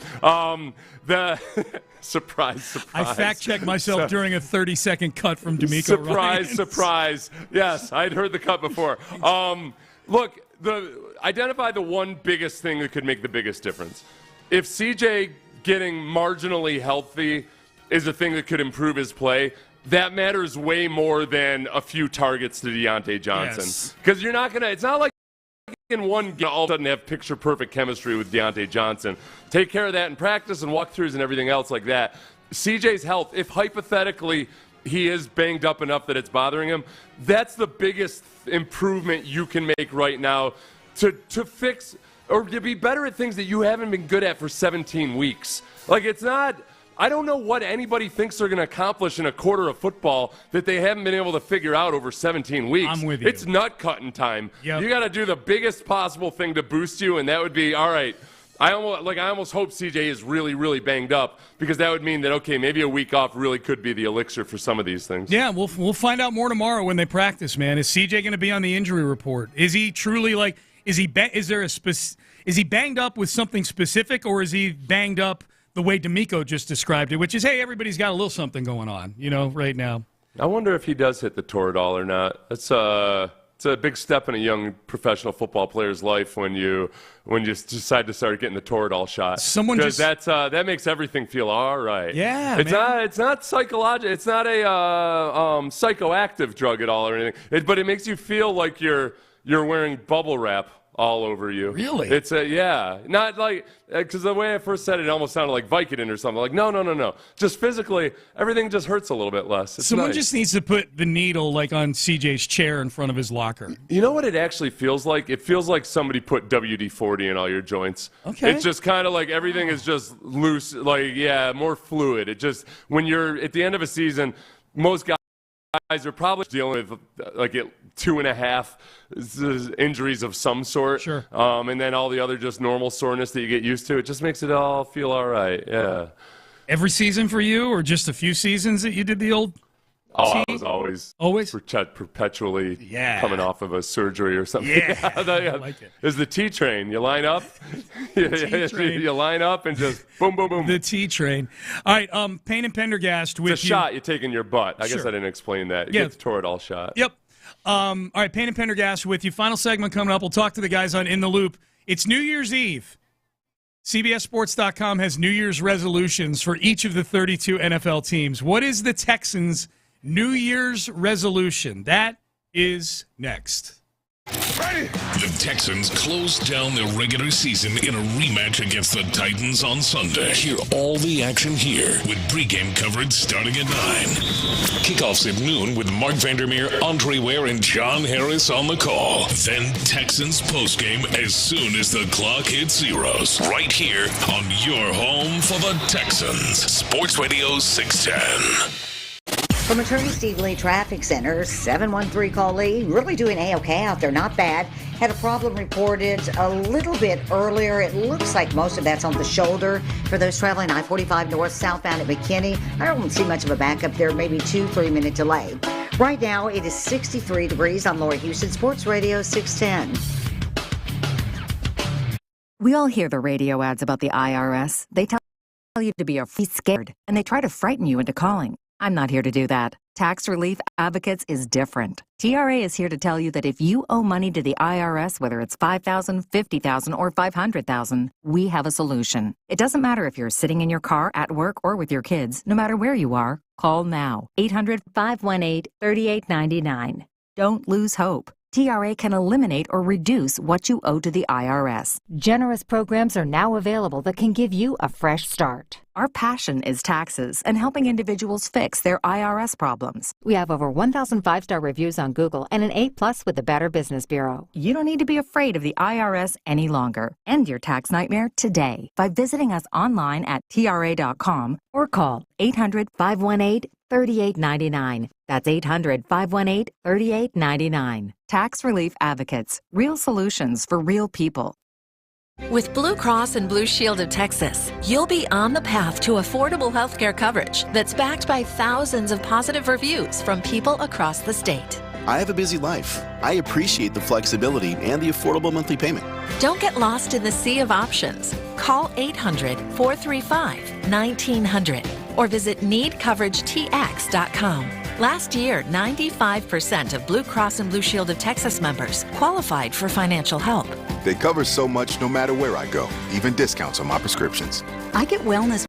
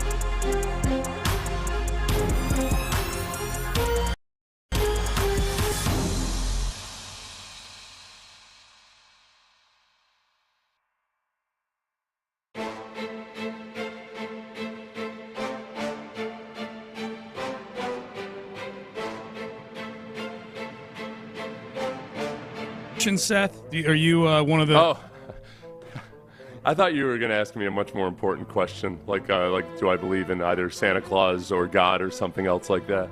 I was like, hey, Sean, I just botched the cancer discussion. Do you really want to go hardcore into theology now? No, this is easy. Do I believe in New Year's resolutions? Yeah. I do, yes. And I've followed through on a few of them. What's your normal shelf life for a New Year's resolution? Like, do you bail, like, in the past, if you had ones like of getting in shape and you bail? In the past, like a week, I think over the last few years, I've kind of been more realistic about it. And I have my habits spreadsheet that I do every day. So I actually keep up with them because I've got a daily checklist of things I have to tick off. So like with this last year, I was going to lose weight. So it's been I monitor it every single day because it's on my daily checklist of things. That's cool. You got a habits checklist? A habits checklist, yeah. I've got a spreadsheet that I get a red box or a green box on that item on that day, and it's month by month. So, like, as the month is going along, if I see a lot of red, I'm like, all right, I got to get my crap together. I'm not really. So, and by the end of the month, they're like, oh, that's a lot of green. Okay, good job. Good and then for I try to you, improve man. on it the next month, yeah. I got a list of to-dos. So just been sitting on here. Like, the biggest to-do is rewriting this list like every 2 weeks. I'm like, all right, now I'm going to do these things. But I'm gonna collate this and prioritize, and yes. Jealous that you're good at this habits thing, man. Good for you. Well, the other thing that I've done too to try to just manage kind of, getting overwhelmed with how big your list is, I try to do things in groups of threes now. Okay. So I have I do little triads of tasks. So I'm like, okay, I'm going to attack these 3 tasks, going to get it done, I'm going to take a break, and then I'm going to attack these other 3 tasks, and I'm only allowed to work on tasks. Ideally, I'm only working on 1 box until that box is complete. Oh, that's really good. And that's the dopamine. I completed everything in this little box right here. Okay. Yeah, just I try to break everything down to as small a task as possible. So some of these boxes are really 1 task, but it's the 3 steps that I need to complete in that task. Yeah. My New Year's resolution, I think, is going to be to try to build my social media a little bit more. I've been telling myself I got to do it the last couple years, and the monitor. I think that was your resolution last year. I think it might have been, and I did okay, but I need to focus on it more hardcore this year. More content for the people. You know what I mean? Like that kind of thing. I've always found that if you really want to do something, incentivize yourself with money. And and especially if you really want to get a good something, have a contractual obligation. Yes. Start, hey, maybe you're a good cards player. You start being a full-time gambler, you're going to get way better, way faster. Yes. So if you accept, you're gonna get better at it, Sean. So you need to go work at Google, is what I'm saying. Okay. Or X. Here. I like what I'm doing. You're gonna give up our hours for working for Elon Musk. I'll just do what Doug Gottlieb does. Like, apparently, you can just host a radio show and still go do another really important job out there. Musk ain't gonna let that fly, man. You got to be there 12 hours a day at least. That's okay, true. You're not gonna be able to work both these jobs. Musk ain't Wisconsin Green Bay. No. He's Musk. Yeah. So CBSSports.com has a New Year's resolution for each of the 32 NFL teams. I would say this is a good one for the Texans. Fix the front. C.J. Stroud's accuracy, touch, and comfortability have all regressed, but he's also rushed his process behind a shoddy, streaky offensive line. Okay, streaky is an interesting word. That would imply that there's actually long spells of good play with this line. I don't know that that's the case. As you pointed out, it's gotten better, I guess, than it was during the really, really bad times. He says pass-catching depth would also help, but the trenches are vital. That's a good New Year's resolution. Nick, if you're listening, if you're writing down your New Year's resolutions, and by the way, Nick Caserio seems like the last person who does New Year's resolutions, right? Yeah. Like that Nick waits till January 1st to do some form of self-improvement. Feels like the most opposite Nick Caserio thing ever. I think Casario's got a rolling. I would guess he's kind of the kind of person that's had a rolling 5-year plan or 5-year set of goals for since he was 14 years old. Yes. Yeah. But if you're listening, Nick, this is a good New Year's resolution. Fix the front. The phrasing of all of that, talking about the front trench and everything. This book I'm reading, Blood Red Snow, about this German soldier on the Russian front. I'm just thinking about what the Texans' offensive line would look like in the face of a tank assault. Oh, boy. They'd be well dressed. Boy, just fleeing backwards across frozen rivers as fast as they possibly could. Dude. Yeah, they would be. They'd be like, you know what they'd be doing? They'd be like tanks would be rolling over their trenches because they were too busy trying to find the height in Russian boot fashion from dead soldiers. Right. They're like, oh, no, go ahead. No, yeah, we're fine. We don't need to protect that village. That guy's got a snazzy pair of fur boots. I'm going to go get those. Yeah, how'd the war go? Our drip was amazing. Yeah. That's how it went. I will say this. This is it's going to be an interesting offseason, man, because this is not that Nick Caserio hasn't had to fix things before. He inherited maybe the worst situation that any GM has ever inherited when it came to the cap, lack of draft capital, your quarterback wanting out, and then your quarterback being untradeable because of issues off the field. Yeah. But this is going to be interesting because this is a very specific thing that needs fixing. And there's I think there's multiple ways to get there, and I think you probably aren't just deploying one of them. Like, fire the offensive line coach. Okay, you don't stop there. That doesn't make all 5 of these guys great players all of a sudden. Like, Right, and I think that, the O-line propaganda cabal gets together and they to people that try to focus on PFF pass protection grades and everything. They're the way everybody on that offensive line plays, including the offensive tackles, who are good at pass protection, but not so great at run blocking. There's not a grittiness there. There's not a competence as a unit, and there's nobody really along the offensive line that should be safe. Even the guys who do have a natural grittiness about them, like Shaq Mason, Shaq's old. He's just not the player he used to be. A complete and total swapping out of the offensive line, if it were possible cap-wise, it doesn't even seem extreme at this point. Mm-hmm. You got to get swarm mentality guys out there, or at the very least guys who can capably play the complete football, not just pass protection, but run blocking as well. Yeah, the line needs new leadership. You know what I mean? Yeah. Like, I don't think talent is the issue. There's plenty of physical talent on that offensive line. It needs an attitude adjustment. And I would go too as long as if Bobby Slowick if he remains, you're just fooling yourself if you think Dalton Schultz is going to be a driving force behind becoming a great play-action football team. He flat out can't block at all. And every now and then he has a nice one, but it's just he's so routinely getting absolutely destroyed that when I talk about the blocking, I need to be better about including the tight ends in that. The upside is Cade Stover, perhaps. Brevin Jordan doesn't help you out as a blocker if he comes back. It's just they've got dynamic issues in their level of physicality in the run game. Yeah, Jordan will be back. He signed oh, that's right. Yeah, that's right. He signed a contract. So it's like a 1-year deal. I mean, so now you've got 2 guys who are better receivers than they are blockers. There's a lot on Cade Stover developing ASAP as a blocker. No doubt. Seth, I enjoy a good checklist. This is a texter. Do you have your Excel spreadsheet with all of the equations and formulas? I've got some equations and formulas. I've got a financial spreadsheet where that's got all the formulas. Nice. The spreadsheet, I try not to. Sometimes when you start tracking fitness or calories or anything like that, there's a tendency to get, for me at least, I get a little too obsessive with it. So that's why I went to that red-green color system. Yeah. Because I can just look at it and intuitively know if I'm on track or not. I can just glance at it and be like, that's a lot of red. All right, I'll snap back at it. Yeah, that's good. But on the financial side, it's fun. With the finances, I need more just knowing exactly where every penny is. Yeah. Not because of a lack of discipline on my part, more so than that there have been times where I've had fraud that I did not discover until 9 months later. And the bank's always a little extra skeptical when that happens. Wait a second.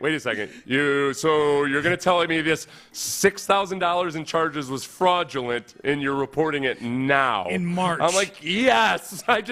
You got to understand my life, man. Yeah. It's a mess. Yeah, that's funny. Text message, is Deontay Johnson playing the whole game or will he be considered a starter play a half? Okay, well, first of all, we don't know what D'Amico is doing with the quote-unquote starters yet. But let's assume that there is a quick hook for starters in this game.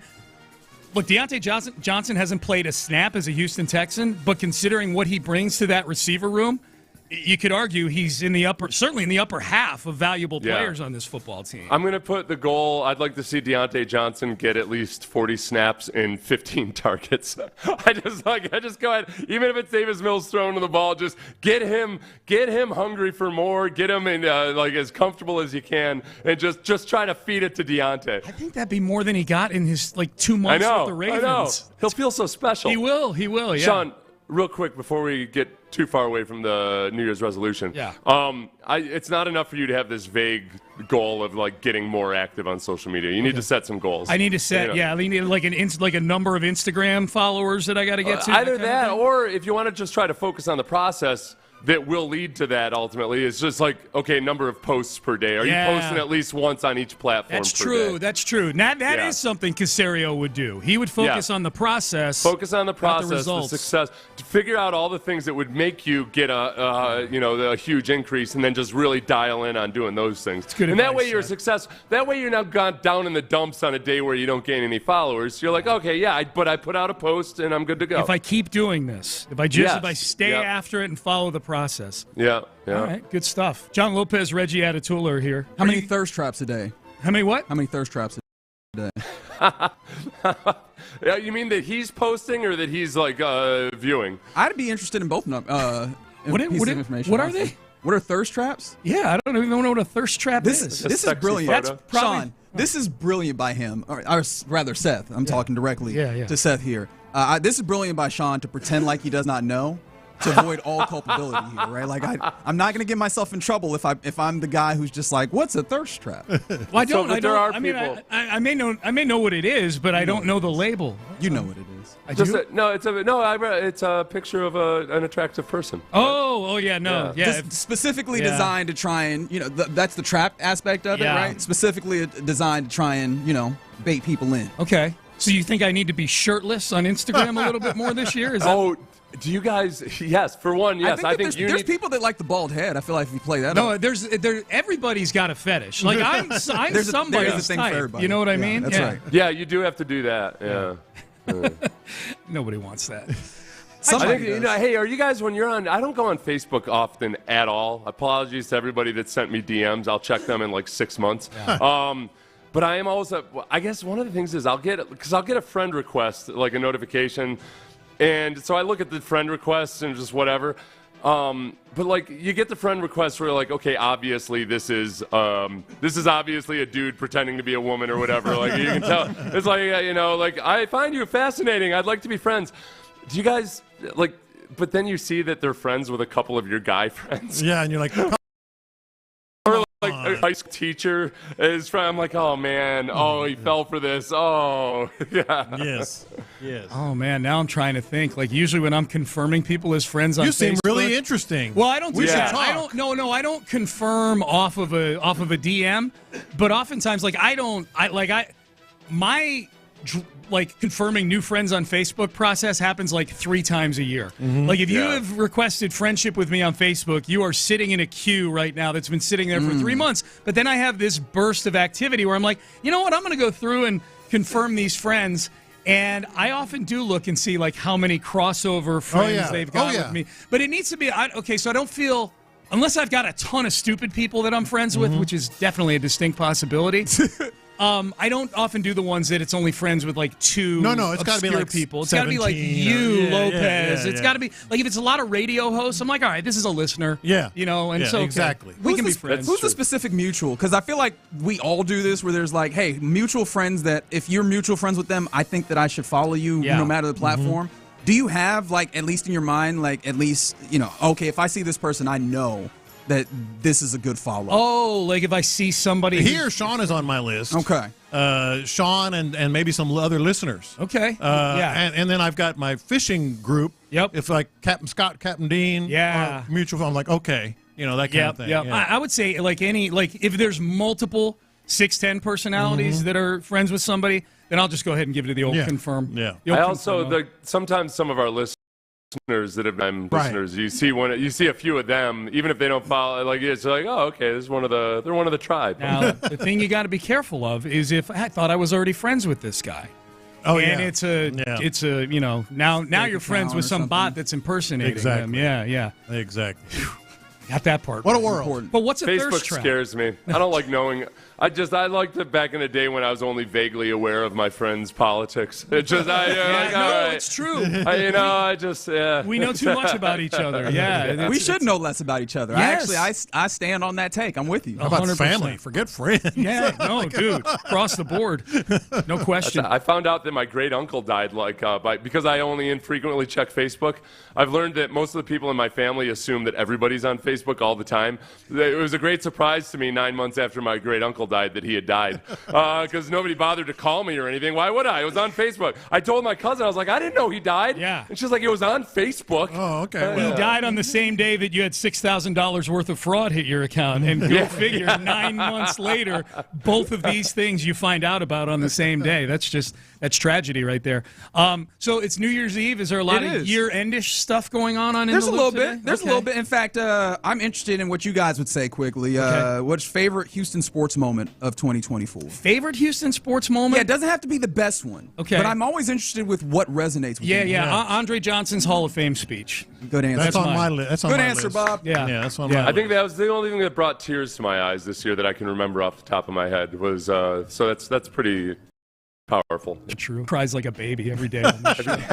It was the only sports story that brought tears to my eyes. Yeah. There you go. So that's mine. We did biggest stories. I don't want to.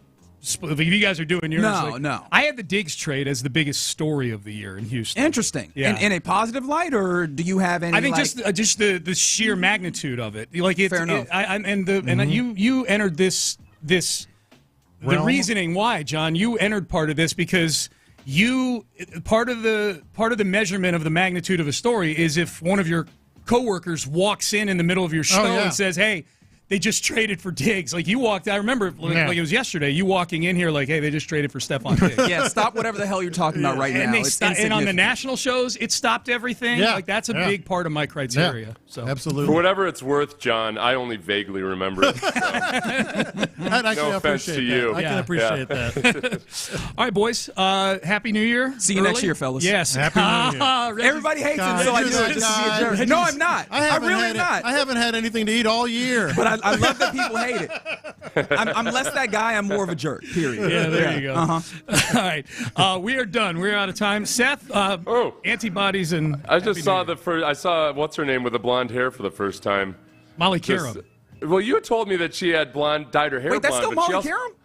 I swear that was a whole different person. That can't be Molly Karam. It is. Ain't no way. No, that's her. It looks like a late 2000 teens Megyn Kelly haircut. It wasn't just the hair color; it's the haircut itself. She has it in a ponytail.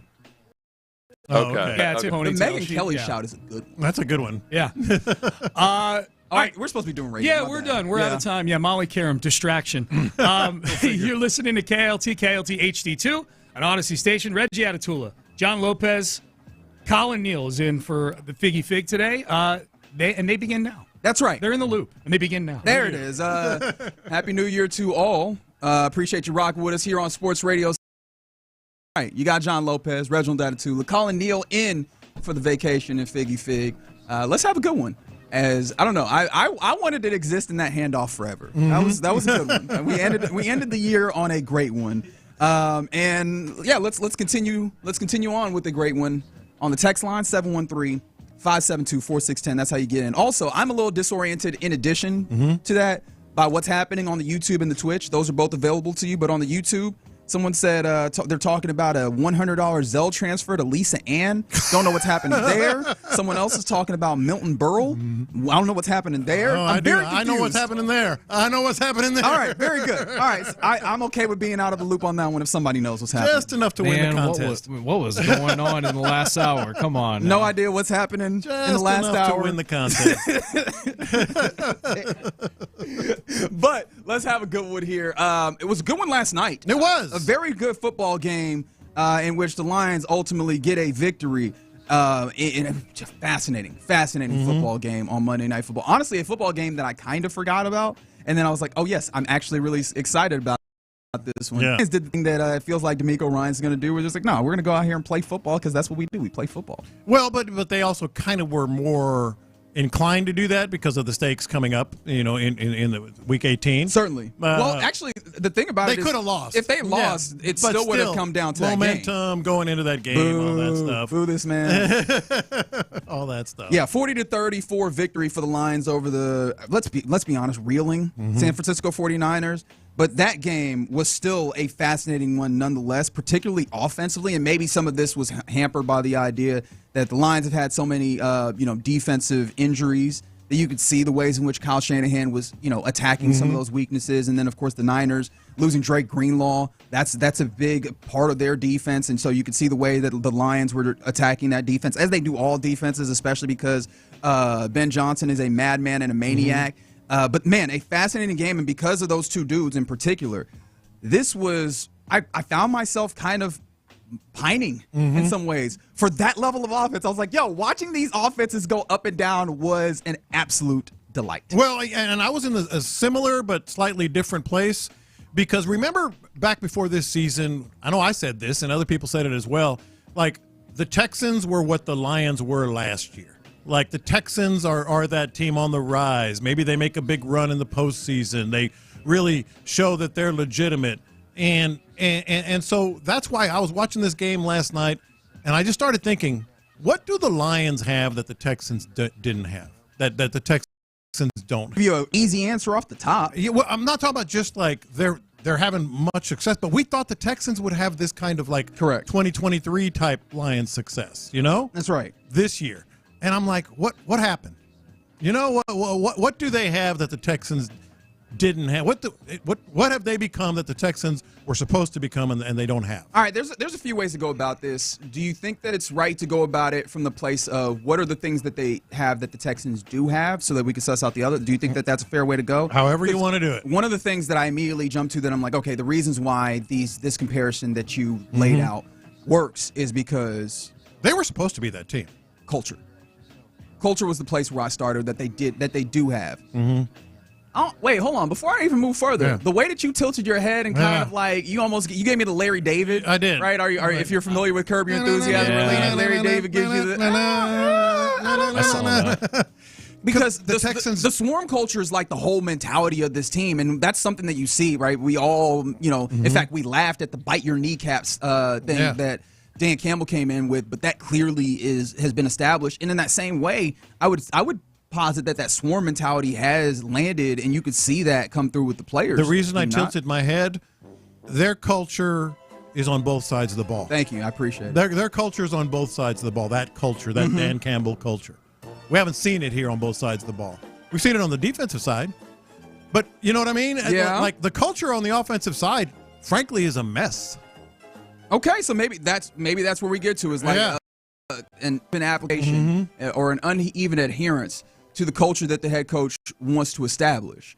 So maybe that comes in, right? And I do wonder how much that is impacted by, and I feel like this is a weird place to start, but I wonder how much that's impacted by D'Amico Ryan's. Did you want help right now? Still being, not right now. We're good. Yeah, I appreciate it, Seth. I mean, well, actually, if you want to help right now, if you want to hop back in, Seth, there's no way he still hears this. If you want to hop back in here and keep doing the show, I would love it. But yeah, I do wonder how much of that is D'Amico Ryan still being an active play caller as opposed to maybe more of a walk-around coach like Dan Campbell, who has the opportunity to really, make sure that the quality control is there and impact all facets of this while still allowing his coordinators to do their jobs and do them well. Yeah, but also, like, remember what really kind of resonated with me is this stat has been making the rounds, and they talked about it last night.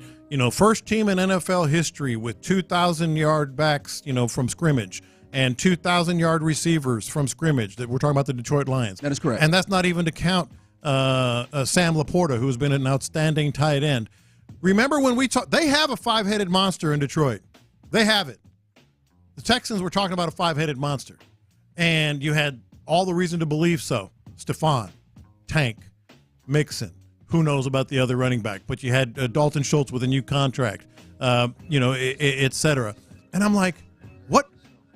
Why is that not? Why have the Texans not taken that step the way the Lions did last year? They were supposed to have five. And I know injury to Stephon, but still, this was supposed to be that.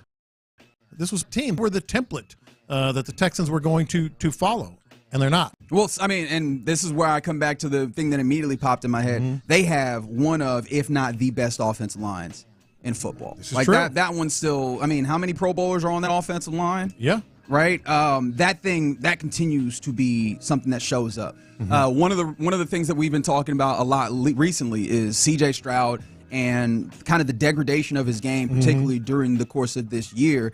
And one of the easy things to point out is the idea of being shell-shocked, the amount of times that he's had been hit or pressured, right? The amount of times that he's had to scramble and just leave the pocket, even with the management of the pocket, or as he has gotten better at that this season. He's had to do it more, and he's had to utilize that tool more.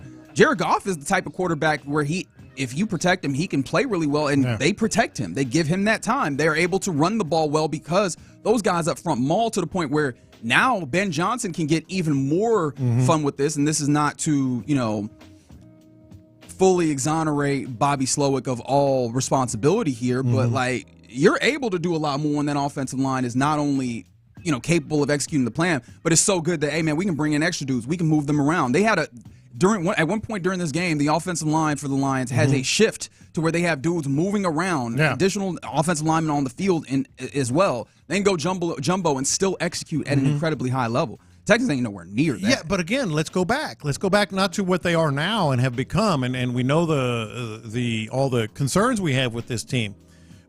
But even in and I don't know how much I've bought into this, but I could understand it. Laramie Tunsil, left tackle. Titus Howard back to right tackle. Boy, Juice Scruggs finally is at center. Shaq Mason coming off a pretty good year. Who knows with Kenyon Green, but he's coming back in shape. So it's not as if there wasn't, hope for this offensive line. And then you mentioned Ben Johnson, who's just, off the charts. We thought Bobby Slowick was going to be off the charts coming off of last year. So what I'm saying is it's not like – let's not look at what's going on now that has gone wrong. It's like what has led to this, because at the beginning of the year we had felt better about the offensive line, felt great about Bobby Slowick, felt great about C.J. Stroud, talked about a five-headed monster. Boy, this is going to be like the Lions were last season, isn't it? And it wasn't. And that's why it's just so frustrating and confusing to me. Like all these things, a lot of little things may be going wrong, but is it also that culture thing, which is why I tilted my head? Is D'Amico and his loyalty and protecting players, is that a factor in how the culture hasn't quite resonated? Because Dan Campbell will tell you exactly what he's thinking. Yeah, but Dan Campbell is, I think, I'm trying to see how notorious it is, because I was going to say notoriously, but I'm not certain how notorious it is. But Dan Campbell is in some ways a player's coach.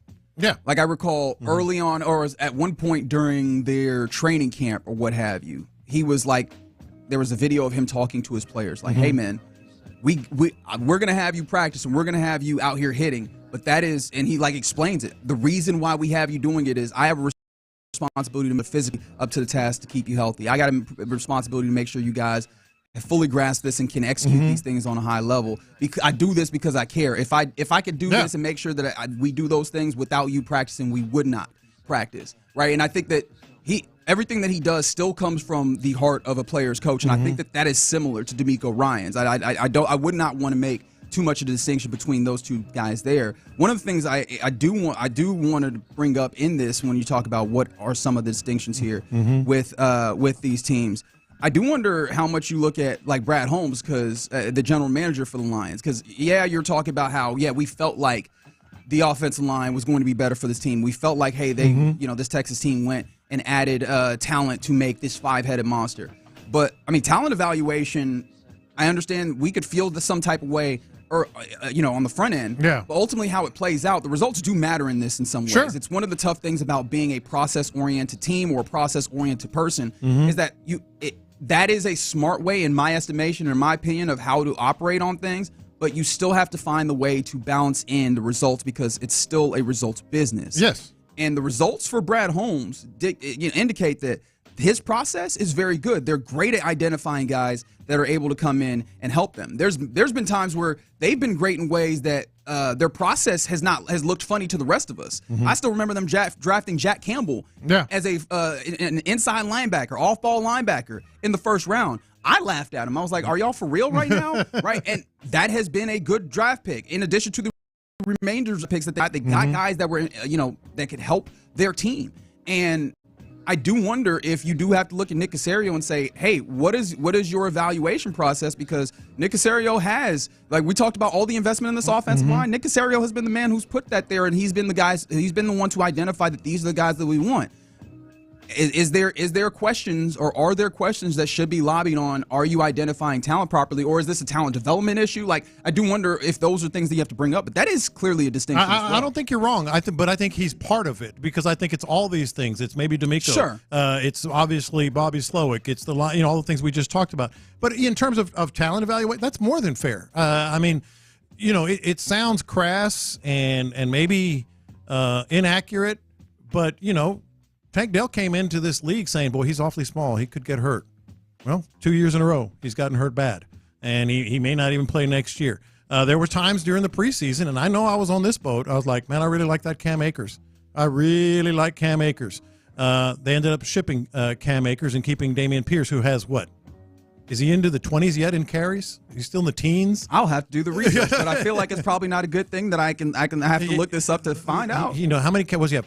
14, 15 carries, something like that. So, yes, Nick Caserio's part of that. Also, loyalty to Kenyon Green, loyalty to his top draft pick, et cetera. So, yeah, I think it's not just any of these individual things. It's all of it, including Nick Caserio, including D'Amico Ryans, including all the things that we've mentioned. But they were supposed to be this fate. 21 attempts. 21. Hold that, Lopez. You said he couldn't do it. 21 attempts. Now? All the way to 21. How about that? With a 38% success rate carrying the football. Hold that. Yeah. See, so it's what resonated with me as I'm kind of sort of absorbing this game last night, and they're the Texans are just not the team we thought they would be. They're just not, and it just makes it stranger when we thought they were going to be the 2023 Lions. And now look where the Lions are. And yes, they're one of, if not the best team in football. I guess the injuries probably take them out of that running for that specifically, but they have an opportunity to get a bye week. In Week 18, like they have an opportunity to be the number one team in the NFC. The one thing I will ask you, because development isn't always linear, it somewhat was with this Detroit Lions team, 9-8 to 12-5 to ultimately where they are now. Where do they again? 13-3 at this moment, or 14-2? Sorry, they would have been 13-3 if they lost. 14-2 at this moment. They've had a somewhat linear development, and I guess maybe you could say, if you quantitatively as opposed to qualitatively, that you can have that kind of at least a build here with this Texans team. Do you feel like you still have the opportunity to have that track continue? Because you might not be the exact same thing as the Detroit Lions, but do you still feel the opportunity to get there? Not very similarly, because I think the offensive line is going to have significant shake, and that's, you just mentioned it. That's kind of at the core. We thought maybe this offensive line would be it, but it's not. So that needs a big shakeup. Who knows with Stephon Diggs and the offensive line coach as well. And the offensive line, the coordinator, possibly the coordinator as well, and certainly they need to change a lot of things that are not like the Lions. The Lions kept it going and developed. I don't know if that's going to happen here, especially on the offensive line. You're in the loop right here on Sports Radio 610. A fascinating Monday Night Football game. The Lions continuing to be really good. The Niners, that's an interesting thing in and of itself, right?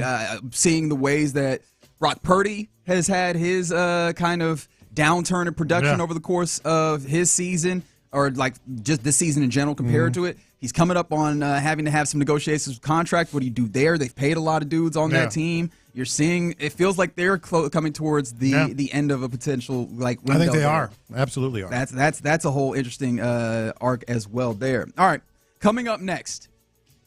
Does this potential Rockets trade interest you? I know we've talked a lot about the potential of trades and even that the Rockets are not really looking to make big moves. But can I interest you in this one? I'll tell you what it is next. We're closing down the regular season with a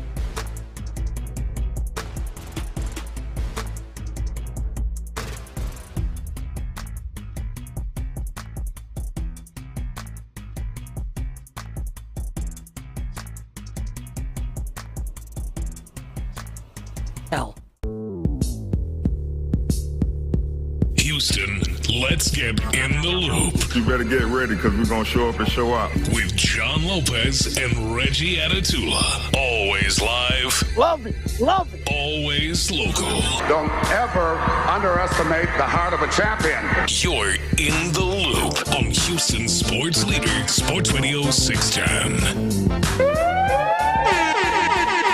Okay. We're in the loop right here on Sports Radio and on New Year's Eve. I hope you're doing well. Should be a fun day just in general. A lot of bowl games going on today.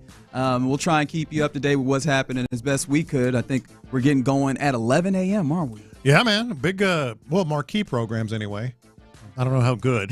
I mean, it depends on how you look at it. Alabama, What Michigan. do you mean? You're not super hyped for the ReliaQuest Bowl? Well, I didn't know that's what it was called. But marquee programs should be fun to watch. How could you not know Hey, I'm going to about watch. the It's going to be on ReliaQuest right Bowl? in front of us. I mean, I know you know about the Kinder's Texas Bowl. You darn right I That's do. coming up at 2:30, and you'll hear that right here on Sports Radio 610, LSU Baylor. I always want to do that. It's the second time I try to do that. Baylor. That's going to be a great game. LSU Baylor. That's going to be a great Should game. be a good one. And, of course, it is. later on today, we start the college football playoff quarterfinal. So, man, it's going to be a fun day of college football. We're going to talk about more of that college football on a Tuesday. But, man, we're having a good one. Let us know what you got going for your New Year's Eve on the text line 713-572-4610. And also, let me know what you think about the possibility of the Rockets potentially having this trade target. And I understand you immediately are going, here you go again. Yeah. Trying to have the Rockets trade for somebody. And I understand. Everybody's sick in the NBA, or everybody in the NBA sphere is like, well, the Rockets got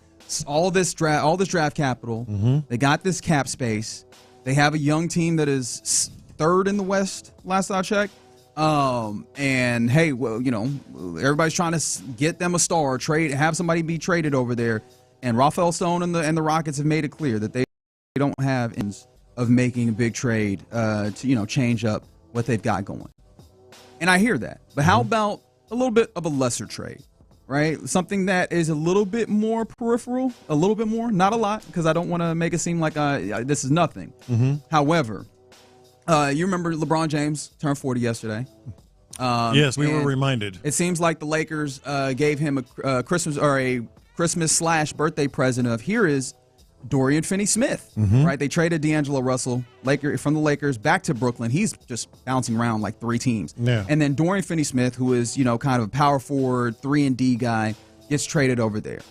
And what that feels to me like is that the Brooklyn Nets are in a place where they're kind of letting some pieces go. They're dealing a little bit. And that might open up the possibility, right, that Cameron Johnson is the next veteran to maybe go. Now, Cam Johnson is, and let me see if I get my my details right on Cam Johnson. He's 28, I know that. He's 28 years old, 6'8", 210. As you mentioned, he's 28, 5-year player out of North Carolina. Right now, for the Nets, because you did ask me, like, what's he doing? Yeah. He's playing for the Brooklyn Nets. So first and foremost, that is something to remember. Yeah. But 19 points with the Brooklyn Nets, 4 boards, 3 assists, right? And he's playing for the Nets. Yeah. What are we going to do with that? But I do find this interesting because this is more of adding a role player that I think fits. He's not going to change what you're doing at the very top of this. You're still going to have like the runway that this team has, who they are, and allow themselves to figure some things out. But what is something that this team struggles with, John? Knocking down that shot. If there is one thing that Cam Johnson he can do that, man. It is shooting the basketball. Cam Johnson, do you want to know what Cam Johnson is shooting this year, percentage-wise? Now, he's shooting all right from the field, 48.8%. Ooh, I just looked it up. You want to know what he's shooting from 3? Ooh. All right, actually, tell the people what he's shooting from 3. 43%. 42.9. Tell me having a shooter of that caliber on this team does not entice you. It does. Well, you know what entices me about this is exactly the kind of trade that's a happy compromise from the track, as you've put it, that you're on, to maybe sacrificing too much to try to get a big name, bigger time player. I mean, he's putting up numbers. He can do a little bit of everything, but mostly he fits with what the Rockets. To answer your question, yes, that intrigues me because it fits with what the Rockets are looking for without disrupting the cart too much, but it also fits with what the Brooklyn Nets are looking for. The Rockets have draft picks, and they're on the record. They're looking for draft picks. And you've got a strong enough war chest that I don't know that you need to like really dig too deep into it to get a deal like this done, right? And now you'd have to work with Brooklyn and see if you can find a way to get a deal done that does not take too many draft picks, because then I think it could be harmful. And I think the other part that there's 2 other things that I thought of immediately that I was like, all right, people are going to scoff at outside of just like, hey, you are kind of upsetting the cart in some ways of adding another player to this thing that seems to have a decent amount of cohesion with this young talented team. He currently makes $22 million this year, or his cap hit is $22.5 million, and he'd be on the books for 2 more seasons after this one, at around that number, which is kind of a solid vet. That's the GOAT rate right now. That's kind of a solid vet rate. However, I think that and then there's that, right? And finding a way to get that to fit in here and, not use up too much of your cap as you're going into an offseason where you might want to be able to use that cap to sign a big-time player. And then also, Cam Johnson has not been known to be the best defensive player. No, he's not. He's not been known to that. Looking at it from the Rockets' perspective, it is what you need, though. I mean, how much are you going to sacrifice in particular sets? Because we're talking about late game. What's been their problem here in the last 2 games? Finishing. They've been playing okay defense, throughout, but sometimes great defense through, in those moments, but not being able to put the ball in the bucket, not being able to get that threat and spread the defense. It's not just about knocking down the shots. Think about how that's going to spread any opposing defense against the Rockets when he's out there. All those things matter. Now, of course, like this, you have to trade someone for him, and I think that immediately goes like, who are you trading? And the question then becomes, whose playing time would he take? And I think that you could probably find the salaries to do it, but the playing time thing is interesting because you probably have a rotation of 8 that you really like when you talk about Fred, Jalen, Dylan, Jabari, Alpi. Those are your starters. Then Amen, obviously your 6th man, Tari Eason, and then whoever else you're adding in like as a big that gets in there, whether it's Steven Adams when he's healthy or that's where you can find a place for this. And Tari Eason's been hurt. I think that, Tari Eason, and that has been something that's interesting. He's missed 6 games with kind of soreness, that injury that he's dealing with. That's recovering, I guess. Yeah, he's recovering. Supposedly he's getting closer to being back, but that is one of those things that kind of you raise your eyebrows at and you wonder. But I think one of the things is I think that this team should probably move more towards, and maybe this creates more of an issue of a place where if you find an injury, it could really upset what you're doing here. But I feel like the need for that secondary center is becoming less and less, especially because Jabari, when he plays the 5, is very good. He can play anywhere out there. Now, you'd be loading a lot of minutes on him, kind of being your starting 4, and then also maybe, splitting the minutes in such a way where then he's also playing a majority of your backup 5 minutes. But I think that you can find minutes in there. The only problem is that you also have more young talent that you are trying to develop, whether it's like Reed Shepard or Cam Whitmore when he has time and some of those guys. I do understand that. But I kind of, it feels like you're close enough while you're still trying to develop and find yourself. You're close enough to try and do something. And I understand you not want to make a big move at the top, but I feel like this might be the happy medium that you can find to help you be closer to contention. And if not this, something very similar to this. But on this one, he has been mentioned because the Nets have dealt as a potential trade candidate. Now, the Nets reportedly, are looking for multiple first-round picks. Well, that's a lot. It's a lot. But a player like Cam Whitmore can probably use a change of scenery. So maybe Cam Whitmore in a first-round pick. And I know that that gets uncomfortable, but Cam Whitmore, he needs a change of scenery. I'm trying to project forward. Where do you see Cam Whitmore fitting into what this team is doing? Right. Like ultimately, what's the high water mark? 6 man?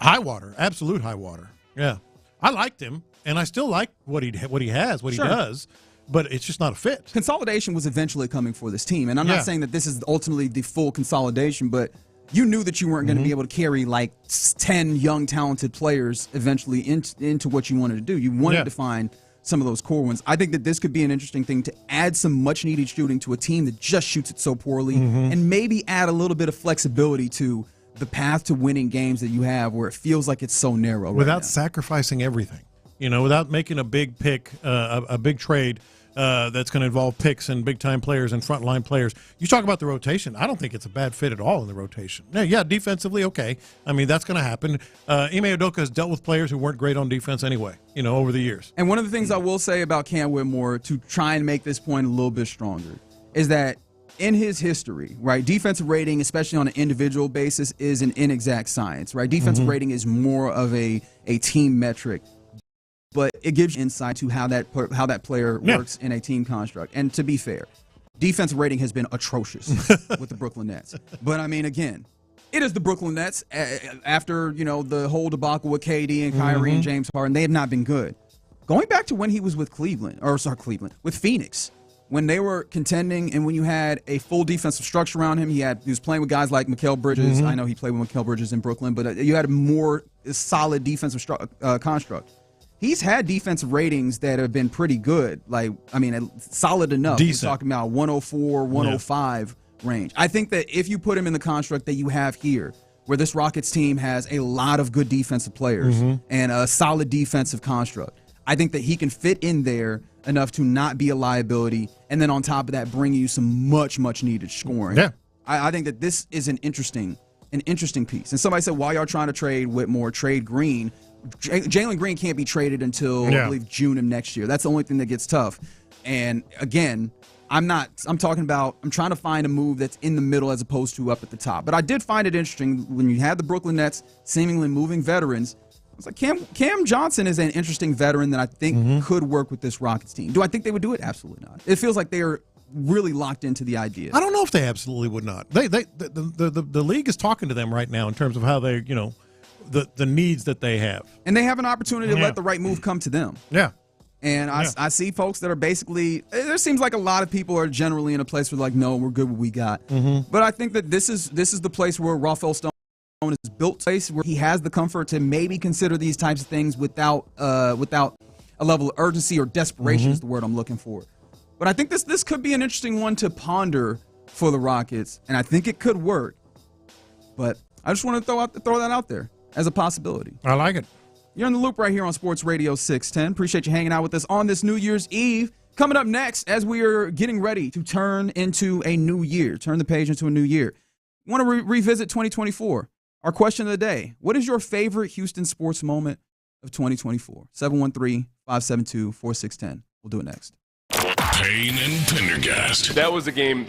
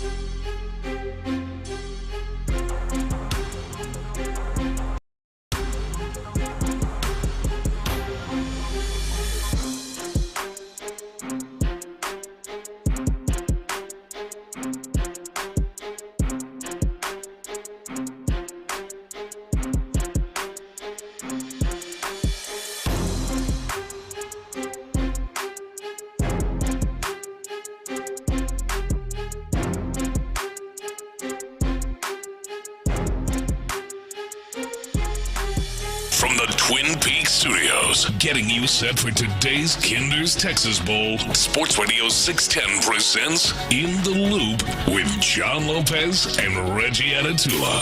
Oh, I like that, Mr. Big Voice, man. That was nice. We are getting you ready for the Kinder's Texas Bowl. It's coming up. Kickoff is at 2:30. Pregame starts at 2 right here on Sports Radio 610. Happy New Year's Eve to you all. Does it feel like 2024 is over? Like, I don't know. For me personally, I have not. It doesn't feel like that to me. Technically, it's not, Reggie. Well, thank you for being Mr. Technicality, Colin. I appreciate that, except I don't appreciate that at all. Let's get to the question of the day. Answer your question, no. I mean, they just go faster every year. Yeah, for you. For anybody. It just seems like they just go faster, but specifically for me. Relatively. What's that old saying? The days are long, but the years are fast? Is that a saying? I honestly I never heard of that one before. Yeah. Honestly, it just feels like another day to me. Yeah. It does feel like another day. A lot of good college football on, and as I mentioned, including the Texas Bowl. But let's revisit a little bit of the 2024 Houston sports from a fun perspective. Let us know. The question of the day on the text line, 713-572-4610. What was your favorite Houston sports moment of 2024 to try and kind of reverse the year? Keyword favorite. Favorite, yeah. I mean, it could be. It could ultimately be the best, but it doesn't have to be. Just like that moment that made you happy. Yeah. Because I'm always interested in the ways that these things are perceived. Sometimes it's a very small thing that is not a huge thing in other people's estimations, but that it just meant something to you. I'm gonna go sort of in chronological order here. Please do. Let's start at the very beginning of 2024, and I'm gonna go with Texans 45, Browns 14. That was pretty good, man. That was pretty good. That's when the entire city just elevated and it just sort of bowed out its chest collectively and said, "We got a squad, man." Now, forget what's happened since then. Forget everything that's happened since then. That maybe, but in that moment, you're beating the Browns, and you're getting and D'Amico's calling out plays, and they're just making, C.J. Stroud is just slicing and dicing and all that stuff. In that moment, at the beginning of 2024, we just all kind of bowed up and said, "We got a squad." Yeah. Finally. Yeah, we got a squad. That definitely felt like the moment where you made the or maybe the organization made the decision. Yeah. All right, it's time to kind of push in a direction. Yeah. Towards that, and I think that's exactly why there's so much frustration with this one in particular. Can I one up you by stepping just a little bit? Yeah, man. Before that, which is in fact the week before. Mm-hmm. Give me week 18. Yeah. Just the idea that, hey man, you on the road in Convention City, USA, Indianapolis, at Lucas Oil Stadium, where they seem to have everything NFL, and then you go, you get on the field. I forgot that was in January. That was January. Yeah.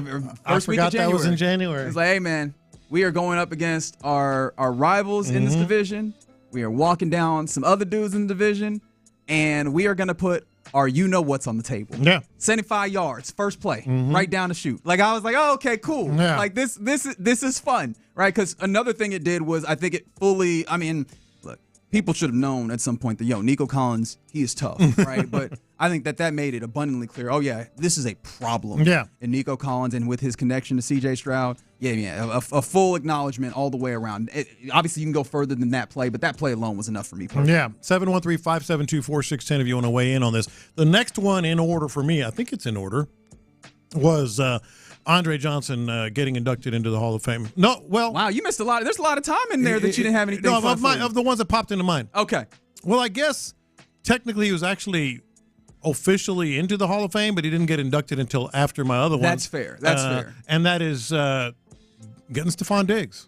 Yeah. Like when that day when the Texans got Stephon Diggs, Sean was talking about it. I ran in here and said, "Hey boys, you may want to wad up that rundown you have in your hand because the Texans just acquired Stephon Diggs." That's another one. It's like we said, okay, we got a squad, Brown playoff win, but this move told us they are all in. Yeah, they're in. They're all in, and I know that's been discussed since. Are they really? Yeah, they're all in. They showed us. They showed us with Stephon, and then ultimately Joe Mixon. But Stephon was a good day. Yeah, that was a pick. As people will let you know or remind you, man. There was rookies that you could have used. Went and got with that first round pick. No, they decided they wanted to get a vet because they wanted that veteran presence and they wanted what a vet brings, which is a level of stability because you were going to need that later on in the season, in those moments where sometimes rookies can look like rookies as opposed to what a veteran will give you on a consistent basis later on in the season. Unfortunately for us, Stephon Diggs gets hurt in the middle of the season, and you don't get to really run that entirely out. But no, that absolutely was a huge moment.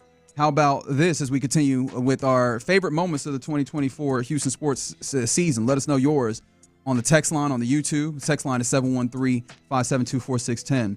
How about Altuve showing feet? Like, I will never get out of my mind the moment where Altuve got hit in the foot and he was like, I'm going all the way with this. I want you to know how wrong you were. Like, showing up umpires is kind of funny to me anyways. I know that it's like it is looked down upon, right? It's kind of in the understanding of the game. But he was like, look, man, I need you to understand I was hit to the point that I'm not just pointing at my foot. I'm going to take the shoe off, I'm going to take the sock off. Look at my foot.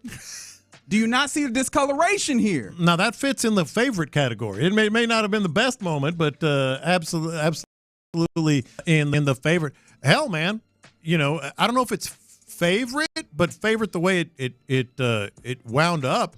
The whole Brian Abreu, yes or no, he needs to go, he needs to stay. Jeff Bagwell saying, look at the back of a baseball card. And then they actually make the move and thrive, as best they can anyway, the Astros. Yeah, I mean, just seeing the Astros battle back, like after being wildly down in the middle of the season was fun as well. Colin, do you have a favorite Houston sports moment this year? Oh, yeah, absolutely. Sticking with the Astros. It's Ronel Blanco's no-hitter for the first one of the Astros season. Good answer. It's not just the fact that he got the no-hitter, it's just the fact that he or other circumstances around it happened for him to be that fifth starter, that last starter that Espada named into the rotation to begin the season. He wasn't even supposed to be there. No, he wasn't. And, I watched him in 2023. Like, this guy has I thought this guy had potential. I mean, he got set down. Look at you tooting your own went horn. down the mine. I thought he was pretty good. But then, he also was, what I believe it was expecting a child, or did his wife have the child before the game? Yeah, I believe so. And then getting a no hitter, like, very special moment. Honestly, I think that's a top Astros moment. I love the 832's answer. Wait, here. no, I want to stick with Ronel for a second. Okay, man. stick with Ronel for a second. No, I mean, and then just because it happened so early in the season, it happened immediately right out. I think that also made it more magical as opposed to just kind of like it. All right, he was okay. He's all right. Yeah. Like, it immediately announced, like, oh, this dude might have it. And it really allowed him to change the narrative on, oh, this is just some dude. And he was able to really exist as a really good pitcher for you. Yeah, and it also happened after the Astros got 4 games swept by the Yankees. Well, we didn't have to bring up that part, Colin. But I know. Right. I'm just saying we got to have context to the situation. The 832 brings this up, and it absolutely fits in favorite because it's favorite funny, favorite in a good way as well.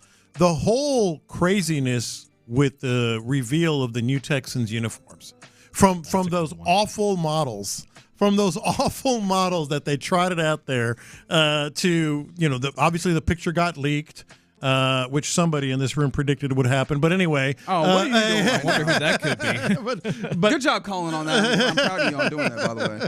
To the actual, hey, they're not that bad. To then all of a sudden seeing them on the field say, man, they look really good. But the whole craziness surrounding the new uniforms. Yeah, I think that there definitely was an arc. But, I think for me, if I had to go with the uniforms, I was actually seeing them on the field, like seeing them in action, because that's when I really was like, all right, no, I really like what's happening here. Didn't Cal say something about the leaks, by the way? He responded to the leaks or whatever. Didn't he do it on Reddit? Or? Yeah, he did. Sure did. He did it on Reddit. I can't remember, but that just popped in my mind. Oh, of course. We love Kikuchi. That's right. Absolutely. I feel like Figgy might have already retired that drop. And move on to other places, but no, just the entire Kikuchi run was very fun. Like him as a dude, also.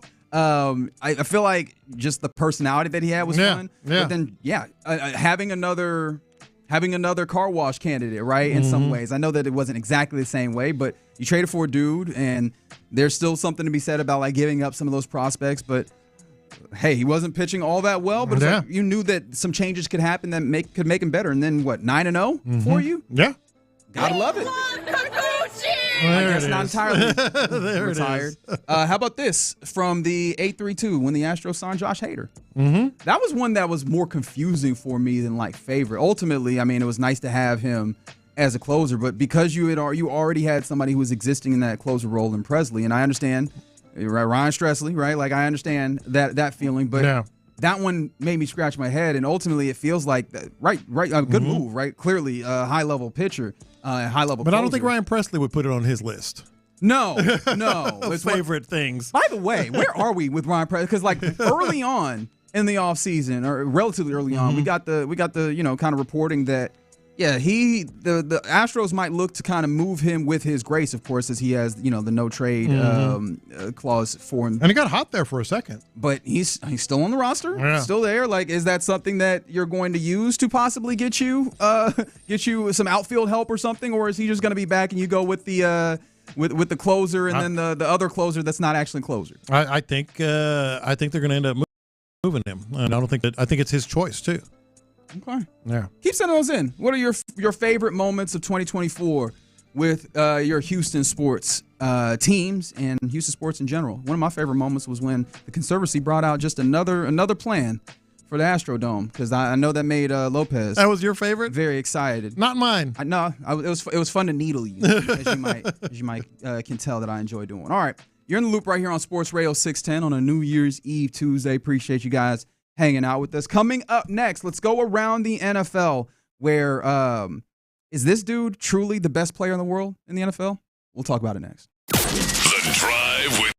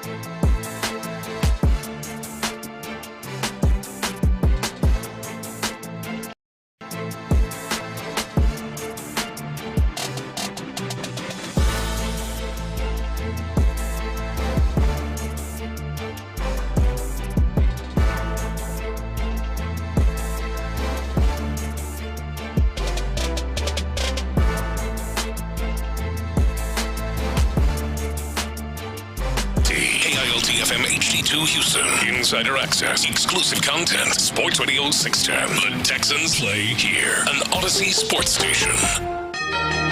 Let's go around the NFL in the loop style. Why are you smiling? Because I love football. Brought to you by Quick Assist.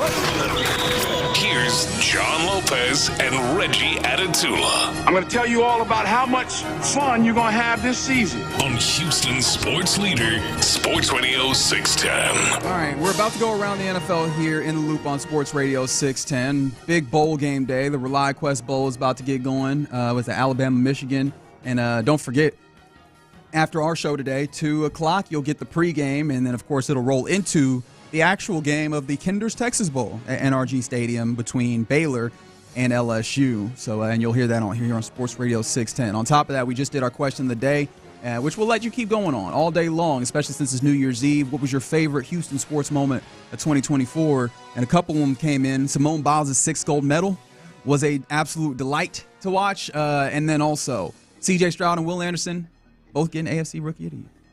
That was pretty sweet. I didn't even think of that one. That was pretty cool. Yeah. It's a little bit of a cheat to go back and really just appreciate the entirety of that 2023 season, but it's a cheat that I'm willing to endure, so I appreciate you. Let's go around the NFL now, which is brought to you by Quick Assist. Tired of the hassle of selling your tickets? Say goodbye to the stress and let experts get you the best price. Download Quick Assist from your app store today, and they'll handle the rest. That's QUICKASYST.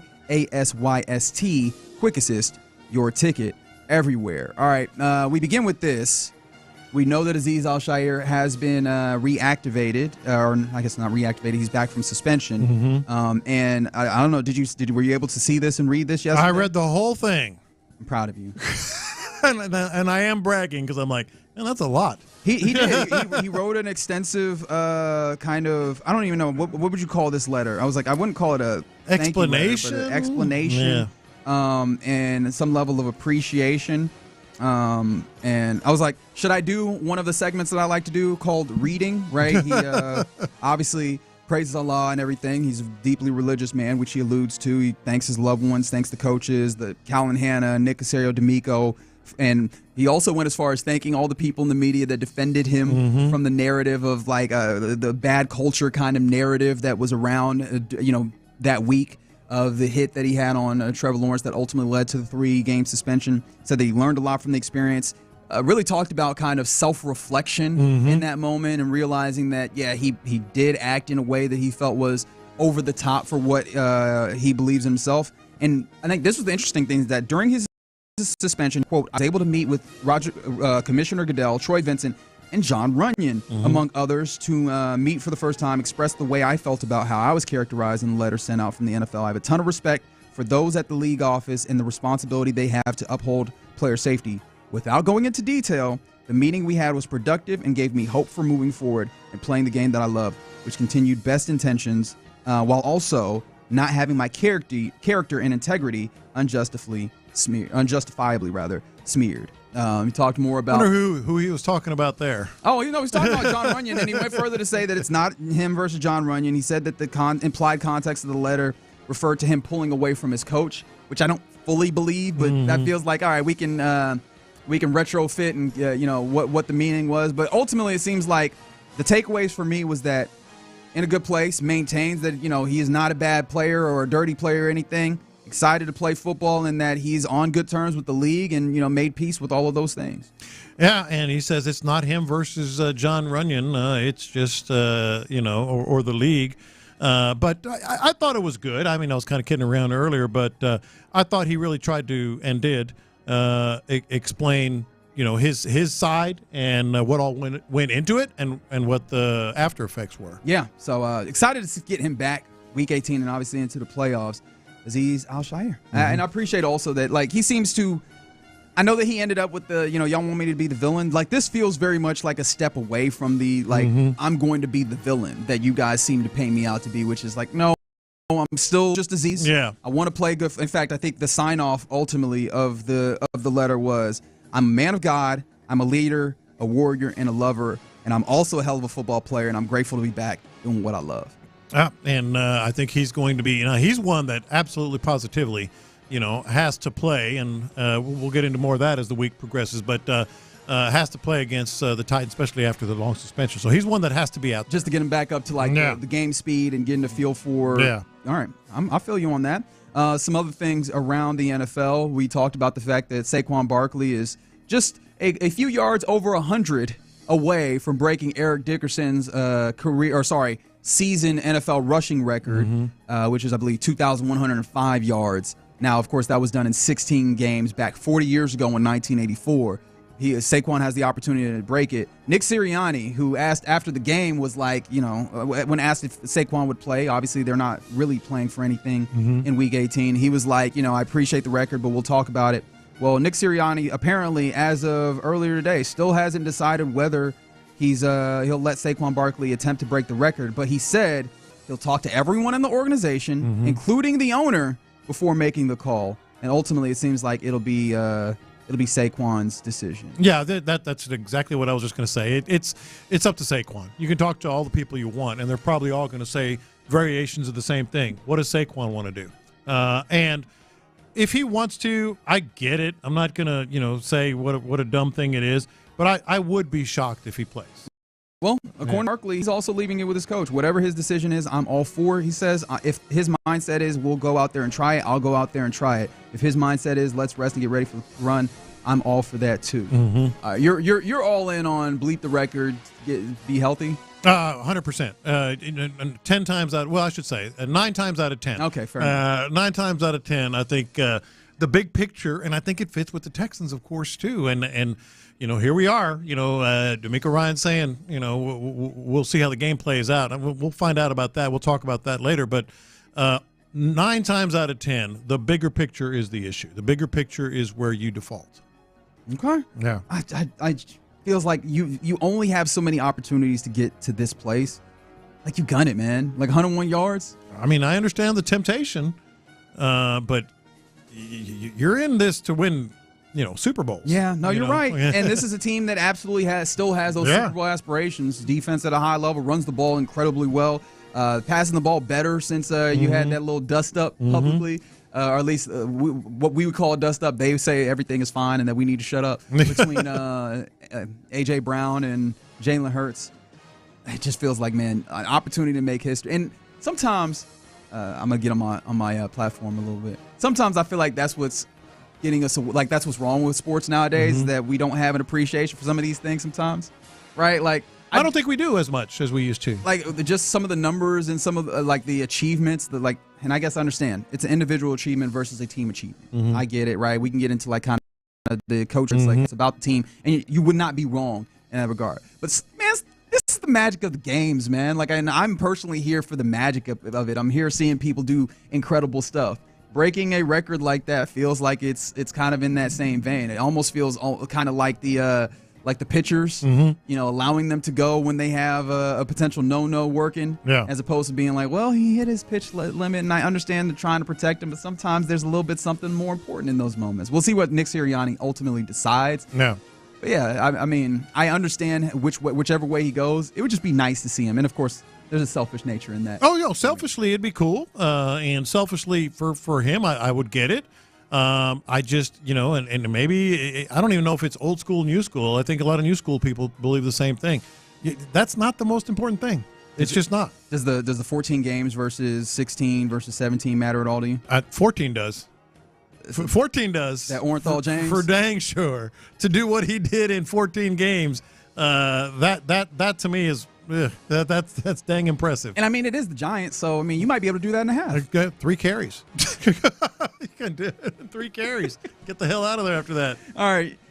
Some other things around the NFL. After the game on Sunday, or after the games on Sunday, Bengals head coach Zach Taylor, in talking about Joe Burrow after just another incredible Joe Burrow performance. Joe Burrow he's been wilding. He has been doing some incredible stuff this year with a lot less support than he's had in years past. The defense is pretty putrid. Of course, you still have Jamar Chase, but a 30-24 overtime victory over the Broncos helped keep their opportunity at playoffs alive. They'll go and face off against the Steelers in Pittsburgh.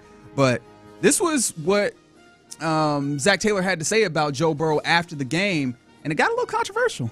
Yeah, I don't know that anybody can stand on a field and watch Joe Burrow and say he's not the best player in the world, and then you can transfer that argument to Jamar Chase as well, and you can argue those two to death.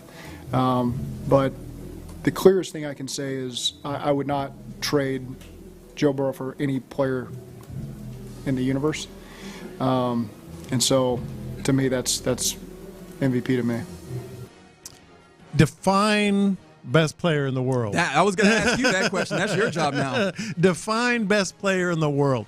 There's no question what he's doing, and anybody who's listened to this show for any amount of time knows I'm a big Joe Burrow fan.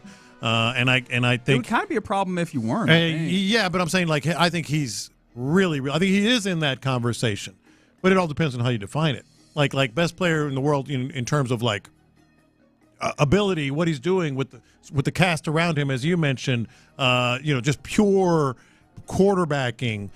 Yes, maybe. Best player in the world is Patrick Mahomes, though. I mean, because of everything that you have to take. Yeah, we just kind of decided that, and we're not really going to switch that. Yeah. Now, MVP is an interesting thing because in some ways you can think that it's synonymous with kind of best player in the world for the season, but that's kind of the thing I want to ask you about. Is what are your kind of for MVP? Because one thing I think we all know is that it's never the same thing every year. No. And right now, we've gotten to places where, Lamar Jackson's absolutely MVP. And, actually, no, you know what? It's Josh Allen's award. And now it's this nebulous place between those two. And maybe these three, because Joe Burrow has been really good. He just does not have the team record, team success that seems to filter in some of this. What do you think should be the parameters on this year's MVP? And maybe where do you lean? I always default to the same thing. I have an interpretation of valuable that might be different from yours. That also hurts this because we're not talking about value, are we? Because there's outstanding. There's the whole NCAA always says most outstanding player. Well, they've kind of sort of morphed that into valuable, but I think if you're truly saying the most quarterback, right? Because we talk about most outstanding. There's some dudes in some other places off of Joe Burrow, rush ends. Well, we don't consider any other position besides quarterback because of just the unique nature of the quarterback position. But there's been instances where you look up and you go, no, someone else is clearly the most valuable. So that's not actually what we're doing here. Or even outstanding. No. To me, I just interpret them differently. To me, Joe Burrow is absolutely in the conversation, maybe at the top of the list of the most outstanding player in the league because of what he's doing and the context in which he's doing it. Most valuable to me is a different conversation. It's a different interpretation. Value is winning and numbers and all the things that you're able to do on the field. And to me, that's either Lamar Jackson or Josh Allen. So it's almost like two different conversations. It feels like ultimately Josh Allen gives you a little bit of both of those things. Yeah. When it comes to the outstanding and kind of value with the circumstances that are around him. Mm-hmm. And I feel like that's probably where we go. In addition to the idea that Lamar Jackson has indeed won it twice and won it last year. And that's unfair. It really is. It's so unfair. Voter fatigue happens, man.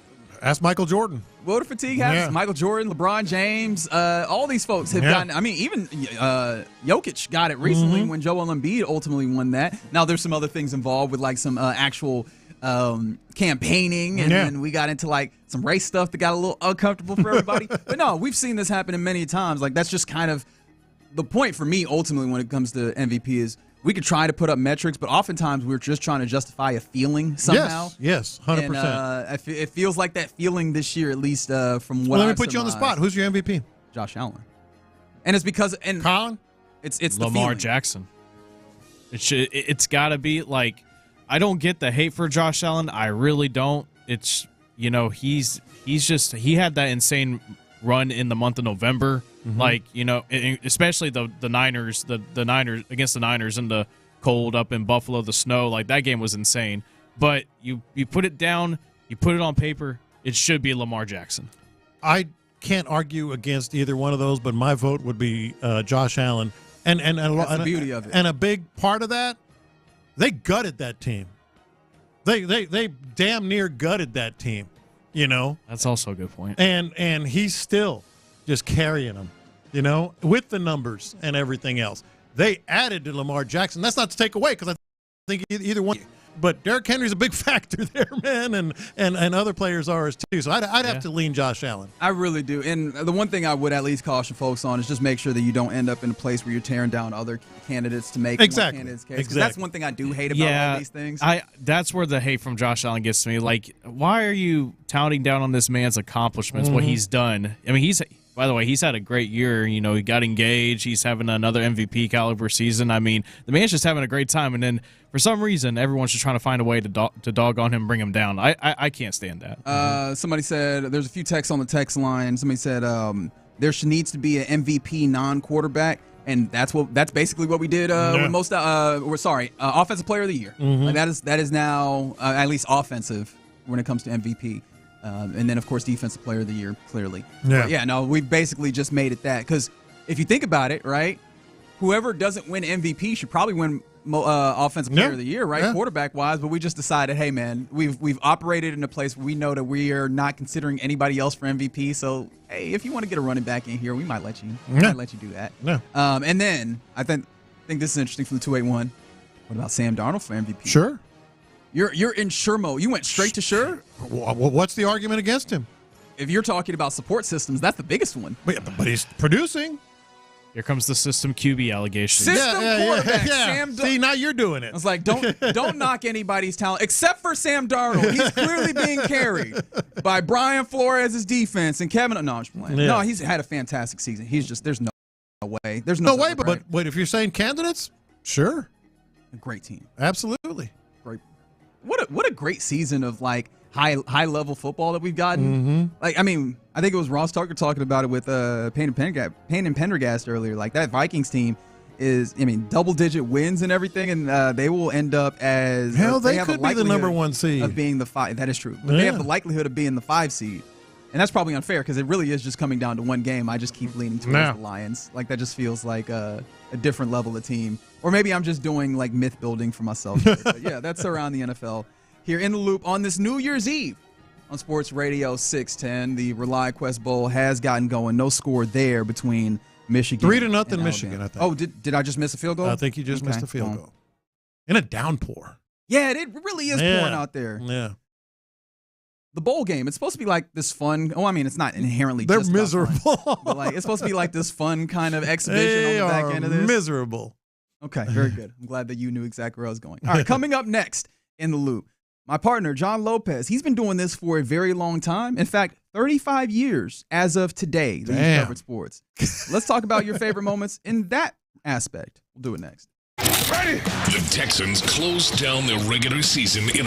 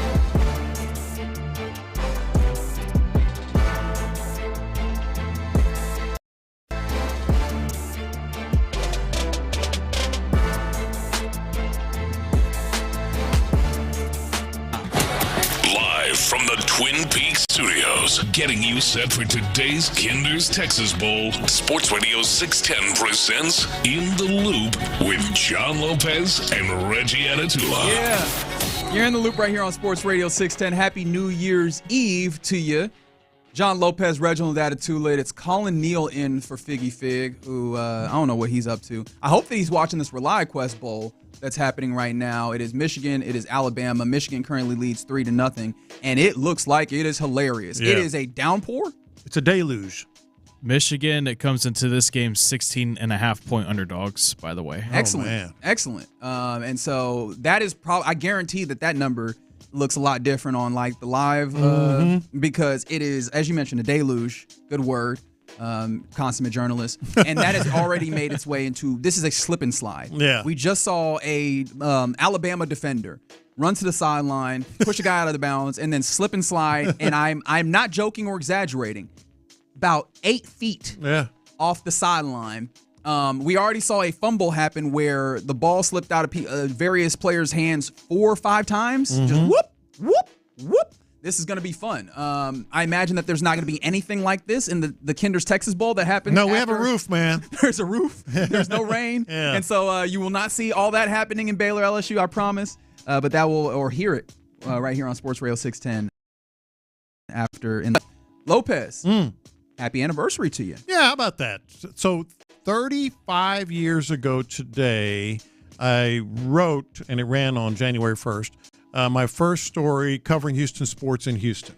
And it just kind of occurred to me, it's 35, nice round number, yesterday actually.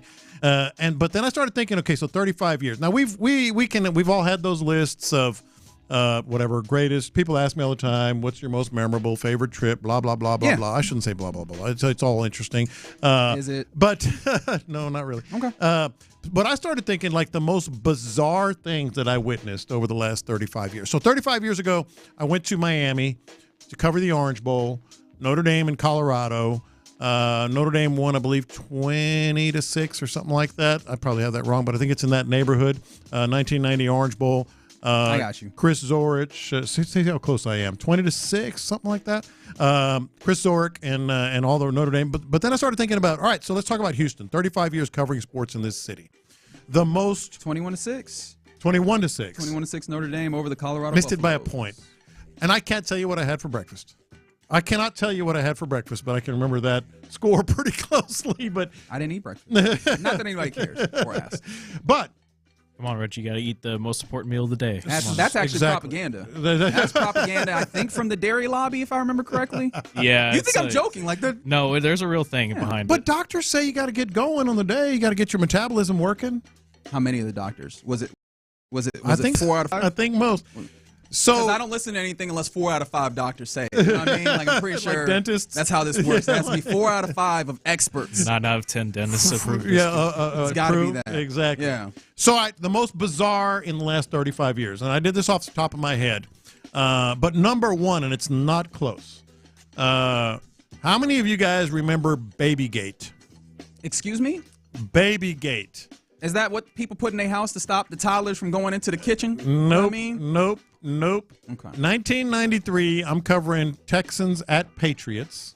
Regular season game. 1993, that was a good year. Was that the year you were born? I was 1 year old. Okay. Mm-hmm. So I got sent to New England to cover Oilers at Patriots, and an offensive lineman went home because his wife was having a baby. I was about to say, I was like, did Evante Davis it? No, because his wife was having a baby. Okay. So he eventually came back, though. Yeah. Okay, good.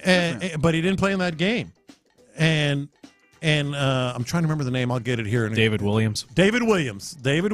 See, you knew. And so he went home, and it became the most controversial story because the Oilers were like finding him, threatening to suspend him. All these activists. What a difference 30 years I'm makes. telling you, man. I'm telling you. And then, I'm writing columns. Other people are writing columns about this is ridiculous. It's his child. You never forget it. I was on that side, And now it's not even a question. You go, right? Every time. He got fined. Well, not every time.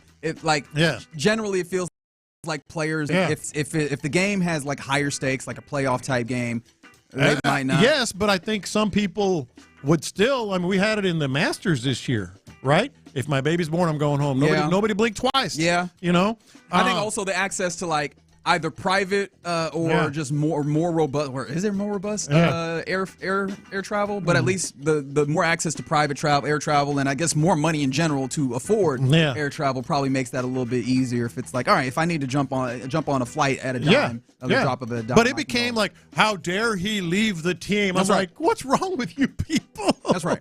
And now it's not even a thought. Number 2, most bizarre, and this one is just a personal thing for me. 2017, the Astros won the World Series. We know that. We know how important it was. What a time to be alive. I still have that Sports Illustrated magazine. Oh, you do? I have it on my nightstand right this moment. That's awesome. I still believe the Astros would have won the 2005 World Series if Albert Pujols in the NLCS had not hit that home run off Brad Lidge. Because you talk about butterfly effect. Because he hit that home run, the Astros had to go to St. Louis to clinch it with Roy Oswalt. Had the Astros won that game and Brad Lidge not given up that home run, Roy Oswalt would have pitched game 1 in Chicago. Yeah. He was untouchable. Yep. He was an untouchable pitcher. Astros would have won game 1. Game 2 was close, and game 3 and 4 here were like one-run games.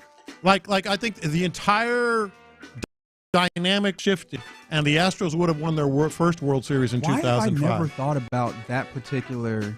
Because you weren't there. It's kind of forgotten. Like I said, it's the most bizarre is my, I can tell you about all my, all the great events, all the choke jobs, all the other stuff. But I'm talking about like the bizarre things that I happen to be covering.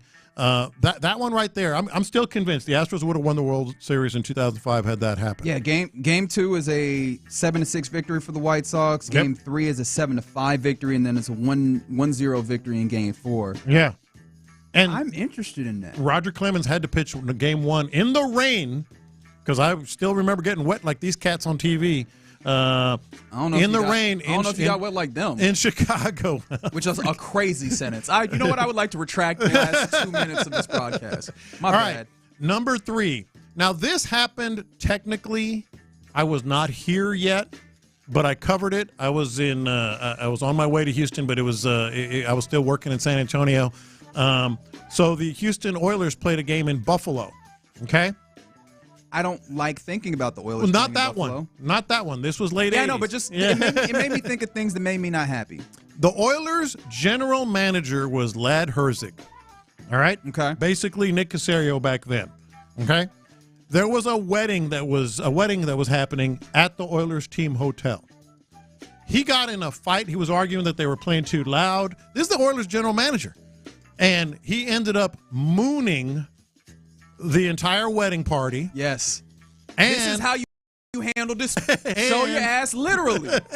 And punched. And figuratively. And punched the bride's brother. Oh, I thought you were about to say punch the bride. I was like, that's hardcore. I was like, I can't defend you punching the bride. Yeah. Bride's brother, you know what? We can still rock with her, Zig. I'm with you. Can you imagine I'm with you, lad. Nick Caserio mooning a wedding party and punching? Nick Caserio particularly no. Like, when it comes to general managers in the league, right? What, like, on the power rankings, most to least likely to moon. He's least.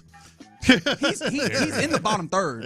I think we start with Jerry Jones and then we continue moving forward, right? But like I feel like Nick Caserio got to be in the 20s. Yeah. On pulling down. Think about that. I'm not sure that Nick Caserio pulls down his pants in the restaurant. And in today's world, that would have been video. He is a decent human being. In today's world, there would have been video of him mooning the wedding party, an NFL general manager mooning the wedding party and punching the bride's brother.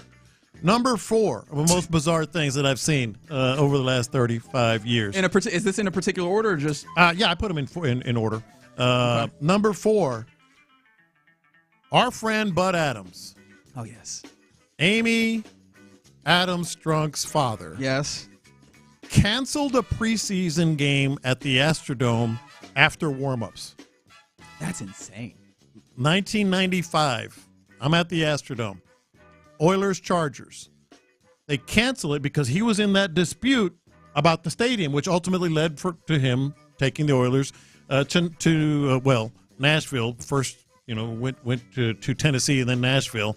Nashville's said the field was unplayable. He was in a dispute with the mayor at that point, and he used this as a big, whatever token, example of how bad the stadium was. He canceled the preseason game after warmups. They didn't play. Jerk. He is a jerk. And number 5, all things Jack Easterby.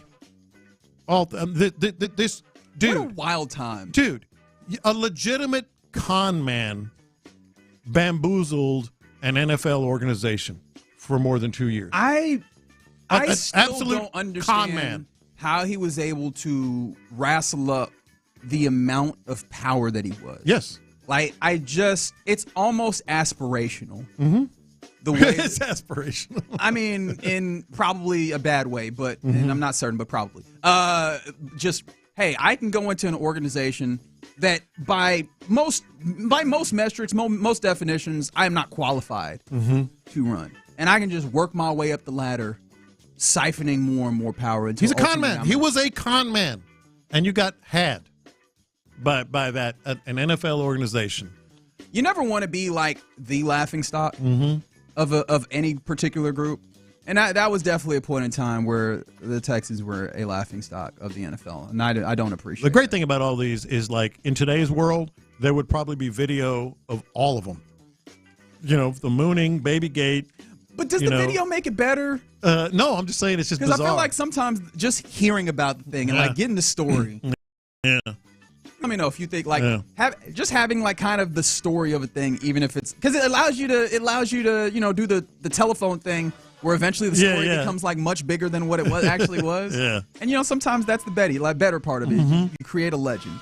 And speaking of legends, shout out to you in 35 years in Houston, covering all the fantastic sports and nonsense as well that happened in Houston sports. All right, you're in the loop right here on Sports Radio 610. What'd you say that line was on this ReliaQuest Bowl earlier, Colin?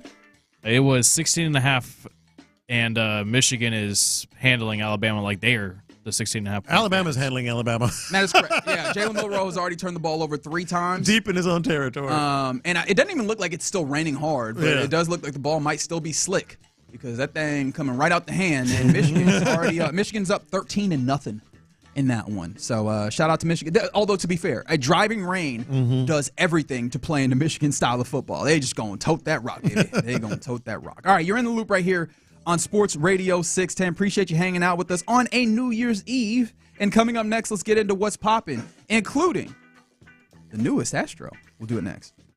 We're closing down the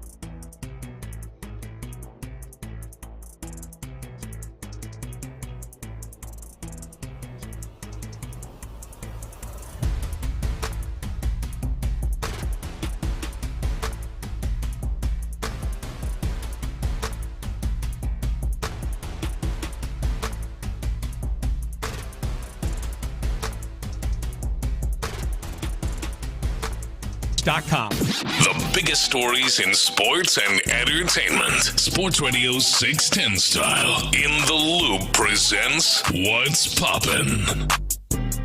All right, let's get into what's popping here on New Year's Eve on In the Loop on Sports Radio 610. Appreciate you hanging out with us. Let us know what you're doing on this New Year's Eve. I kind of want to know, like, I keep thinking about it. Like, we're back to work after taking a nice little week, but I know some people aren't. Like, are people at work? Are people just out and about, hanging out at the crib, watching? Well, the streets are saying that they're out hanging out at the crib.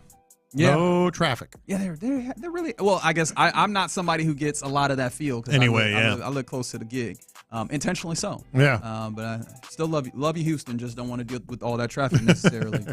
So I'm interested in what people are doing on this New Year's Eve. I imagine there's going to be a lot of football that you're watching. As right now, we've already started on bowl games, and the day ends with a really big one. So obviously, right now, Michigan turning the tide on Vegas, just like they did against Ohio State. You were mentioning, Colin? 20.5-point dogs going into Ohio State. And I see what you did there, turning the tide. You see it? Yeah. You see it? Sometimes I do good things. Those Alabama message boards will be fun. Yeah. Oh, those are always 3 great to look at. turnovers and 10 offensive plays Alabama did. So that's real nasty. But yeah, Michigan leads 16-0 there.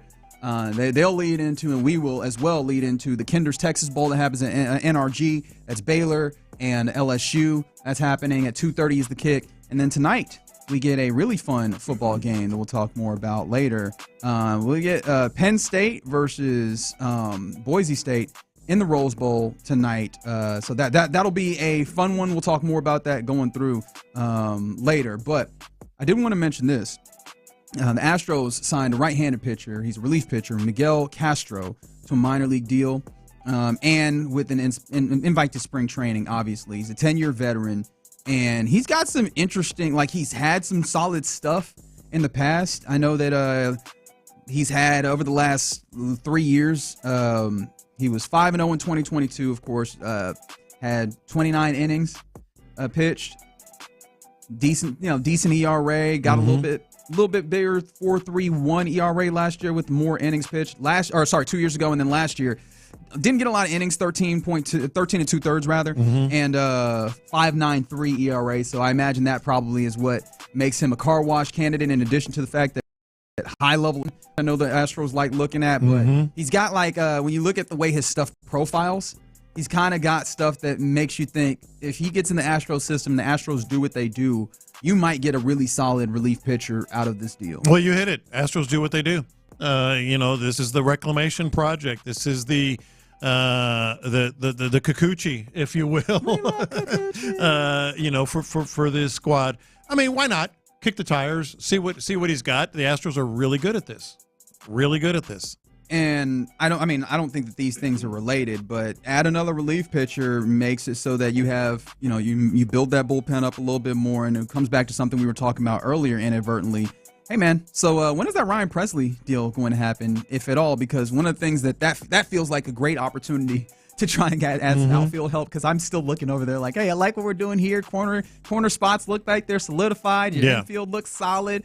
Starting pitching is still something that I'm interested in seeing, like how guys return from injury. But that outfield looks real barren, man. I'm getting a little jittery. You should be. Outfield does look barren. Obviously, what's the latest with Alex Bregman? Well, that's actually a good question. What's going on with Alex Bregman? Alex Bregman is just out there, and I mean, it feels like it's evident that he will not return. But one of the things that's interesting is it feels like the leader in the clubhouse now is A.J. Hinch's Detroit Tigers. Yes. They've even gone as far as, like, they signed Gleyber Torres to a 1-year contract, and then the general manager up there, Scott Harris, has told reporters that their second-year infielder, Colt Keith, is going to be moving to first base, which leaves third base open. I wonder who plays third base. Yeah, who might be able to fill that role? And it's obviously familiar with A.J. Hinch. We'll see how it plays out. But with the Astros, and I don't mean this to, well, it's going to be. It's going to sound that way, to diminish what they're doing in this offseason. But they're in a place where they have to make it look interesting or at least intriguing to fans, because they have been in the hunt year after year after year. And now they're transitioning. They can't just gut everything and go full, lose 100 games 3 years in a row. They have to make it look interesting, and I think Miguel Castro does that. I think some of the other acquisitions that they brought in at least makes it look interesting from a fan perspective, like they're still kind of, sort of in the hunt. Like as of right now, the depth chart, or when it comes to the outfield, or the outfielders, your starters would look like Chas McCormick in right, Myers in center, Trammell in left, maybe Dubon. You raise that voice a little bit. Upwards inflection. Yes. He's an interesting. Trammell's interesting. Mm-hmm. Sure, but I mean, I don't know that I want to pencil in interesting or even right in. But you just hit it. Interesting. You want to make it interesting for the fans. Like, okay, well, maybe they're still going to be in the hunt. Maybe they still have a shot here or there, From the 713, why when somebody says Miguel Castro, do I hear Fidel Castro? Okay, that's a fair thing. I would like to, for Fidel or for Miguel Castro's own benefit. I know that he played in Miami last year. He is not Fidel Castro. I hope that is. He is definitely not. I can't say that he's not related to Fidel, but I have a strong feeling probably not as well. I don't know. I'm willing to put that out there just for your own personal benefit, 713. And from another 713, excited about the changes to the Astros lineup. Gonna miss Bregman and Tucker. Feel like the lineup will be exciting, and that speaks exactly what you're talking about. Like they have to make it look good. Christian Walker, Isaac Paredes, and some of these other guys that they've added, but the outfield is still in need big time. I mean, you can't go out there. You can't go out there with the Dubon, Chas McCormick, and Jake Myers every day. Just can't do it. No, you're not going to make it very far. I still believe in Jake Myers, though. Good for you. I don't disbelieve in Jake Myers. I just feel like your plan should not fully lean on the idea that Jake Myers is absolutely not every day. You no, everyday caliber play at center field for 162. Because what happens if in 25 you realize, that's not the case, right? You'll be doing the thing where you're going and calling some of the guys that you called, like you're calling Ben Gamble again, like, hey, can you come give us magic one more again, right? Yeah. Like that'd be interesting. And how about this from the 832 that comes in? I would ask Presley if he's willing to allow a trade to Boston. Boston needs pitching, then package him and Fromber in a trade for Duran, who is very, very fun player. He was the All-Star MVP. And then center fielder for speed, and then sign Santander. I don't know that this team is like, with the ways that they've gone about money, I'm interested to see if they're willing to outright sign someone else. We've gotten indications from other reporters. Like I know that Spo's kind of giving that indication. I know that Chandler Rome's kind of giving that indication. That feels like any other additions probably come along due to trades as opposed. Yeah, I don't know. Clearly, Bregman, it might happen here pretty soon. Texter said that he might be. Mentioning that people have mentioned the Blue Jays. They've been in the hunt the whole time. I kind of would like the finality to really. Yeah, let's get it done. It feels weird because I think we all kind of know that he's probably not returning. That it's highly unlikely, in fact, that he returns. I'd like for it to just happen. Yeah. Yeah. So that we could fully do the salute and move, turn the page in some ways. Yeah. Yesterday was LeBron James' 40th birthday. Mentioned that before. Get this. LeBron James said that he could play at a high level another 5 to 7 years if he wanted. What, checkers? Basketball, sir. Okay. Basketball. So I'm guessing the question that I'm about to ask you, I understand that this is not buy or sell on a Thursday. However, well, I already put it on there. Okay, very good. So let's not go buy or sell because that's already on the list for Thursday. It's an interesting proposition. I wonder who. I think the NBA more than anyone would actually be like, I'd rather not. Do you think that's a good look if he does that? Because I feel like you wouldn't be getting the highest level of LeBron James in 5 or 7 years. My serious answer to this is, as someone who has lived 5 to 7 years after turning 40, it's a good thought. You feel at 40 like, I can do this another 5-7 years at this level. As an athlete, I'm sure he's feeling that. Then the 5 to 7 years happens, and ask Tom Brady felt he could do it another 5 to 7 years after he turned 40, and he damn near did it for a few years. It's everybody has a plan until you get punched in the mouth, and time is going to punch LeBron James in the mouth. And so I don't doubt his sincerity here. I don't doubt his belief. What I doubt is E for effort, T for nice try. Yeah, 5 to 7 years from 40 to 45, 47 is a whole different ballgame. It happens fast. So I don't doubt your sincerity, LeBron. I think the reality is time is going to punch you in the mouth. This is a wild thing to see real quick before we get out of here on What's Poppin'. This is a wild thing to see just like in the world of sports. And the FAA has launched an investigation after, I don't know if you saw this last weekend, Gonzaga's men's basketball team nearly hit another plane on the runway at LAX. Mm-hmm.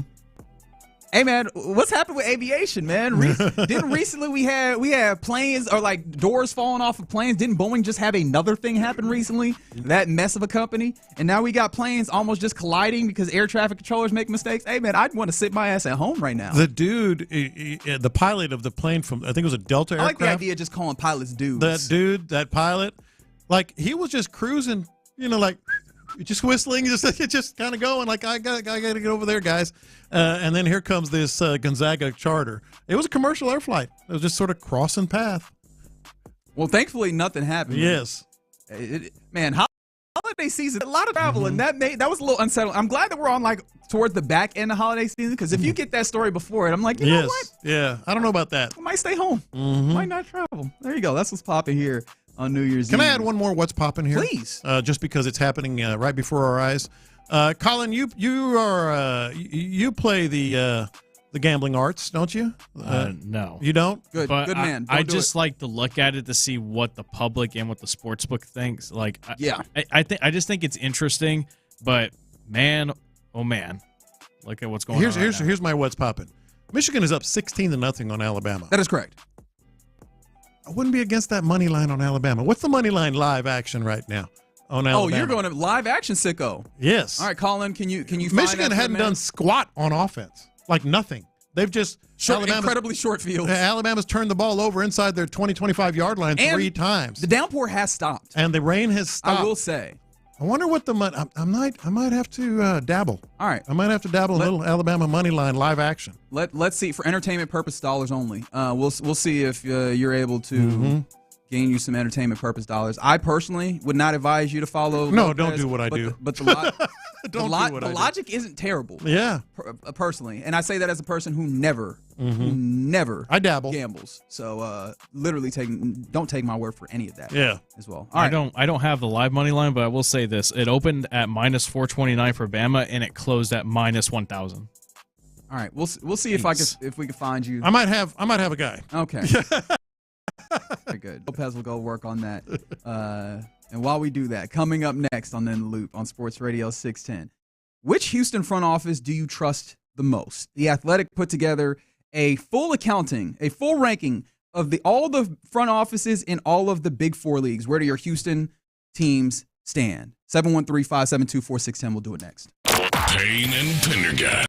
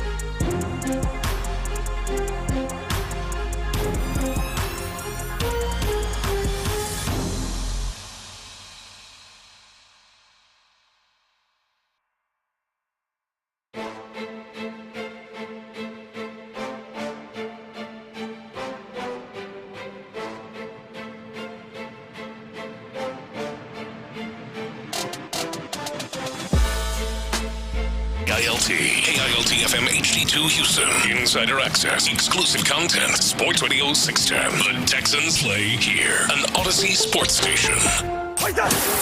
Getting you set for today's Kinder's Texas Bowl. Sports Radio 610 presents In the Loop with John Lopez and Reggie Atatula. Yeah. Happy New Year's Eve to you. We are in the loop, and you're in the loop too. 713-572-4610 is the number to text, just like the 832, who apparently also likes doing a little bit of betting. It's officially official. Lopez is in for I don't know plus 160. How many entertainment purpose only dollars? I would say. You know what my Bates my favorite fishing reel is? No, it's called the Bates Hundo. Okay. All right. Hundo. So maybe 100 entertainment purpose only dollars on that plus 160 for Alabama. Minus 1,000 another plus 160. Yeah. That's a value bet. And to your point, Michigan has 16 points and they have 72 yards of total offense. They're doing nothing. Yeah. They're doing nothing. Yep. So that's what's happening in the ReliQuest Bowl in 16-0. But we are getting you ready for the Kinder's Texas Bowl that's happening. Baylor, LSU, you'll hear that here on Sports Radio 610. At 2 p.m. is when pregame starts, and then the kickoff starts at 2:30. Which of your Houston sports teams do you trust the most? Especially front office. Which of them do you trust the most? Let us know. Because The Athletic did an interesting thing where they polled executives in the Big Four leagues. Of course, that's the NFL, the MLB, the NBA, and the NHL. Obviously, NHL not represented here in Houston. Bring the arrows back, stat. But they polled those executives and they asked them for, to rank their top 5, and then they used a point system or whatever. Yeah. And then ultimately came up with a ranking of the best front offices in sports. And so I was kind of wanting to use this as a jumping off point to kind of see how well respected and in what order the respect falls for Houston sports teams. Yeah. First and foremost, just for, bleeps and giggles, what do you think is the most well-respected organization, front office in all of sports, all of major American sports? I actually did not look at this. Good. I saw it, and I didn't look at it because once you started talking about it, I was like, you know what? I want to play the guessing game. You know what? I want to play, you know what, Self? I want to play the guessing game. All of sports. All of National American sports, major 4, or the Big 4, whatever. I would have to narrow it down to the Kansas City Chiefs. Okay. The people always do this, and it's always accurate. Baltimore Ravens. And, Boston Celtics? All right, you got you got all 3 of those are in the top 10. Okay. Kansas City Chiefs rank 8th. 8th? Yes. Brett Veach, obviously the general manager, Clark Hunt, the owner, and Andy Reid, the head coach. They got 13 first-place votes. You mentioned the Boston Celtics. They are 6th. Okay. Brad Stevens, obviously helming basketball operations. They got 9 first-place votes. And the Baltimore Ravens, one of those staples of consistency in sports, with Eric DeCosta, general manager, Harbaugh as the head coach, 15 first place votes. The most well-respected front office in all of sports in the NBA, the Oklahoma City Thunder. Wow. Sam Presti, general manager. Of course, Mark Dagnall is the head coach right now. 29 first Makes place sense, votes. but I wouldn't have put it up there.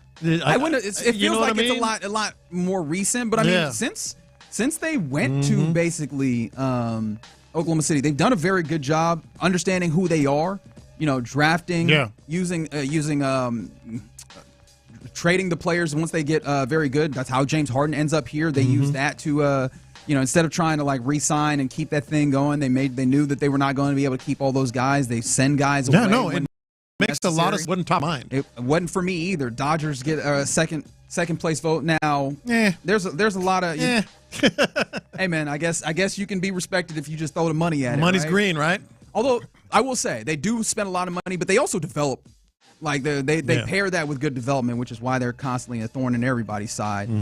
What do you think is the most highly rated Houston sports team? It's got to be the Astros. You think so? Yeah, got to be. It is not. It's not the Astros. Of the three, the Astros are the ones that rank the lowest. Wait a minute. Tied for 60th. Only got. Are you reading points. that backwards? Hold on. Yeah. Not reading it backwards at all. They are apparently regarded amongst the Colts, the Tigers, the Washington Capitals, the Philadelphia Flyers. And I feel like that's only because of their farm system. But if you're going to take, acquisitions and money spent into account for the Dodgers, you got to do the same thing with the Astros. What do you think is weighing down the Astros? Farm system, player development. Player development. Okay. I'm surprised nobody has jumped in immediately with the Abreu. Well, yeah, those types of moves. And then I do wonder how much of this is always with the Astros. It feels like it always comes back to how much is hating. How much is hating about the cheating scandal, and of course there's culpability there clearly, but I think ill will might still exist there. Sure. I'm not certain. Sure. But yeah, it was very interesting to see that they are regarded the lowest of the two. Now, next thing you're going to tell me it's regarded as the highest. I can't do that because that is not how it is. So the Rockets are the second highest. The Texans regarded as at least when it comes to Houston teams, the highest of these three. Now, it's not a far differentiation because the Texans are tied for 40th in the rankings, and then literally they got 14 points in this exercise. The Rockets got 12 points in this exercise, tied for 44th. And so I was interested, it feels like they currently have two different philosophies in the way that they're going about things. The Rockets are in this, we've got a lot of young talent, and we're standing put. And it's funny because they're kind of similar in their trajectory right now, right? A lot of young talent, at least or when you look at it from a year ago, right? A lot of young talent. The Rockets have gone with an approach of we're going to let this young talent marinate together and we're going to see where it goes.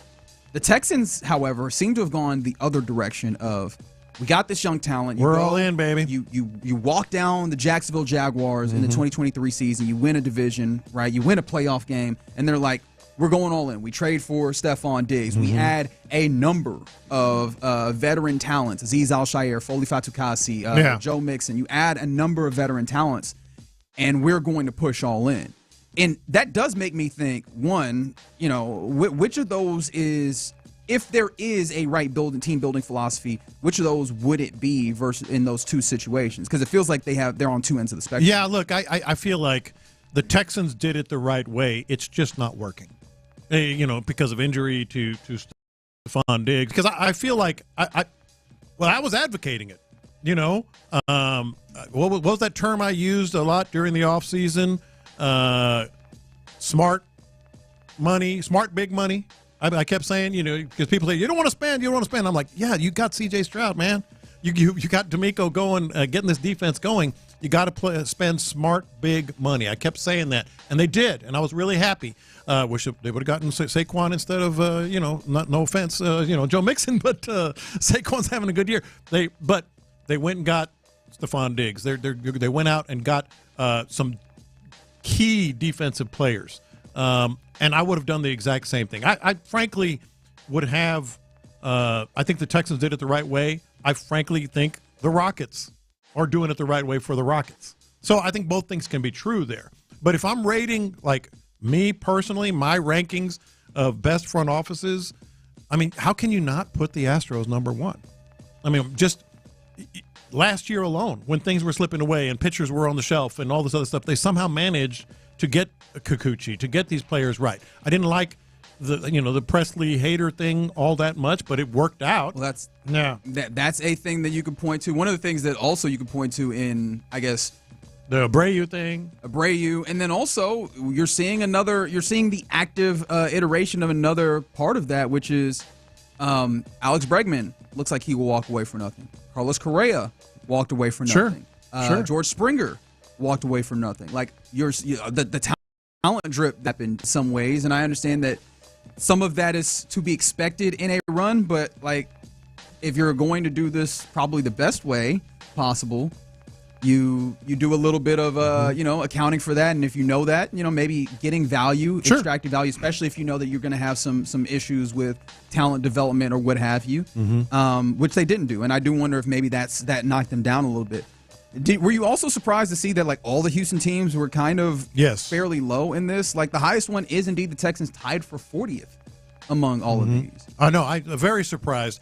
On the Astros, with you say the talent drip, I think you also have to give them credit in some ways, as much as we've criticized some things they've done, including things you've mentioned. But Correa leaves. Jeremy Pena steps in and becomes World Series AL MVP. So you have going to get Justin Verlander, and then getting Verlander again. So they've made some moves that winning teams have done. So I'm doubtful that they can keep this run going, but. Yeah, I think that I would have them ranked number one. I would have the Texans ranked number two, even though it didn't work out. And the Rockets, I don't say you're doing it wrong, but it's just a process. Yeah, the Texans thing is very interesting to me, and I think that they're being given, rightfully so, some due for, especially we talk about, the car wash. They've done a little bit of that themselves. I mean, a lot of those guys over there in the Minnesota Vikings right now showing that, hey, the Texans saw good talent, were able to develop them. And, obviously they moved on to different things, but they did it in a good way, which I guess proves that this was just a system thing. Like you saw talent, you were able to acknowledge it in a place where there was maybe a market inefficiency and develop it. I'm really concerned, or not concerned, but I'm really thinking more about the push that the Texans made this year. And I understand, like, hindsight is 20/20. It's easy to look at it in this direction and then criticize it. I'm acknowledging that, and I making sure that is, laid out plain. Yeah. However, I do wonder if there could have been just more of an opportunity to allow this to build, because you did go and you invested in Stephon Diggs, and then you also did the thing where you changed the contract. So now you're in this place where, yes, you have a 30-year-old dude coming off of an injury. He's going to be on your salary cap with some dead money. Are you bringing him back? Like, what's happening there? You have some of those instances, although there's.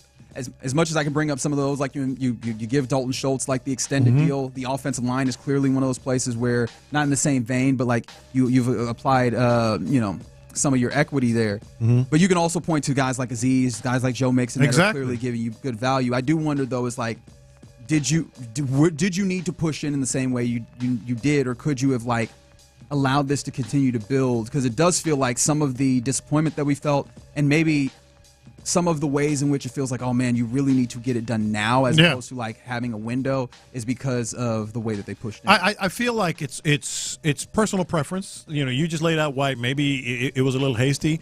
I feel the exact opposite way. I feel like they were in a perfect position to go ahead and make that move. And then the other thing about it is you have to judge football, because football is an absolute year-to-year, last place to first place to last place. True. The teams that make the moves, are the most successful. So I feel like you do have to give them credit for a lot of things they did, and some of them didn't work out.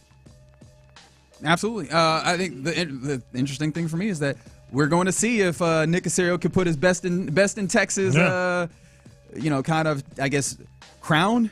Is that what I'm going to call this? Yeah. When it comes to this athletic survey that ranked all the front offices in the major 4 sports. Houston Texans, the highest of the Houston teams, like he's going to have some work to do. That offensive line needs a level of revitalization. That's not going to happen with one singular move. Like there's a lot of navigation to be done there. CJ Stroud is, I think that's more of a development thing. They're going to have some conversation about coaching staff. There's going to need to be some moves there. Like, there's some things to be done on this team. It'll be real interesting to see if Nick Caserio can, figure those things out. That's for the offseason. They've still got some things to do, but I found that to be interesting on where these teams ranked. Is there any other teams that you're like interested in where they fell in all this? Again, the Texans. I'm interested in the Warriors. Okay. Because the Warriors have been so good for so long, and I know obviously things are changing there just because of that. And then also, sometimes you just have to be lucky. Spurs. Okay, so the Warriors tied for 32.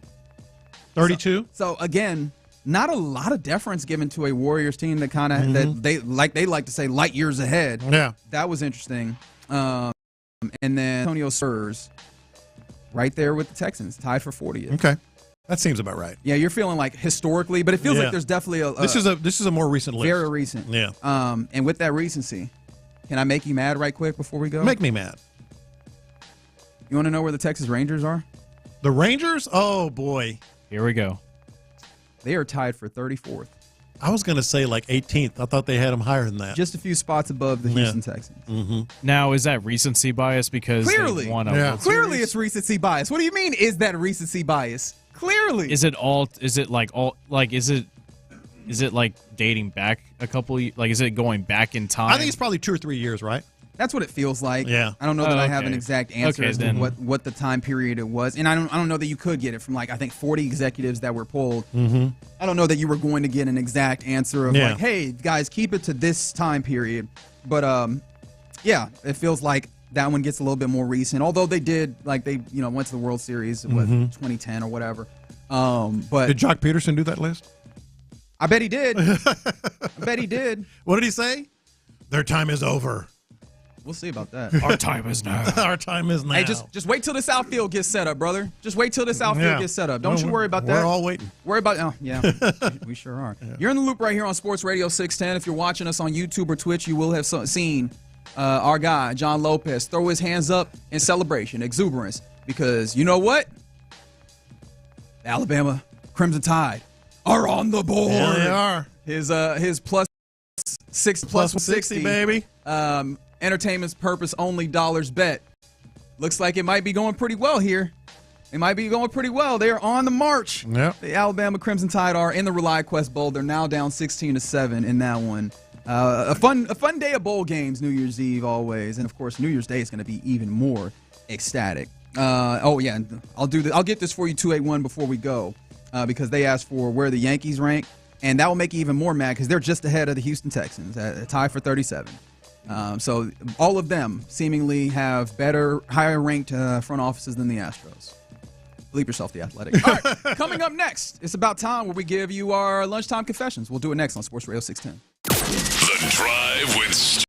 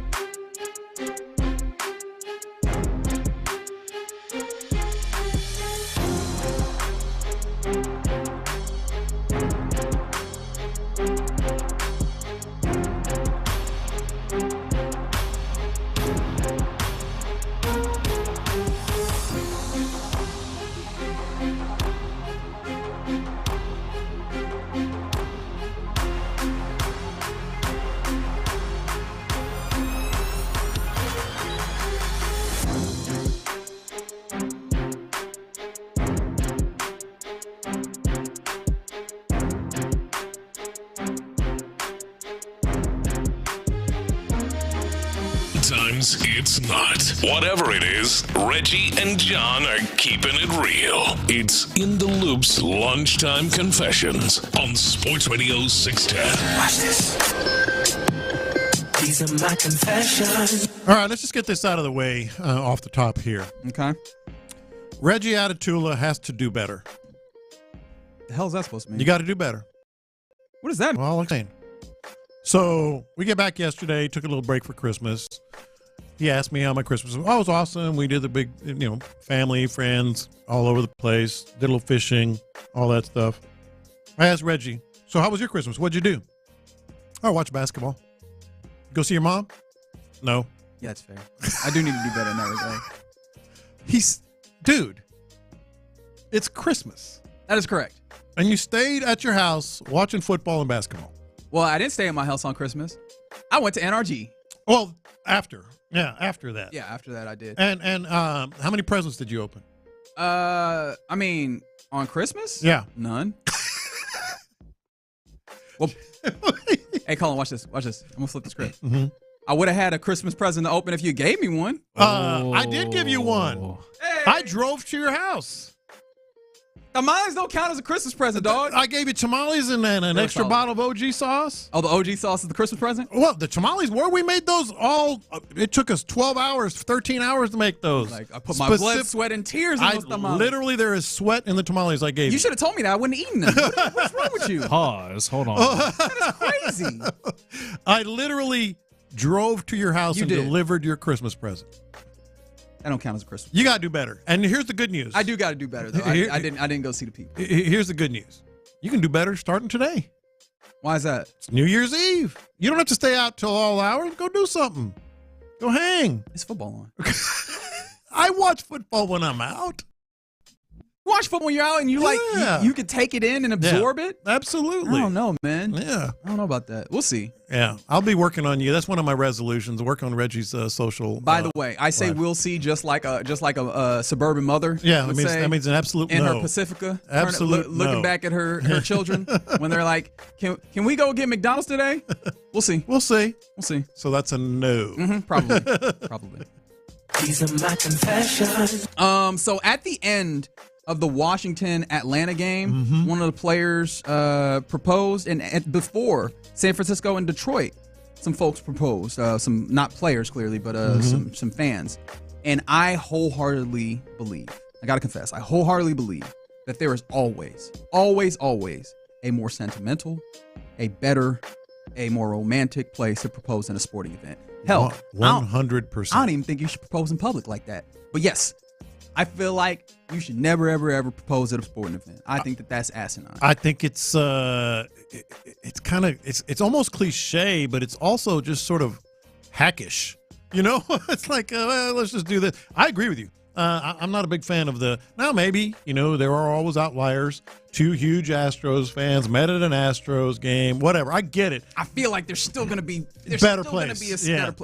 Even then, there's going to be a place that's just more sentimental. I totally agree. I've never been a big fan of the sporting event proposal. Especially because it's one of two things, right?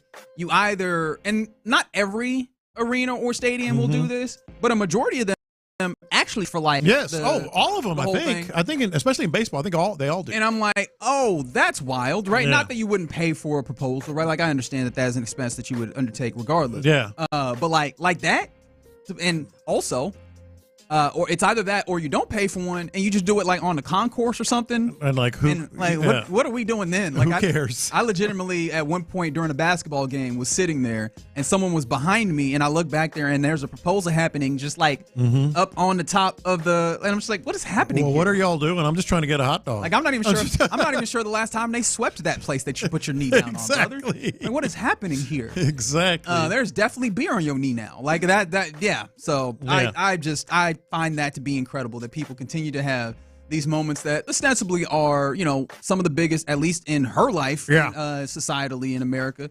And you're doing that at the sporting event, huh? Yeah, okay. I'm with you. All right, more power to you, I guess. These are my confessions. I've changed in 2024 when it comes to eating out at certain places.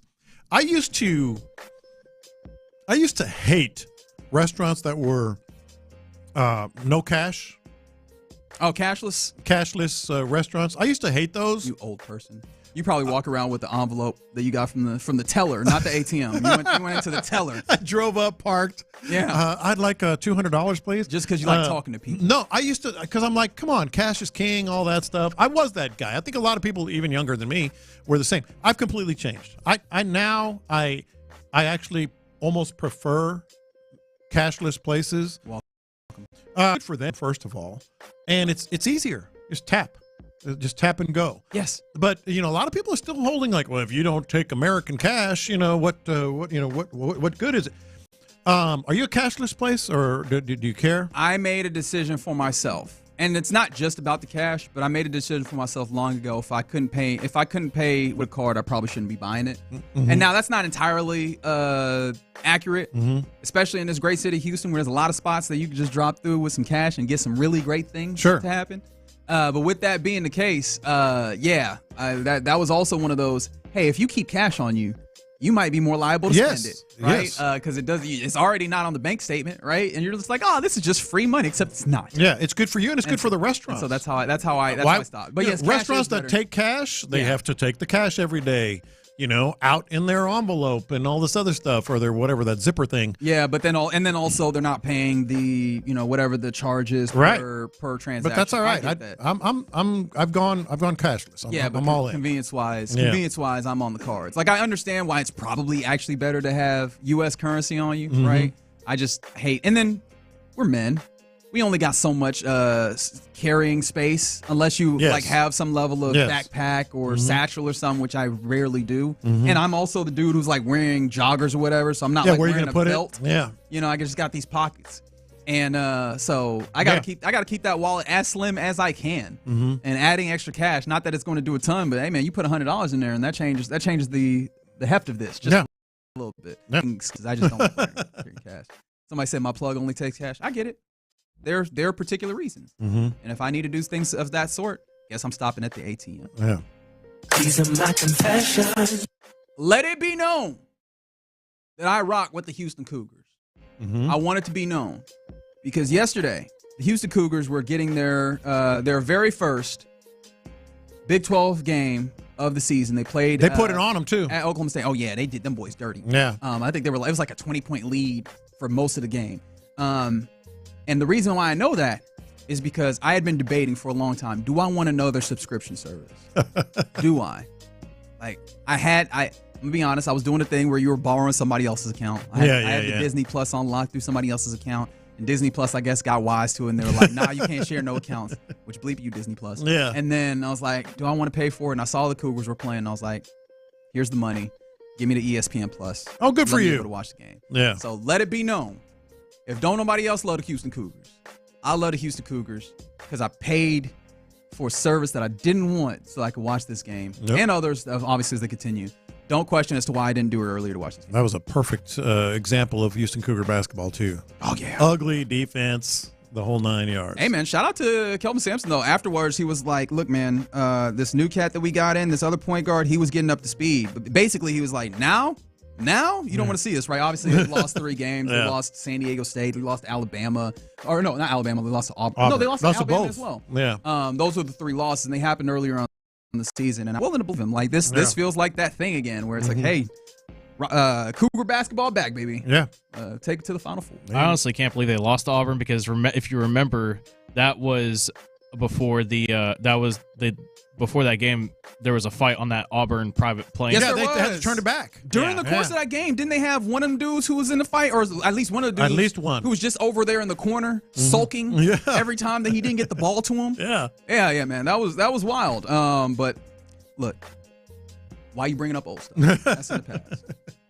These are my confessions. I love, you remember the old, obviously the best NFL post-game holiday trophy was the John Madden, turducken and all that. I still haven't had a turducken to this Me day, neither. and I need to. I've seen them. I'm so curious. Yeah. Well, I've actually eaten off a turducken, but not the Not what does that mean? Not the chicken like you use part. the turducken as it's a plate. Chicken, turkey, and it's a duck. I just ate the turkey part. It is a duck. Wait, is it a duck inside? A yeah, duck, inside chicken, of a and chicken turkey. inside of a turkey. Yeah. It's a duck. You stuff it inside a chicken. You stuff it inside a duck. Oh, okay. I didn't realize Colin had a limited thing. John Madden in him. Okay, very good. Yes, that. Oh, and so I was like, why did you just buffer? It's because you're trying to see if that entertainment purposes only bet plus on the 185, baby. I got it at plus 185. Can't miss that. I love the LFG trophy. Did y'all see that? It was I guess Jalen Hurts. Frankly, it might be the best thing that Tom Brady does broadcasting. And he's not awful. He's just not outstanding. But after the game, the whooping that they gave him, he gave him his LFG Player of the Game and has a trophy. That's awesome. I like the LFG. Don't ask what it stands for because Jalen Hurts did and didn't go well. I did not see that. One of the things I've realized about myself is that I'm not good at staying after the game. Like once the clock hits 0.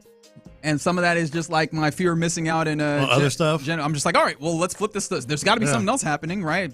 At the very worst, like put on League Pass or some stuff like that. So I did not see that moment. I feel like we might be going a little far with all these extra little trophies and things. Yeah, I like the LFG though. I think they try too hard sometimes, but I like that one. Like you probably didn't see it because I imagine a lot of people were like, "Get this game off of my TV." But you saw the Netflix games, how they had them boys eating chocolate football, or nobody ate them because they were like, "Why would I do that?" Yeah, like chocolate footballs. Like I feel like we might have too many of these. Yeah, right. We do. Probably, but I like that one. Okay, fair enough. All right, those are your confessions for this New Year's Eve here on Sports Radio 610. Oh, I was gonna give a salute to. I'll save it for tomorrow. It'll still be down. It'll be there tomorrow. Okay. Sorry, but yeah, appreciate you hanging out with us on this New Year's Eve. Lopez, how do you feel that Alabama only got 3 points there instead of the 7 that you were? Let's go. For? Let's go. Plus 185 when it was 16-0. Yeah, I'm feeling pretty good. ReliQuest Bowl is happening out there in Florida, and Michigan has a 16-10 lead. They scored all 16 of those points 13 of those points. Off of turnovers, 3 turnovers that happened early for Alabama. So that's going. That'll lead us, as we will also lead into the Kinder's Texas Bowl that's happening here in Houston, NRG Stadium, between Baylor and LSU. That one's 2:30. In fact, pregame starts at 2 right here on Sports Radio 610. Coming up next, in fact, let's get more into the college football weeds. It's New Year's Eve, which means college football is going wild, including the college football playoffs starting tonight. Let's talk about all those things because it's college football on a Tuesday. Next. Ready? The Texans closed down their regular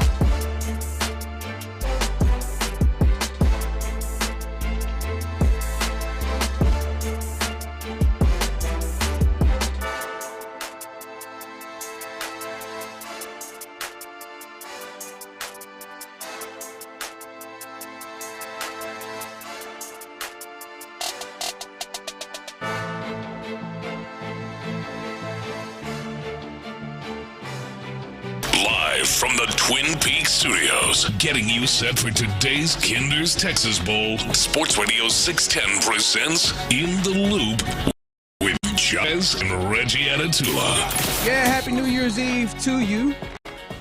You're in the loop on Sports Radio 610. You heard Big Voice Man. John Lopez, I'm Reginald Atatula, and we got Colin Neal in for Figgy Fig, who is out all week enjoying the turn of the new year. I should have told him. I should have told him that I'd see him next year, see what his response was. That was really corny. I can't believe you did that. I honestly, the reason why I remembered it, one of my former coworkers hated it, and so we did it just to annoy him because that's what you do, right? And so I remembered, I sent him a text this morning. I was like, you know what? We're just gonna keep that thing going. We're gonna annoy people. Those people that wake up on New Year's morning, I haven't had anything to eat all year.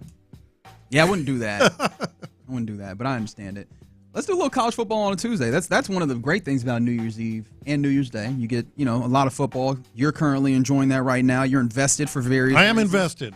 In the Rely Quest Bowl that's going. But we got the Kinder's Texas Bowl coming up here shortly. Like, how in are you on that game in particular between Baylor, LSU? We got a chance to talk to both coaches a few weeks back.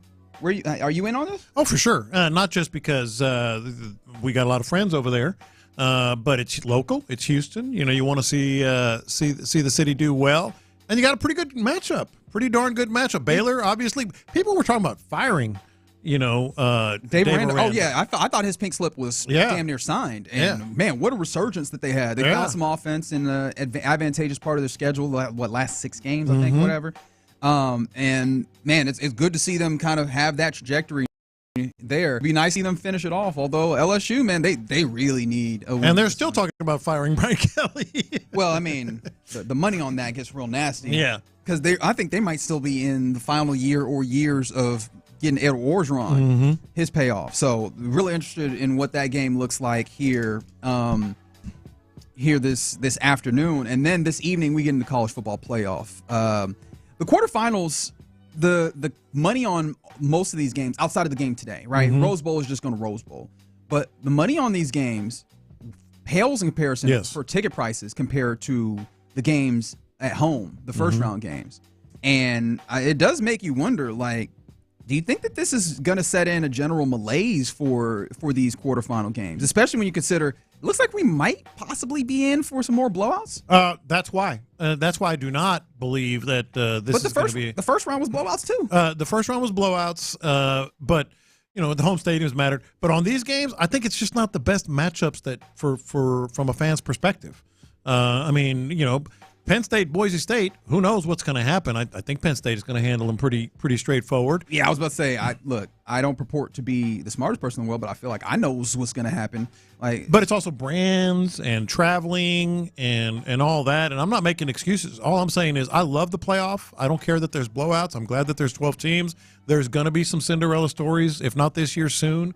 And I just feel like the brands matter, but the playoffs I wouldn't change other than maybe reseeding, at the end of the regular season.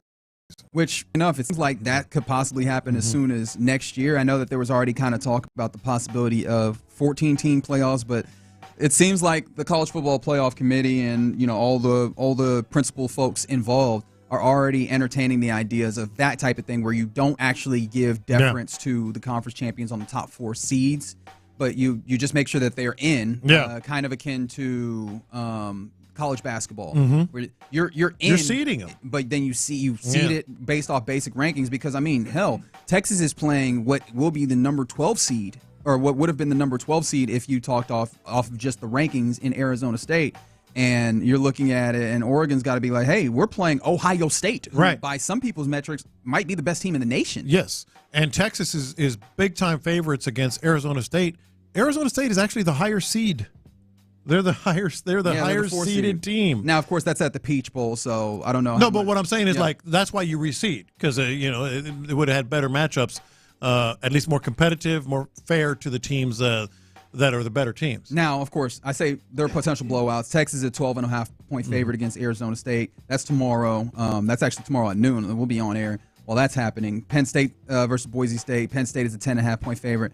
How about the other games, though, which we'll talk about more? 2.5-point favorites for Ohio State versus Oregon, and then Georgia only a 1-point favorite in the Sugar Bowl tomorrow. So, those are some interesting matchups that we'll get deeper into tomorrow. But and we'll like I said, we'll talk more about those tomorrow. But I found this piece interesting. There was a piece where there was a consulting about the college football playoff and the transfer portal and everything, because there's really weird window. We're talking about Penn State playing tonight. Their backup quarterback, Bo Prabula, announced on last Sunday, I believe, that he is transferring. Yeah. Like, he entered the transfer portal in the midst or before his team ended up in the college football playoff. Like, I understand he's not the starting quarterback, but because the starting quarterback, Drew Aller, said that he's likely to come back next year, he had to find a new place to be. And we're seeing many of these things kind of affect the college football playoffs. And so there was 5 solutions offered by some of the main people involved here. These are player personnel directors in college football offered some solutions that they think to try and fix the window. And I'm interested in how you feel about this. Solution 1 would just be moving up the calendar. That's the easy one, right? I wonder how easy it is, because it'd be getting rid of the conference championship games and just determining conference champions off of the regular season schedule, and then having all of these games, the home games happen that week. Then you end up with your bowl games for your quarterfinal or your quarterfinals and thereafter, and then national championship game on New Year's Day, to try and make it so that you basically end the calendar year with the season, and then you give a few weeks before the start of the new semester in spring for transfers to actually occur. Yeah, see, I think it's easier because, first of all, the playoff games, the conference championship games are not supposed to really matter, to the committee. I think they probably do, but if they don't matter technically, and they really can only hurt your own one of your own conference teams. Yeah, they've already been devalued. You know what I mean? Yeah. Why do you need them? You're going to be making more money as a conference anyway because of the playoff, especially if you get 2 teams in or 3 as opposed to 1. So I think that's an easy fix. And then what you just said, I think when you just move the date that you can start, as long as it's still before the next semester, because that's what's screwing them. They got to get into the next place before the next semester. There's that. Another solution proposed was maybe changing away from the unlimited transfer rule, because that's one of the things that it seems like is also an issue. It's created a high volume of transfers. Clearly, like, there's transfers all over the place. It's hard to keep up with where folks are in college football. And so this really hurts, especially the group of 5 teams, because that means that they're doing even more work during this time, because not only are you scouting all these Power 4 players, you're scouting players at a lower level, and you know that there's going to be guys that you're looking at for transfers that are just somebody's going to swoop in late and take away from you just because they have a higher profile and more prestige. Yeah, I actually hate that one. I know it's a hassle and needs to be tweaked a little bit, but the transfer portal is, and the NIL, all that transfer portal, NIL, luring players with money. It works. It balances the playing field. A case in point, Indiana. So it does work. It gives more players an opportunity to showcase, to have an opportunity to maybe play at the next level, to play at a high level in college where maybe they would be buried somewhere else. I hate that one. I think as much as, yes, it needs to be tweaked, I love the transfer portal. No, I appreciate the transfer portal, but I understand like the additional pressure that it places on programs. So how about this? Shorten the transfer window. Now that I could get down. Instead of having the full 20 days, maybe make it a week. Yeah. Or like a week after the conference championship game, just in that time period where you typically have like Army Navy, right? Just you don't need 3 weeks to get the decision done. Make the decision quickly, make the move, and that would kind of alleviate some of this, but that would still be transferring before these bowl games happen. So I do wonder if that would adjust it for folks. How about this as a solution? And this might be like kind of nuclear. Get rid of the winter window altogether. Like just don't have transfers in that period, which kind of really hurts the opportunity of like spring ball with the new club, new team. Wait until the summer to make that move. Yeah, I mean, you got players that are practicing with their new teams right now. Potentially. No, I don't like either. I don't like that last one at all. I do think the main thing is, as long as you can get it done where they can, as much as it's something of a farce, this is professional sports now, but they do have to register and enroll at the new school. As long as you can still do that, I think it can work. Yeah, so I'm really leaning still on, and I think a lot of people would on that first one, where just conference championships feel like they have. You don't need them. The people that get conferences, those have been at least recently an opportunity to make a little bit more money, but we've seen conference championships like those are relatively modern inventions. That's not always been something that's there. You can make it go without those, and you can maybe try and adjust this schedule to a place where it makes a little bit more sense in a space in a sport that it feels like never makes a touchdown. And let's look at the SEC and the Big Ten, the two best conferences. Without a conference championship game, you clearly can make the money because you're gonna have another team in the playoff potentially. The conference championship games can really only hurt one of your playoff teams, even though they say it shouldn't matter. It can really only do that. Some other things before we go on to college football on a Tuesday. Texas got some good news when it comes to the Peach Bowl that they're playing tomorrow versus Arizona State. Isaiah Bond, wide receiver, will be good to go for that. So that's going to be tough for Arizona State. As I mentioned, big-time dogs in that one, Arizona State at Atlanta. It really is just all Cam Scatterboom. Yeah. And that's going to be tough because that is a stout defense for the University of Texas. It's a terrific defense, but you're sleeping on the quarterback who says he's going to prove just how good he is in that game for Arizona State. That's according to him, by the way. that's according to him. I mean, he could probably play quarterback. He's the entire offense, Cam Scatterboom. He's so fun to watch, though. He's fun.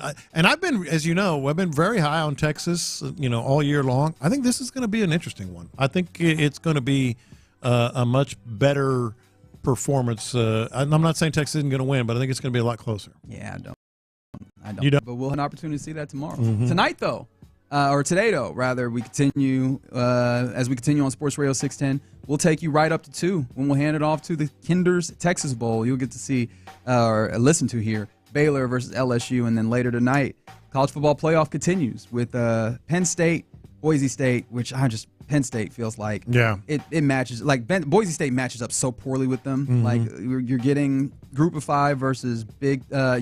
Stop the run, power man. 4, right? And you say that though they lost to Oregon by a field goal as time expired. They did, but Penn State feels like it's particularly different. Boise State has like kind of a middling defense. Yeah, but Penn State is like a lot more sizable. The thing is though, in that game against SMU, they were giving the Mustangs a lot of opportunities to come back into that game. Like even though the score showed they're Penn State's giving them the business, there were some times where they're giving SMU a lot of chances to potentially get back into this game. It's just SMU just didn't capitalize on the opportunities they were given, and that's going to be the key throughout this playoff, capitalizing on opportunities. For sure. Yeah, and also Boise State just depends so heavily on running the football and Ashton Genty, and I think that the physical difference that Penn State provides here is going to make that so. And it's not just like it's a lot more of the explosives, Yes. almost Joe Mixon-like when it comes to Genty than it is, and not to say that he isn't relatively consistent, but it is a lot more of those explosives where you end up with like a 72-yard run than it is constantly picking up like 20 at a time. And I think that's going to be hampered by the significant size defensively for Penn State. But we'll see how it goes tonight in the Rose Bowl. You're in the loop right here on Sports Radio 610. Excited for the fun day in college football. How are you looking at right now? At college football? Yeah, I mean, the particular I'm feeling pretty game. good. And actually, if you recall, I got a little something on Notre Dame, too, as a value pick. Oh, I did forget about that. To win the national championship. And yeah, I'm feeling pretty good. They're my pick as well, but I'm going for Boise State. Yeah. All right. We'll see how that breaks, and we'll be back tomorrow to talk about it on New Year's Day. All right. Coming up next in the loop, our final hour of the show before we get you ready for the Kinder's Texas Bowl. How can the Texans at the very least avenge their Week 10 loss versus Tennessee? We'll hear from D'Amico Ryans on that and the new wide receiver on the team. We'll do that next. We're closing.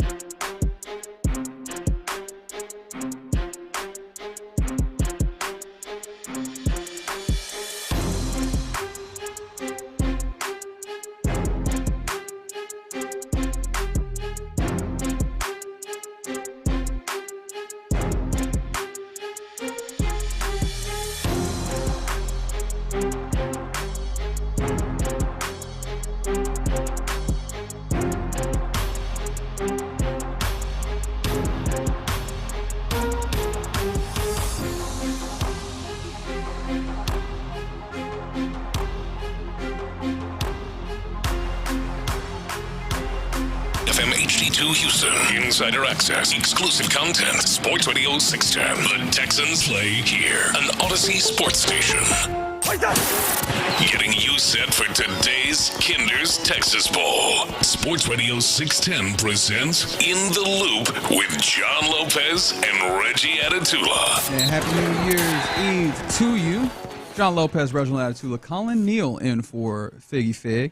Appreciate you hanging out with us on this Tuesday, getting you ready for, as the Big said, Kinder's Texas Bowl, which comes through pregame at 2:30 is when it kicks. But also, in a way, getting ready for Week 18 versus the Tennessee Titans, the return, right? The second leg of that AFC South matchup, as you always have. Unfortunately, the first time they came through Week 12, that was a loss. That was really embarrassing. Very embarrassing. Yeah. Safety to cap it off as well. All of that was really frustrating. I was going through my notes. Frustrated as hell as well. And in fact, that was something that was asked of D'Amico Ryans. He does his coach's show every week on Texas All Access, talks to Mark Vandermeer and John Harris. They always have an interesting conversation. I actually like to start with cut 3 here, Colin, because D'Amico Ryans was asked about going back and watching the film of this game, and if it was also frustrating for him. I'm happy I stopped that game before I came down. But I started to get a little frustrated with that game because it's some of the same, things that kind of show up that are all things that we can control. Right. And so going back to, I know they're starting a different quarterback now, Mason Rudolph, which was, we went against Levis. Who knows? You may see both guys. But for us, it doesn't matter what Tennessee does. Right. I think schematically, offensively, defense, they'll attack us the same. But it's about, how are we showing up? Yep. And that's all I want to see. It's kind of throw out the preparation and all those things. We're not doing anything new. I want to see what we've done. Can we do it better? Boy, that's the key. And it's funny. You can almost hear it in his voice, like the frustration level for one.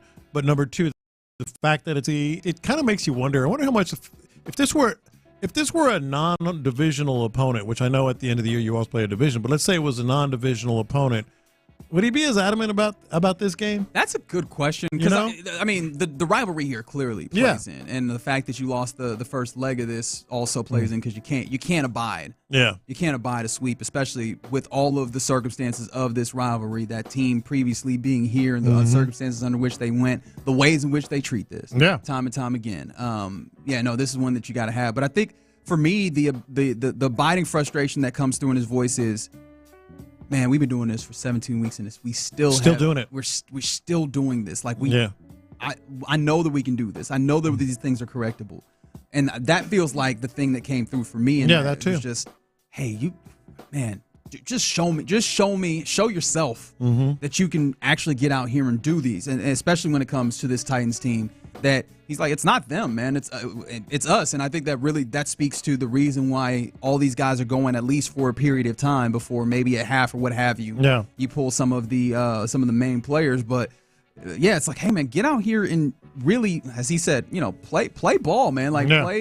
Play an appropriate level of ball, and you could hear that frustration in there. I thought that was really interesting because D'Amico doesn't always give you that, and it is them.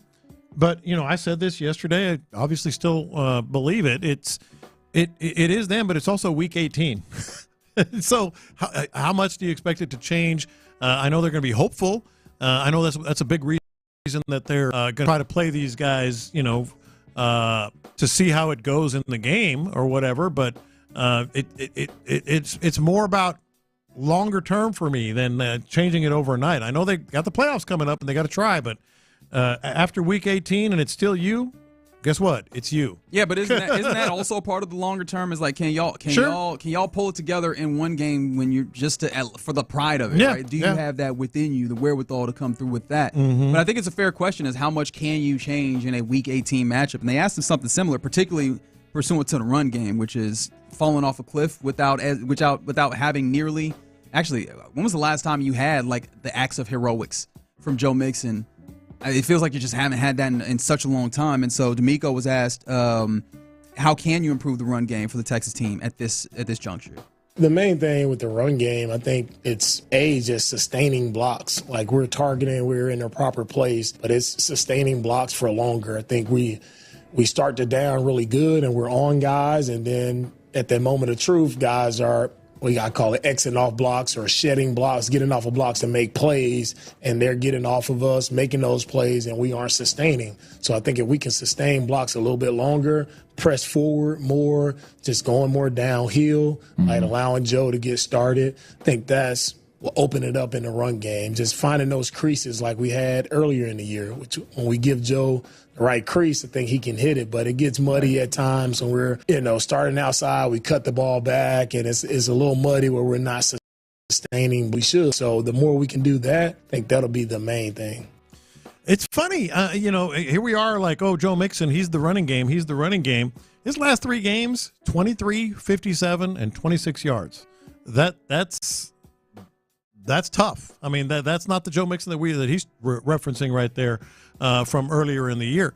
And that coincidentally, those are the games when the line has changed. The offensive line has changed, not the point spread. Yeah, but I mean, lines do feel like they've changed as well. But no, I mean, he's not wrong, right? Like this has been an issue, right? And especially, it's always felt like even in the instances where a majority of the team gets it right, there's someone that's missing that block or not sustaining that block. Yeah. That's one of the reasons why it looks like, hey, man, this Chris Strasser thing, like, dunzo, right? The technique of, that's a real call out, right? Of, hey, you're not sustaining blocks. That's the job. Yeah. Right? Sustaining blocks. Hey, you're not, getting push and moving up the field. That's the job, especially in run blocking situations, right? And clearly, you need to get those fixed, and that's what he's speaking to. But this was also clearly, then maybe as clear as I've heard, bringing it down on the offensive line, like, hey, calling them out, really. Like, there's a level of pride in sustaining blocks and giving that drive and creating that crease. And also, you can see in some of the ways that we've talked about C.J. Stroud, maybe trying to play some hero ball. We see that happen with Joe Mixon, especially more of late, where he's trying to bounce everything. He's trying, because there's not a belief that where the crease is supposed to be, it's supposed to be. And so, this would absolutely be a game where it would be helpful to show that. The only thing that's tough is this Tennessee Titans team that played them 12. You ain't get very many rushing yards there either. No. Remember, Joe Mixon ran it 14 times, not a crazy amount of attempts, but 22 yards, like just nothing there. So how hopeful are you in the idea that they'd be able to actually do something, sustain some of those blocks, create those plays? Well, see, I'm not crazy hopeful. I mean, obviously, you're always hoping that they can turn this thing around because that's the team that we follow. But it ties in directly with the whole concept of, I want to see these guys play for half. Maybe they can flip the switch. Let's see if we can, play better in this way. It's the line is in the middle of all that. Yeah. Like, do you expect the offensive line to, all right, first half of week 18, we're gonna play us some ball. We're gonna sustain blocks, and we're gonna do this. We're gonna do that. That's unrealistic. You think they're the main players that get out of half? No, they do not. That's what I was like. You said first half. Wait, hold on. I'm just saying, but like, you boys might be in here. Yeah. This is a clinic at this point. No. Get you 60 strong plays of putting your hand on those shoulder pads and trying to drive that man to the other direction. And I'll go back to what I mentioned yesterday. Like, I'm hopeful. He's hopeful. Everyone's hopeful that they can somehow flip this switch. But what if they don't? Especially when you got those trash cans full of dirt in the middle. Yeah. Right? When you have T'Vondre Sweat sitting over there looking at you.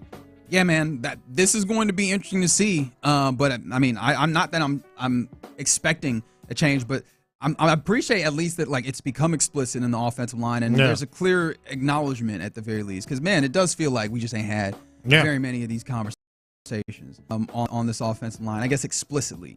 I'm sure that this conversation has been happening over and over and over again. Now, away from something that, we're kind of wishful thinking, and one that I think is probably a more reasonable, hopeful place, you brought in a wide receiver, right? The Houston Texans were able to acquire off of waivers Deontay Johnson, and he didn't play for the Ravens game, but he was fully expected to play in this one.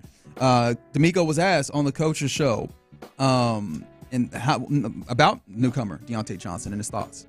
Yeah, no, it's late in the season. Our last game, we add a new guy to our roster, but I told the guys, throw the kitchen sink at him. Let's see what he can absorb, see what he can handle, and go out here versus Tennessee, and let's see what he can do.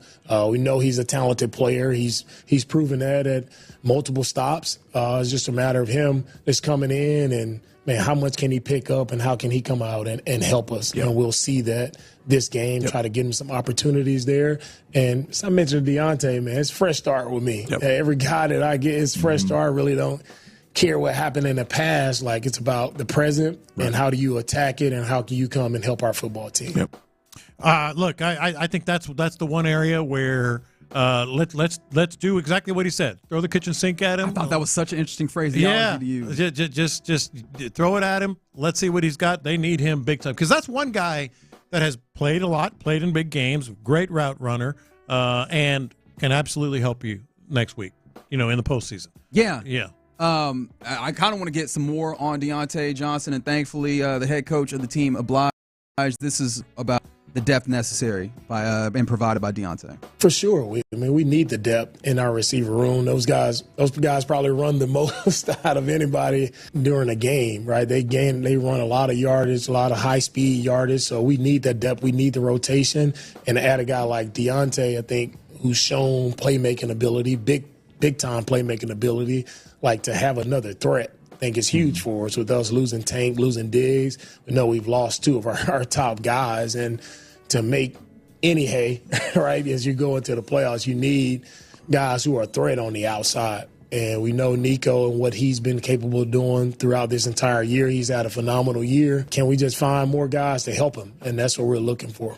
I found that to be really interesting because talk about being on the outside and, of course, just lining up on the outside. But I do wonder how much of that is, are you going to see some of those deep shots in this game to Deontay Johnson? It's one of the things where you notice that Nico Collins has also kind of been diminished because you're having more of these instances where you have more people in to protect and maybe fewer guys out in routes. And it feels like defenses are able to more easily key in on Nico Collins. Like, I'm interested to see what all the kitchen sink is and how much of that is also like deep shots and opportunities for C.J. Stroud to try and take the top off the defense. And it's not as easy for opposing defenses if you have them both on the field at the same time. It's just Xavier Hutchinson does not scare a lot of teams.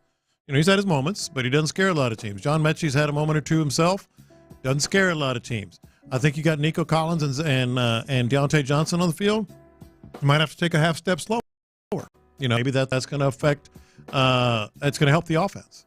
And on the YouTube, Brandon says if they need to work out things, they need to work it out on the practice field, not in a away stadium versus the Titans. I don't fully agree with that. Like, I think that there's something to be said for the differentiation between practice work and things that you get, like, you just can't, create a facsimile for from a football game. And I think that ultimately this team needs to figure some things out on the NFL football field as opposed to the practice field. But he went further to say, why create film between CJ and Deontay that the Steelers or whoever can watch before the playoff game? See, that I do agree with that part. Them dudes ain't work together, right? Create film. Like, those dudes need to be able to actually do some of this together. Yeah, no, not specifically with Deontay, but my whole concept of wrestling in general. Yeah, well, of playing these guys is what you're preparing for the first round of the playoffs. Just in general, you're not going to want to show a lot, with Deontay on there or whomever. Well, I mean, D'Amico did say, man, they're doing what they do. Like, I don't think that there's going to be anything particularly special or different. And honestly, there's plenty of tape on this team. Yeah. And right now, that tape isn't all that great anyways. I think more importantly is trying to find some level of rhythm or some level of groove, particularly when those two dudes who have not played together. Yeah. Right? How many times how long has it taken, we've seen in the course of games for dudes that have played together to find that rhythm in games? Like, it takes a bit. It does, but I also just in when you're looking at this offense, I feel like they're going to have to change some more things because it hasn't been working, and they've got not only are they changing it for Deontay, but also for the offense in general. I mean, the blocking hasn't. Well, I just talked about the last 3 games. Run blocking hadn't been there. They're going to have to change some things. You really want to give away a lot of that stuff right now going into the postseason? Because what if it works? All of a sudden you're going to do it again, and you're going to have it on film. So it's a tough call. It really is a tough call on just how much and what to show in this game. I'd rather take my chances on if it works than seeing if somebody else can stop it the second time than trying to figure out if it works in the first round of the wild card. You know what I mean? Like, I'd rather take that chance. That's fair. Well, if you find something that works, find it out now so that at least there's something that works as opposed to we're going to run out here with a running game that does not appear to work and a possible. Don't do it in an elimination game. You know what I mean? You feel me? Yeah. I would like to try and again, I say all this with the understanding, right? I'm not trying to blow smoke. We know what this team is. We know a lot of the struggles that they have. But at especially in a season or in football where it's just like you just got to take advantage of all the opportunities that you have until you don't anymore. This is an opportunity. Yeah. Against a team that you really want to beat. That you really want to beat. You really want to beat them, too, and I think that's still a little bit of a factor. Yeah, so we're still working towards that Titans game on the weekend. Man, it would not be fun to get swept by them. That would be awful. That would not be fun at all. What will be fun is the Kinder's Texas Bowl that's coming up after our program here. And what hopefully will be fun is Figgy's mixtape, which we do at 1:20 every weekday. John Lopez taking the reins here. Yeah, man. Today. How about that? Figgy, Wally Pipp, Figgy's mixtape. So we had the Beyonce game, right? Yes. It ended up being the Beyonce game. That is the resounding thing I will take from it because I don't want to take anything else. Yeah. So it got me thinking about the greatest non-Super Bowl performances in sports. Okay. We'll talk about that and more next in the mixtape. Payne and Pendergast. That was a game that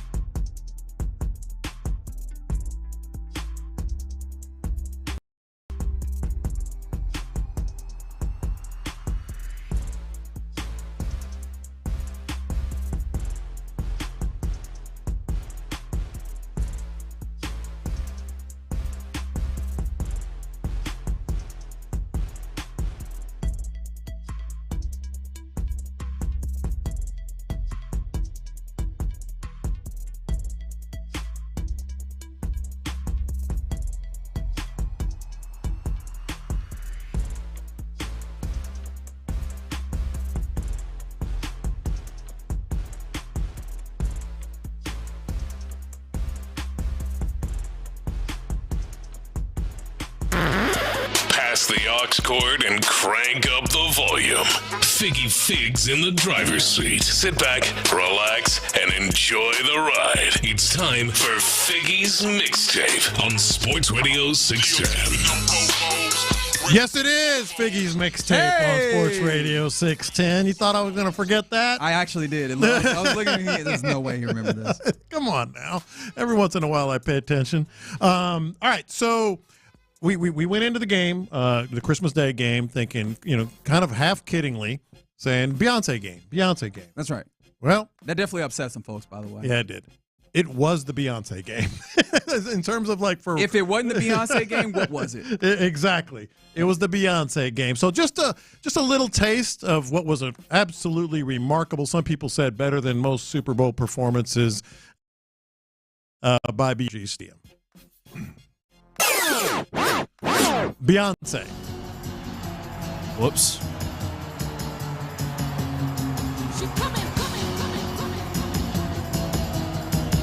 Watching the setup was fun. It was great. It's like the whole thing.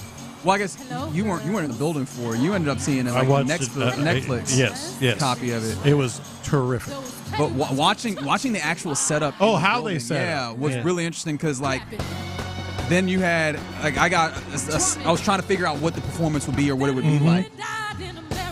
And so seeing all right, I was thinking, is it going to be a stage?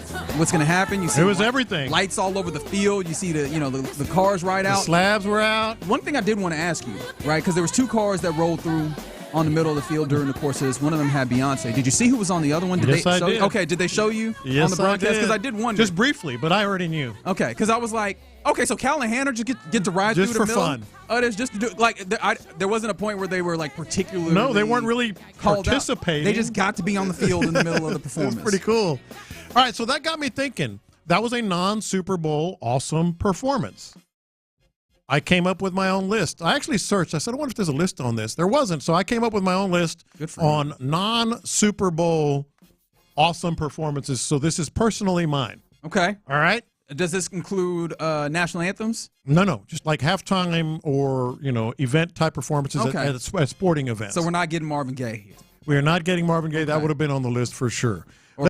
Let's go back to the Star in Dallas. Well, the Star's their training facility, but let's go to Arlington and Thanksgiving. AT&T Stadium is what you're looking for. AT&T Stadium, Thanksgiving 2023. I thought this was awesome. Dolly Parton. Coming out in that the cheerleader and pulling it off. That's what made it so great. She's like 107 years old. Don't do that to Dolly Parton.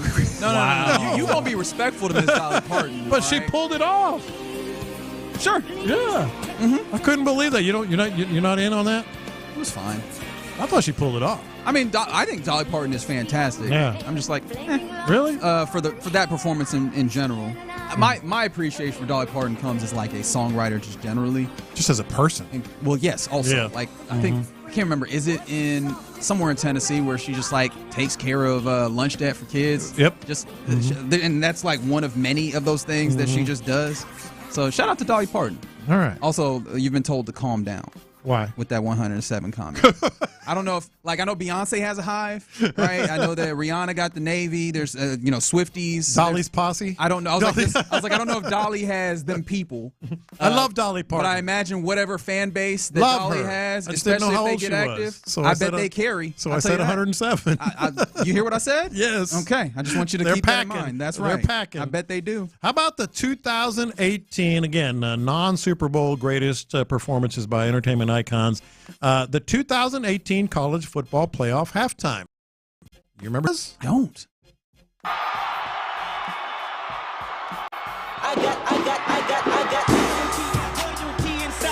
I really did not remember that he did the halftime. Me neither.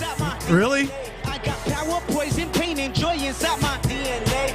Kendrick is in that same vein of like really good performers. I'm interested to see what he does with halftime though of the Super Bowl. Yeah, because he really is in line with Beyonce, not exactly alongside her, right? Because she does this on a different level.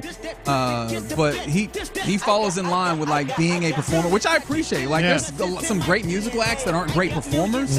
He seems to have that penchant for it. So I'm interested to see. You know why I remember it so vividly and why it made my list? because I can see myself sitting with my two sons and asking them, "Who is that?" Are you for real? Yes. That's what makes you remember. Yeah, because I had known Kendrick Lamar and heard music, but I couldn't put them together. And then I saw it, and I'm like, "Oh, that's Kendrick Lamar." That's Kendrick Lamar. That's Kendrick Lamar. All right, this next one is a personal favorite for a number of reasons, including aesthetically, but certainly the entertainment value. I was there. I was at this performance in Berlin, Germany, in 2006 at the World Cup. Oh, baby, when you talk like that. So awesome. What was the best part of it, of being there? When she walked away. Okay. I don't know why I expected anything different. Reggie, you knew exactly what was going to happen. I didn't. I thought that he might be give us some performance was outstanding. Sure. But you asked for the best part. Okay. Yeah. Fair enough. I'll never forget that was you were at that. I was at that. That's awesome. I was at that game and performance. Yes, it was awesome. 2014. The year was 2014. NBA All-Star Game. Do you remember who performed? At the 2014 NBA All-Star Game, it sounded like they say in entertainment, sounded a little something like this. This song annoyed the hell out of everyone. It did, but it was great. It was great. Which one, like, I honestly forget that so many of these have some level of performance, halftime or otherwise. Mm-hmm. Like, I never think about... You all think Super Bowl, right? Yeah, Super Bowl is the only place that I can... Like, when you started talking about non-Super Bowl halftime performances, I was like, how many of those are there? There's a lot. And I honestly never think about all these other ones. Yeah. I loved it. All right, a couple more for you here from the same event. So this has got to be, to have been there. And I wasn't at this one, but to have been there had to have been awesome. And say what you will about this group, but their performance was amazing. Their reunion was even more amazing. And no matter what you say about this group, they are absolute icons. Spice Girls? Yep. If you say you don't like them, you're lying. Well, I mean, 2012 Olympic closing ceremony. I appreciate Olympics for some reason. Like when they put that performance, just because you know that this is an incredible undertaking. Mm-hmm. All of the other parts of this, in addition. See, Colin's dancing. He's got his hands up. Okay, he's got his hands up. Is this where your bag goes, Colin? You're on the Spice Girls. I'm a variety listener. Yeah. If it sounds good, I listen to it. I wasn't judging you. It was just generally. It felt like you got to the place where you're like, oh, I listen to everything, so that's why I listen to. But this. The Spice Girls are like a punchline for some people. I'm like, why? You love them. You love the song. You won't admit to it, but you love the song. Which one? This one. All right, so also... Notice how you didn't say a name there. He just goes this one. Oh, which Spice Girl? No, which song? Oh, okay. You just said this one. You just wanted to get the drop. Also at the 2012 Olympic ceremonies, a little old school, but timeless, and this was pretty awesome.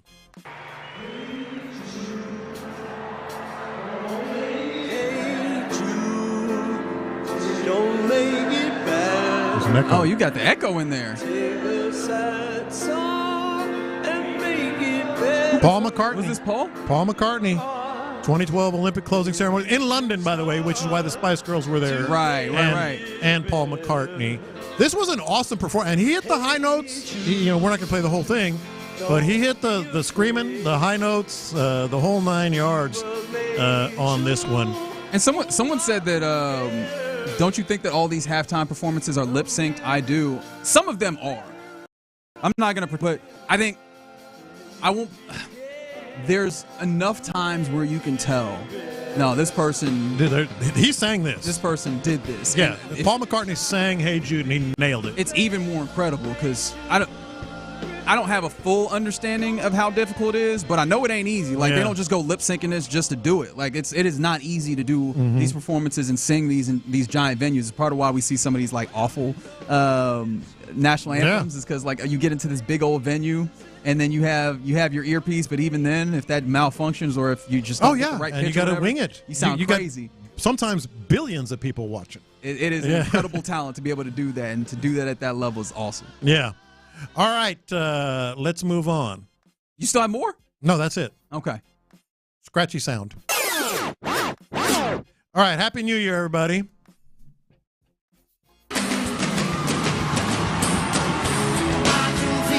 I did that for my own benefit. What is it, like a minute and 50-something seconds before midnight? You play that, and the drums hit. Oh, is it really? At midnight, yeah. I think it depends on what kind of version you get.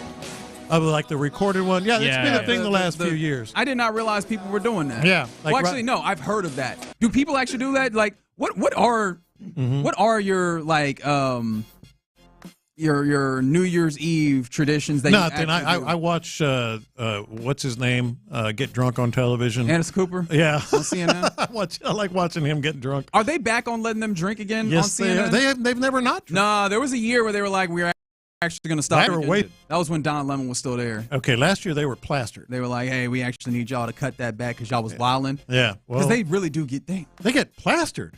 It's like having the holiday party but on TV, which feels like a bad idea, and yet they do it every year. Yeah. So Forbes put together a list of the top resolutions of 2025.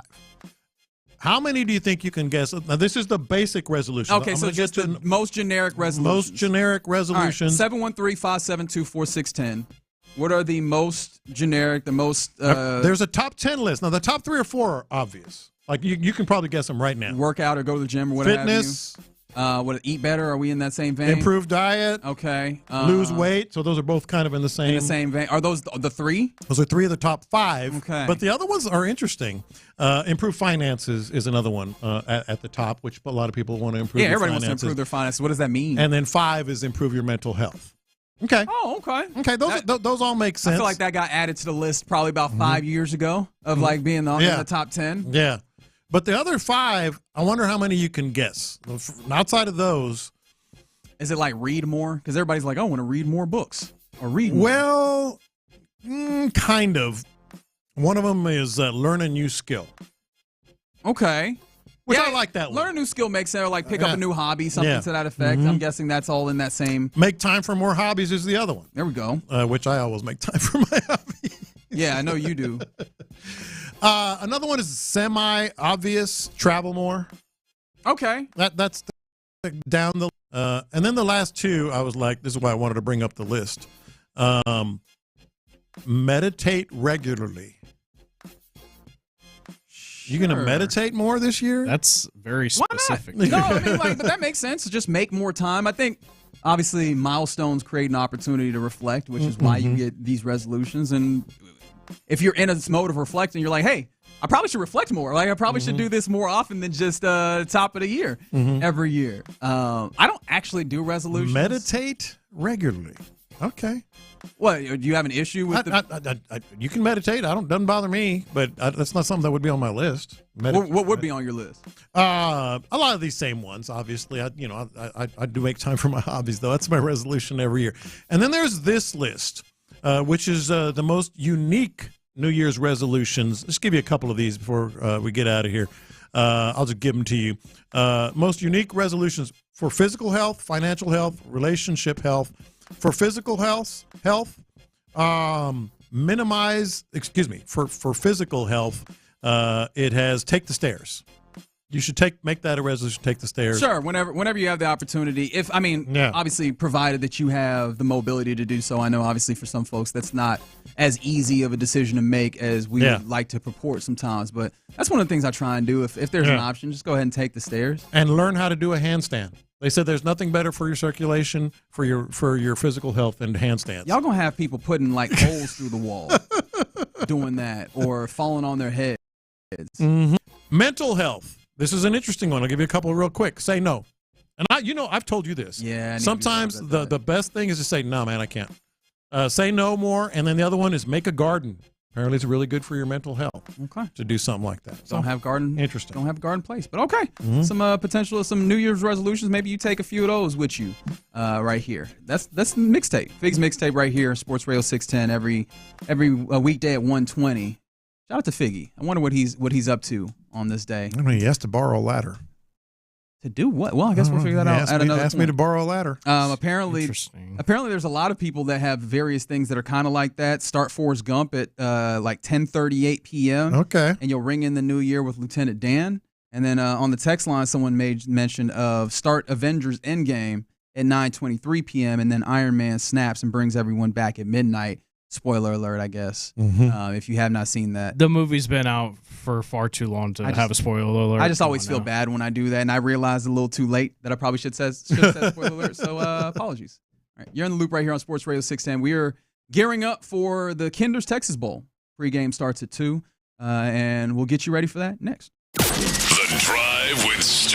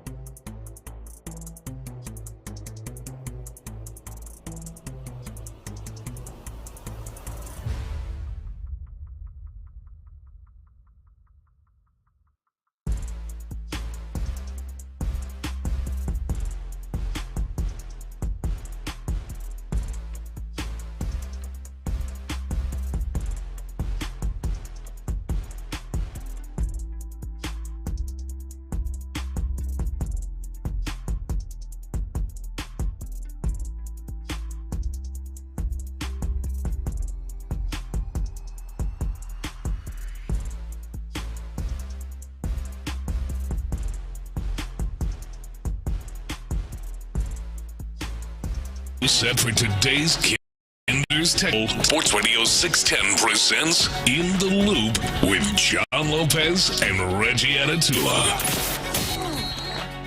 Happy New Year's Eve to you. You're in the loop right here on Sports Radio 610. John Lopez, Reginald Atatula. You got Colin Neal hanging out with you as Figgy Fig has the week off. Shout out to Figgy Fig.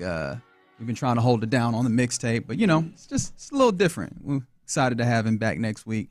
But, yeah, appreciate you hanging out with us. We're gearing up for the Kinder's Texas Bowl. They'll take over at 2, the pregame, and then we'll set you up for kickoff at 2:30. And real quick, actually, let's go ahead and go to the phone line because I guess on a New Year's Eve, we are going to talk to our guy, Larry and Stafford. What's happening, man? What's going on, Reggie, J-Lo, man? I just wanted to call and wish y'all a happy New Year early, man, while I sit over here and count all these cigars I'm going to smoke tonight, man. And just wanted to get in, man. That Beyonce Bowl got everybody in the H a little nervous, man. It sounding all hopeless and everything, but I'm here to tell you, man, that I'm going to continue to believe that my boys can win 4 games and get our ass to New Orleans. And let me tell you why. Because if D'Amico Ryans is the kind of coach that we all think that he is, he understands what's out in front of him, man. And we all watched Detroit last night in San Francisco and see what an offense is supposed to look like when you go out there and play your boys with nothing to lose. You go out there and win football games. D'Amico understands that his defense has his personality. Now he just needs to go over and make Bobby have his damn personality and get this offense on track. Look, I know we go to Tennessee. It's irrelevant what happens up there. If these boys can play and Nico could get his 1,000 and Joe Mixon can get his 1,000, and then you put their ass in bubble wrap, I'm fine with that. But this offense has to get on track. And if CJ is hurt, don't play him. Just let him sit. Let Davis Mills go out there and take them hits, man.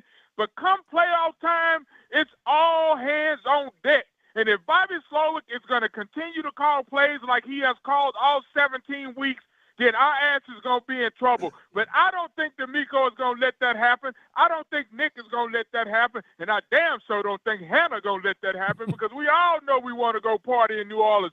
Fellas, it's going to be a fun night for your boy Reggie. We got to smoke one soon. J-Lo smoke some of that brisket in our house. All right. Shout out to our guy Larry and Stafford. We'll get some sticks. We will get some sticks. Lopez, your bet, by the way, got a little bit less good. 19-10 is what Michigan has. But how you feeling about that optimism that still exists there? Because the idea that you're still being hopeful, I get that, I appreciate it, but yeah, man, yes, I am feeling pretty negative, man. Yeah. I think that they need to go out there and get Joe Mixon them final 7 yards, so at least he has a 1,000-yard season. Get Nico Collins that extra 32 yards, so he gets his 1,000-yard season. All fine and good, but yeah, man, they need to go out there and try something, or at least go down swinging, go down with some pride, that's all I'm asking for. Have some pride, man. Yeah, man. I am hopeful. I don't know how optimistic I am, and I talked about it. We'll continue to do it this week as we get into that game. But the optimism is hinging on one half of one game turning the corner. I guess it could happen.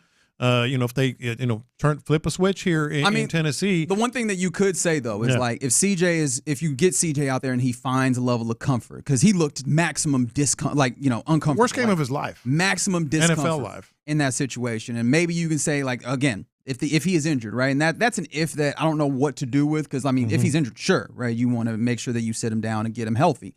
I don't know that there's any indication of that. In fact, when D'Amico Ryans was talking after or yesterday, he basically was like, yeah, he's banged up like anyone would be in this situation this time of year. So it feels like that's more of just wear and tear of a football season. Yeah. I get him back to at least the confidence of the mental side of this. And if you can do that, you know that you have an opportunity to do more things, or at least have him elevate what it is that the rest of this team has, because that's probably the place where you have the most opportunity to elevate it. But yeah, even with all of that, if you elevate all those things, I still don't know how you compare it to the rest of these teams in the AFC playoffs. But at least do it with some pride, right? At least do it by putting out maximum effort, because that's the thing that you can control at this point. Yes, and their most two recent examples against playoff teams, and they've only won one game against the playoff team that's currently in the playoffs anyway.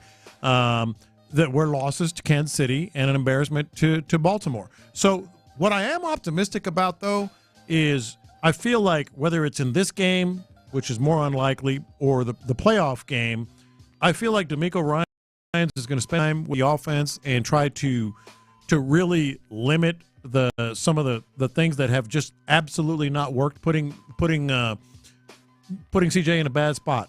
These screenplays that were they need to be trashed. Some of the blocking schemes, simplify that. I feel like DeMeco might have his hands more as like, hey, keep it simple. Let's run the ball. Let's not run this. Let's not run that.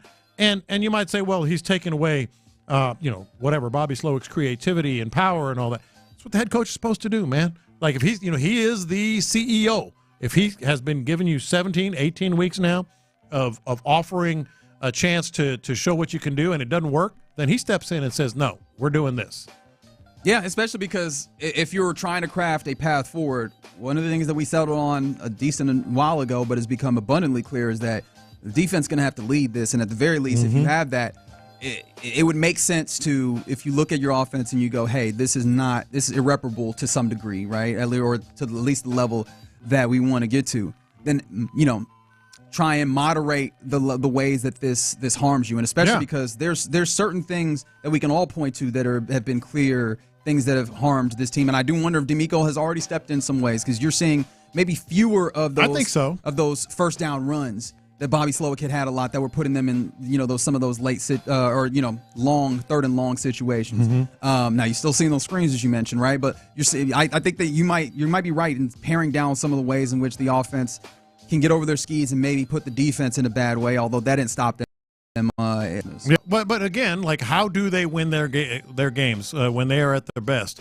They do it with turnover defense and defense in general. So why compromise that with the offense perhaps, going backwards, making life more difficult, having shorter possessions? The one thing I would say where you compromise that is, again, to try and find CJ some confidence, and particularly to try and get Deontay Johnson into the flow of things, because Deontay Johnson is interesting not just for this year and the possibility of trying to continue forward. Hey, man, one of the things that you mentioned quickly, because we've not talked in the week prior, the Tank Dell thing, because of how late in the season he is dealing with this injury, these multiple, it was like LCL, ACL, and was it also the MCL as well? Did he catch all the CLs? He had a complete blowout. He caught all the cruciate ligaments. Yeah. It's highly unlikely that he plays next season. Yeah. So the wide receiver core that you have, Nico Collins and who? Right, like I mean John Mechie, you haven't seen a whole lot there. So is it possible that, like, if are you finding something here in Deontay Johnson that could be something that is something you depend on in the next year? That's also something that I find to be an interesting prospect and possibility. Yeah, no, for sure. And are they going to? What are they going to do with Stephon Diggs? And is that a possibility? Another guy who'd be coming off of an injury. Is that a higher possibility now, though? Relatively advanced age. Yeah. I mean, I imagine it's a higher possibility, with the familiarity, but that's something you have to consider for a dude who is, is coming off an injury as well. I've seen teams decide, hey, we're bringing a guy who's coming back off expecting to perform, and realize, hey, that ramp up does not go nearly as quickly as you want, especially for a dude who's a little bit more advanced there. So, going to be an interesting game. We'll continue to work towards that. Also working towards this Kinder's Texas Bowl that's coming up here in a few minutes. But before we do that, I did want to highlight this real quick. We do have the final returns on Pro Bowl fan voting. Fan voting final closed a week ago on the 23rd, and you'll be happy to know that both Daniil Hunter and Will Anderson Jr., both top four, they're third and fourth in fan voting at defensive end. Derek Stingley, seventh in fan voting. How'd you feel about that? Not great. He's probably going to have a better chance to make All-Pro, to be honest. But I feel like certainly the Daniil Hunter and Will Anderson are in. He's kind of on the fringe there, Derek Stingley, right? Because there's going to be some people that opt out and don't get, Yeah, that might also kind of push that up. Joe Mixon, I imagine the last few weeks has dampened him. He ended up 10th in voting for running backs. And then, obviously, Kaimi Fairbairn. And let me make sure on punter one more time, because I tried to check that and I missed it. Yep, Tommy Townsend, third. All right. In Pro Bowl voting. So we'll see what happens with those guys. But those are, the final tallies on the fan voting for Pro Bowl. So shout out to them folks. Who you got here in the Texas, or the Kinder's Texas Bowl. I almost put that backwards. Boy, LSU, that's what has made it so interesting this bowl season, because every team has guys key guys that are missing or out or transferring. A lot of transition. It's so hard to sort of handicap these games. So I feel like there's a little more disarray in the LSU camp than the Baylor camp. Sure. I feel like Baylor might get it done today. I really do. I appreciate that, but I'm going to go with LSU. They probably need it more, even though I think the vibes are in the positive direction for Baylor, as sometimes happens in these types of bowl games. I think LSU gets their third bowl game, get their 9 wins, and give BK just a little bit of protection. I think it's going to be a great game, and from the LSU fans. I'm not saying you're crazy, because LSU is the more physically talented team, but again, guys that are out, etc. And I think Baylor is just kind of humming a little better right now. Yeah, I can see it. So that's what's coming up here in just a moment is the Kinder Bowl. What you got going for New Year's Eve? You doing anything special? Well, it's really funny because you've been to my house. From my front porch, you can see downtown. And we were thinking about going to the Post. The Post is going to have a fireworks display, and it's close to the house, and we can get something to eat and all that stuff. But you know what? We can see it from our front porch, so we're probably just going to enjoy it at our house and watch the free fireworks show. See, you're getting on me for maybe not doing anything But I special. literally got the fireworks show like 3 blocks from my house. I mean, I got the fireworks show on TV. What you mean? I'm going to watch the live one. That's how that works, man. You got the fireworks show. Colin, you got anything special for New Year's Eve? Probably just watching college football and hanging out with the family. Okay, better. And, seeing how the new puppies at the house are going to handle the fireworks. That's going to be interesting. Oh, boy, I remember those days. That's going to be a mess. Sit in the closet with Gibson, hugging him so he doesn't shake himself to death. It's 6 of them, and they're only about over a month old. So. Oh, should be fun. It is. Yeah. I imagine that you're going to have a rough time. But that's it for In the Loop on this Tuesday. We'll be back for New Year's Day Yes, tomorrow. we will, tomorrow. But, yeah. We're getting ready to hand you off to the Kinder's Texas Bowl. Baylor and LSU. Shout out to Dave Aranda. Shout out to Brian Kelly. Best of luck to all involved, and hopefully we get a really, really fun football game. 832 says, when is pregame? Pregame is right now. Yeah, You're listening to KILT HD2 and Odyssey Sports Station. Happy New Year to you, fine folks. And coming up right now is the Kinder's Texas Bowl right here on Sports Radio 610. How many commercial breaks? High atop NRG Stadium, it is the Kinder's Texas Bowl. John Harris, Brett Dolan, delighted to be with you. And John, this has become a tradition you and I have endured over the last few seasons. We love it. And I tell you what, they always do things well here at NRG for this game. And we've got a great matchup today. You know, one of the things about bowl games, Brett, we've seen over the last how many ever years, there have been times where there is a team that maybe doesn't totally want to be here. And then there's always a team that, man, we want to finish the year strong. We want to build for the next year. I think we've got something a little different today. I think both teams